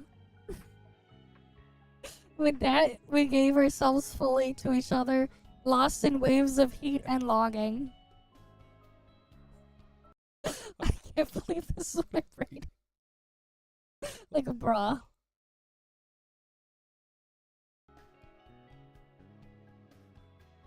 Acacia's brows drew tight again and again. Each little peak made her body quiver and fall back, with with eye rolling delight. Oh boy. White dew boiled where our bodies met, and in what seemed like an internal repetition of expansion and retreat, the little peaks culminated at the highest point. High spiral.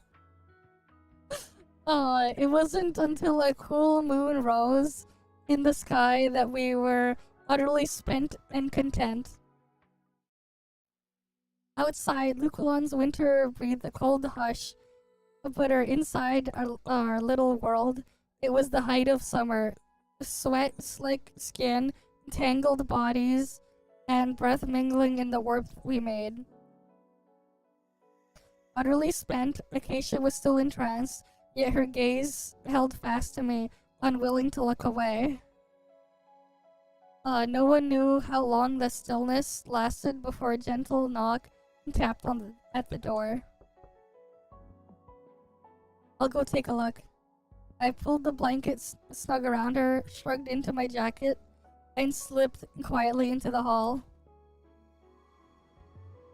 A sudden gust swept through the courtyard, bringing with it the scent of grass and leaves touched by the faintest hint of raspberry. A girl with long rose-colored hair stood at the seam of moonlight and shadow. The silver washed over her, lending her an almost cool, distant elegance. Sorry to come by so late, Chief. I needed to talk to you. You have something to tell me at this hour? I'm used to hours like this. Back then, this was the only time that I could reach you. In those days erased from my mind, she worked undercover among the Adventists under my command. I guess what she meant back then, midnight had probably been the only time she could safely pass into along. I've picked up a few things about the Andriotti family. Looks like they've got their own plan for dealing with the flood. If you'd like, I can dig deeper. I mean, you don't have to enter into a covenant just for this. You infiltrated the Andrades this fast and pulled intel already? I couldn't help but smile, part curiosity, part amusement. Cersei, on the other hand, stayed as serious and timid as ever. I'm a manifestation too. My abilities lean toward mental manipulation. The other one. But yes. Aren't that hard for me. But if I remember correctly, you went undercover before the descent even happened. Right. Back then, I didn't have any abilities. I had to do things the old-fashioned way. The Adventists were a mess, though. Aside from Sophie, almost nobody noticed what I was doing. Yeah, you just missed it. As soon as you showed up, Skyroll, there was a scene going on with Acacia. And I was just reading it aloud. You've worked hard. I gave her a light pat on the shoulder. She lowered her head without saying a word. In the moonlight, I caught a faint shimmer on her lashes, as if years of buried frustration were about to spill over. But she held it back. Then when she looked up again, there was only a faint smile on her face. As for that plan you mentioned, I already know about it. It was a rather bold one.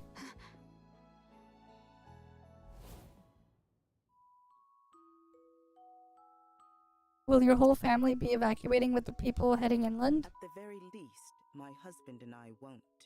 Luculon is our home. If we're ever to meet our end, I'd rather it be in the lemon groves our family has tended for generations. But truth be told, this city won't fall to a single flood so easily. Tell me, Mr. Adjutant, do you remember the other name people use for Luculon? As I searched for an answer, Mrs. Andrade picked up a small service bell on the table. With a gentle shake, its clear chime rang through the room.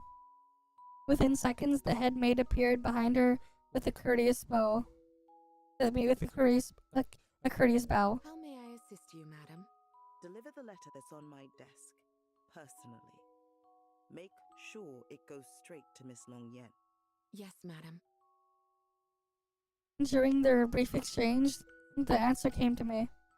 Lukulon, the city of the water, had been shaped by the water since the day it was founded. As the sea level continued to rise, its people spent generations fighting one flood after another. Over time, they built a comprehensive system for managing natural disasters. But for that system to work, it needed two pillars: technology and funding. If Cathode Technologies represented the former, then Miss Longyan, the partner, they hoped to secure embodied the latter, and her resources far exceeding anything a regional conglomerate could match. If my friend from Shoujo is willing to help, our chances will improve significantly. Do you need me to step in? Almost never appears in public, and her ways are deliberately discreet. Pushing for a meeting would only backfire. For the time being, we should wait. That's the truth of it. They never meant to hide anything from me, and I was never tricked into forming a covenant with Marion. Hearing her own suspicion laid out like this, the color drained from Cersei's face, her lips pressed into a thin line, her lashes flustered with quiet weariness. Cersei, you need to stop investigating the Andrades immediately. They're trusted allies of Yggdrasil. Understood. I'm sorry for causing you trouble, Chief. Feeling the space growing between us, I raised my hand and softly ruffled Cersei's hair. She clearly hadn't expected that. She went still, then gave a few small bewildered blinks, like a startled squirrel that had just lost its stash.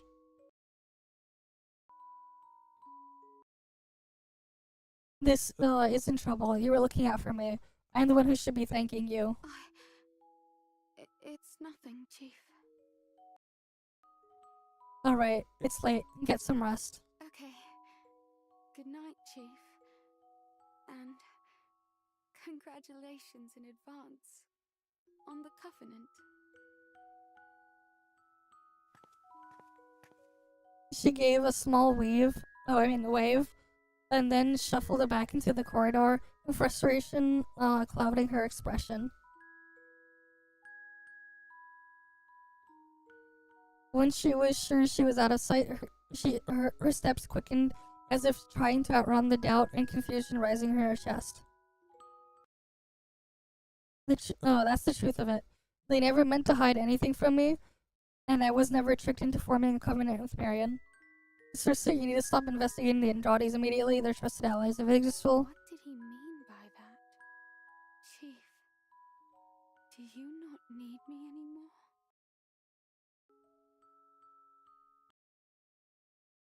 The thought, hit her so hard her knees nearly gave out. She stopped and leaned against a nearby tree to steady herself. When she looked up, her pale, withered branches reached through the thick and heavy fog. She stared blankly at them for a long moment. The longer she looked, the more she felt like one of the yellowing leaves still clinging to the branches. Only one small shake away from falling. It wasn't the coldest time of the year in Lukulon, but the early morning chill was enough to make her shiver.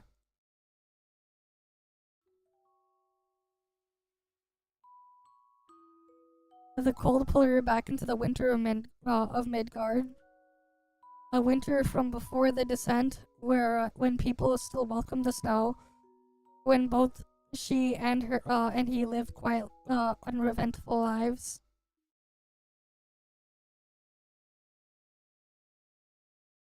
Alright. Man, that was so long. And that was only the second one. God damn. Wait, no, never mind. That was the third one. My mistake. It's still so long. Midgard's climate was about as ordinary as it gets. Winters are cold, but actual snowfall was rare. That year, though things were different, fine powdery snow drifted down for 3 straight days and nights, wrapping the entire city of Miracles in white.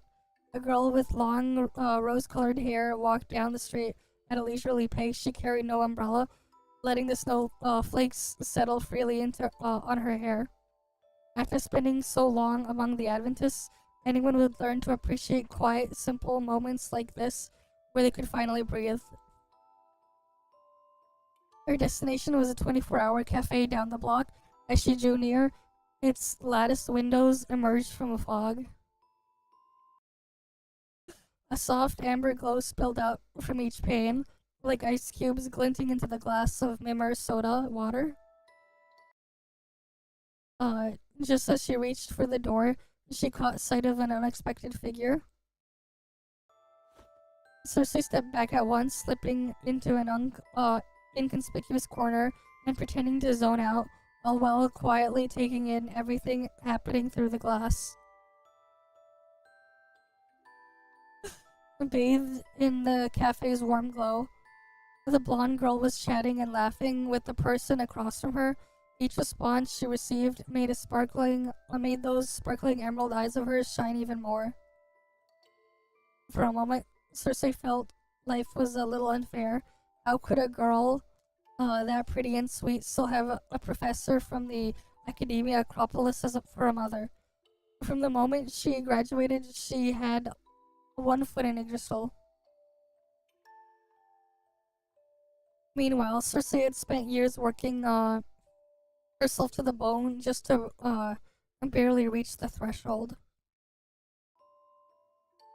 If she were him, she would most likely choose someone as bright and lively as Luna to be her assistant too. Realizing her thoughts were drifting, Cersei snapped back her focus to reality. By now, Luna had stood up, hands on her lips, cheeks puffed out like a little angry chipmunk. The thick glasses sealed the cafe into its own pocket of warmth. Outside, only a thin whistle of the wind reached Cersei's ears. Cersei narrowed her eyes, reading their lips and piecing the conversation together. With what little we've got, how are we supposed to find the Adventist space anytime soon? And even if we do find it, the board wants the whole group wiped out. That's basically impossible. Chief, say something already. Don't worry, I'll handle it. I won't give the board anything to criticize. Okay.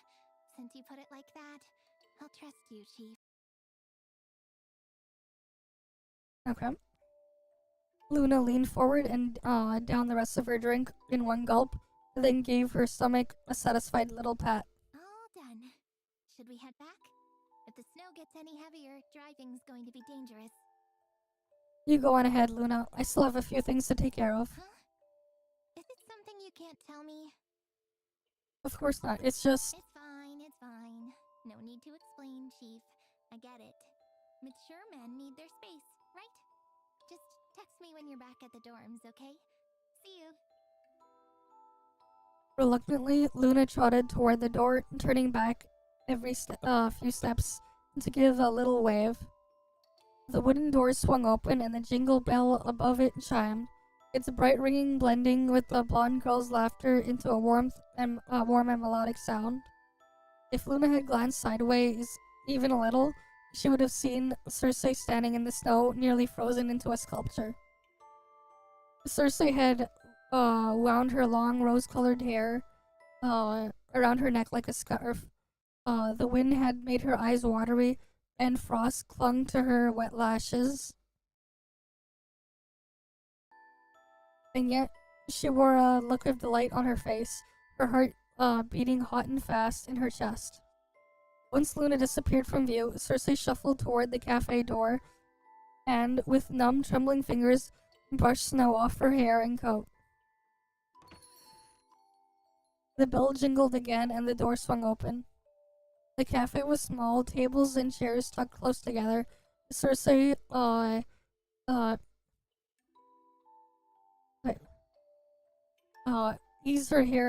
eased her chair back slightly and sat down, worried that, the cold radiating from her, might make the person across from her uncomfortable. Hello, miss. What can I get you? Bubble tea, please. Would you like to try our coffee? We just got a fresh batch of beans from Shuozhou. No thanks. She doesn't like anything bitter. After the waitress left, Cersei hesitated for a while before carefully asking the question she'd been holding back. Chief, how did you know I like bubble tea? When you pay attention, you start to notice things. And once you notice, you remember. Okay. His answer was light, almost offhand. Still, Cersei tucked those words away in her heart. The more she thought about it, the more meaning she found herself in giving them. So he'd been watching me all along, remembering what I liked. His incidental bit of care hit her like a hot iron dipped into cold water, sizzling, thawing the cold from her clothes and the chill from her bones.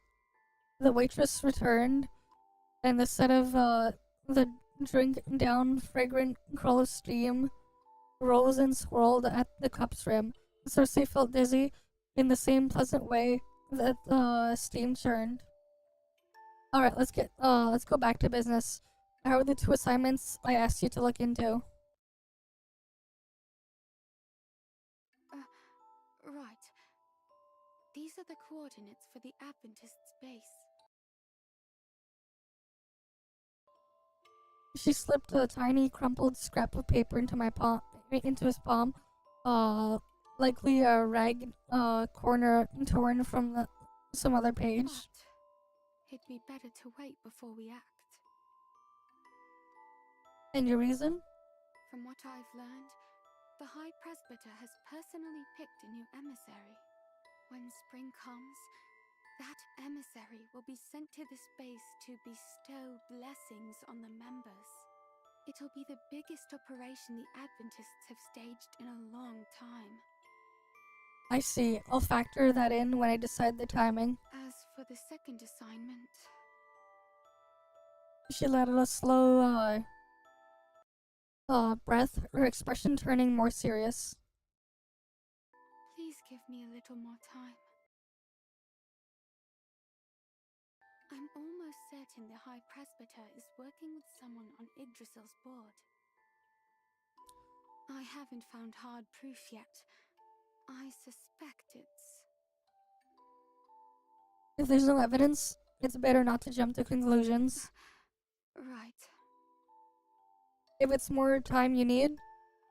Rain tapped a finger lightly against the edge of the table, thinking it over.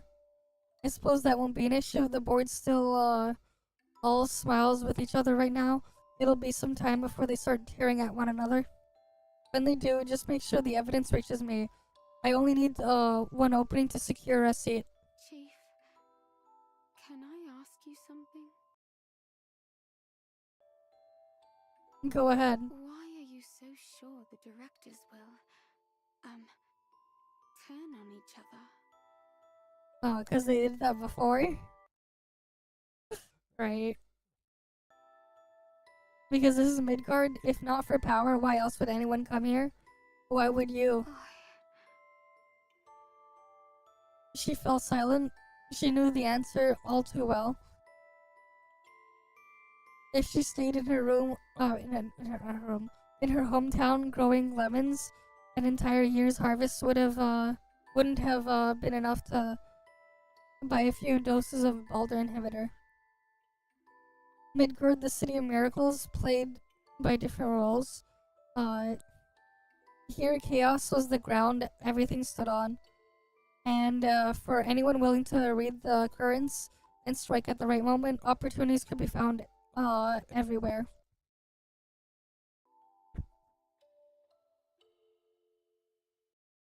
But such plans mustn't be shown too early for the light. The weak must sit in the dark and build their venom, waiting patiently for the moment to strike. When that day comes, Chief, will you let me take over security? Rain chuckled. It was a casual and light laugh, as if the conversation was only about how sweet the bubble tea was. I knew I was right about you. When I chose someone for the infiltration, I had plenty of options. Naruse Haru, for example, She started as an intern the same year you did. Her father is a well-known Masashi, or Luna, I'll admit it. Graduating from the Academia Acropolis is a significant advantage, but in the end I chose you. Plain to most, easy to overlook. You know the reason, don't you? Her breath caught a warm ache pricked at her nose, the kind that came when someone understood her for a little too well.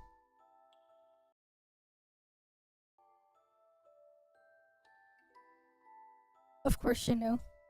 In his eyes, she caught a flickering of the same restless, hungry spark she kept buried deep inside the part of herself she never dared to show anyone.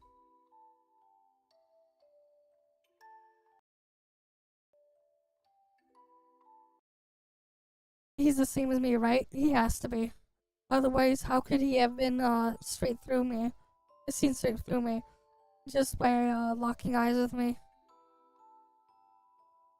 The thought stuck before she could stop it, and her heart skipped a beat.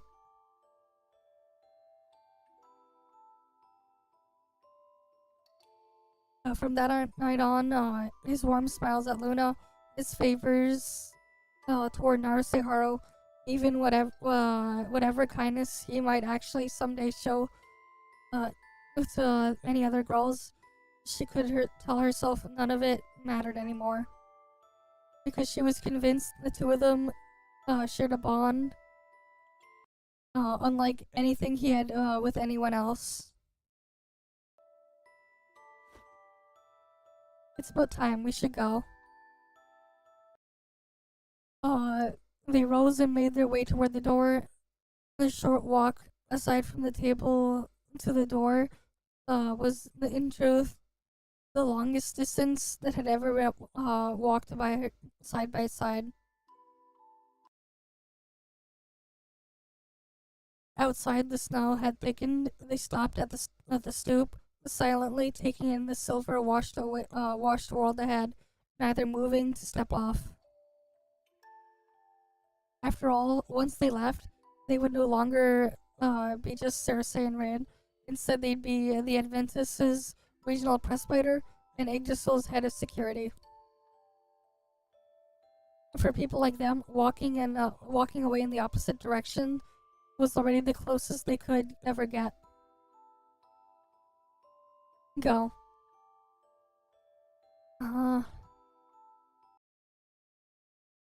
As his gentle urging, Cersei stepped forward, leaving a faint trail of footprints in the soft, wet snow.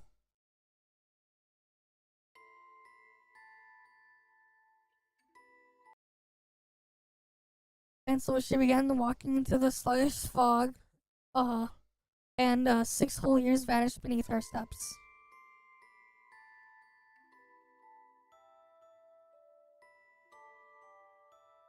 It wasn't until Lucalan's pale dawn wrapped around her like a veil that her soul finally returned to from the wind and the snow.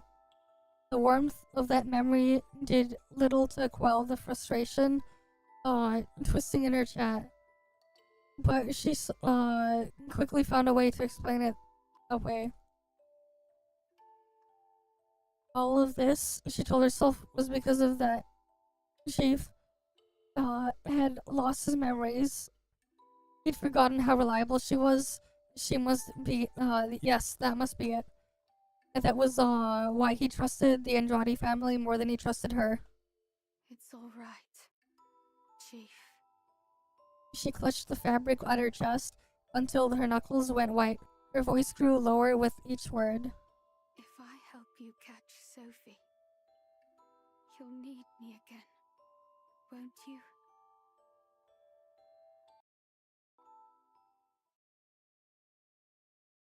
Okay.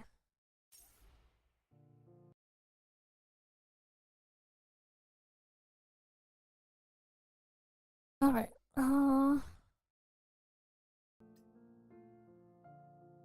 and there's another one. Crap, this shit is so long. At least it's about a quarter of the way done there. What I'll do is I think we'll continue it tomorrow because I'm just feeling super tired. And there's just like so much reading there. So we'll continue it then. I'll switch over the thing to the AFK drop mode again. Because unfortunately I'm just a bit too tired. I was like doing a bunch of other stuff earlier today. When I was like off stream. Even though the thing was just AFK drops. But yeah, like that's just a lot of reading. We can finish it and continue it tomorrow. Right, because this one's pretty long and they added a bunch of files and thing in between. Right. Yeah, we're about a quarter done. Right, that means there's a lot more left. Alright, give me a sec. I'm just gonna like get the file sorted out for the AFK drop section there too.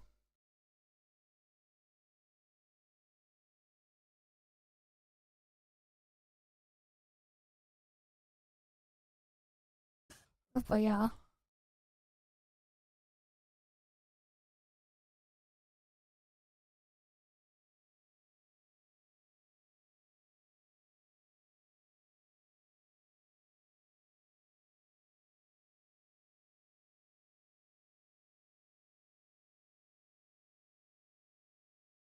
Give me a second.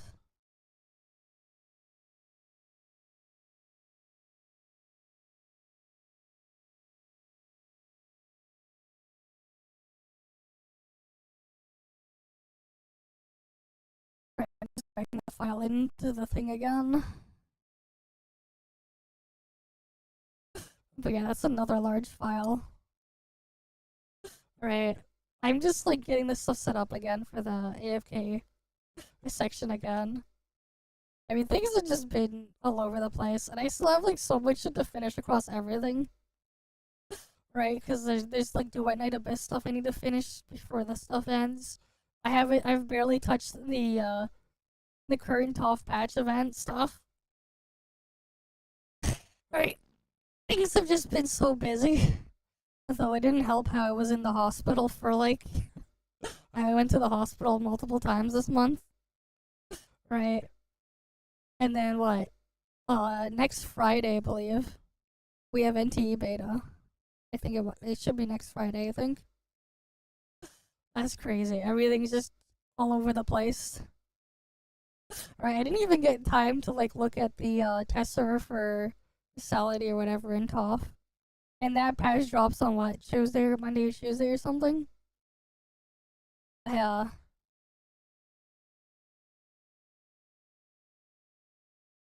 Right. Okay, I think the file got transferred over. So yeah, I guess this just will end it here for now. Thank you guys all for stopping by. Hopefully I can see you guys again next time. You guys have a good day or night or whatever. I'm gonna go get some sleep. Again, I'll just leave it to AFK drops mode. It'll replay the sections from yesterday and just now. Cause I got that set up. And then we'll continue more of the story again. Tomorrow. Yes, it's like -15 outside.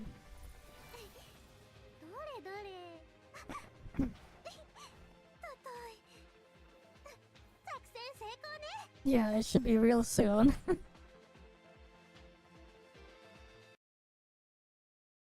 Alright, we'll just get a little bit of this done first.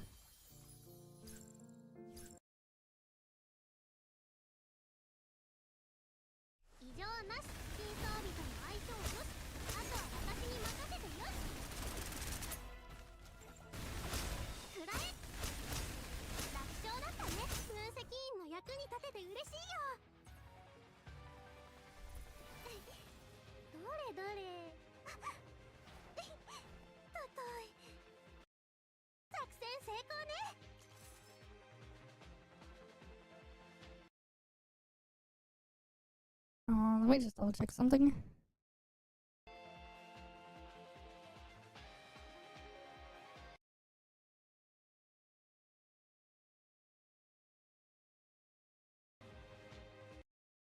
Alright, that should save me from stam capping. Alright, give me a sec.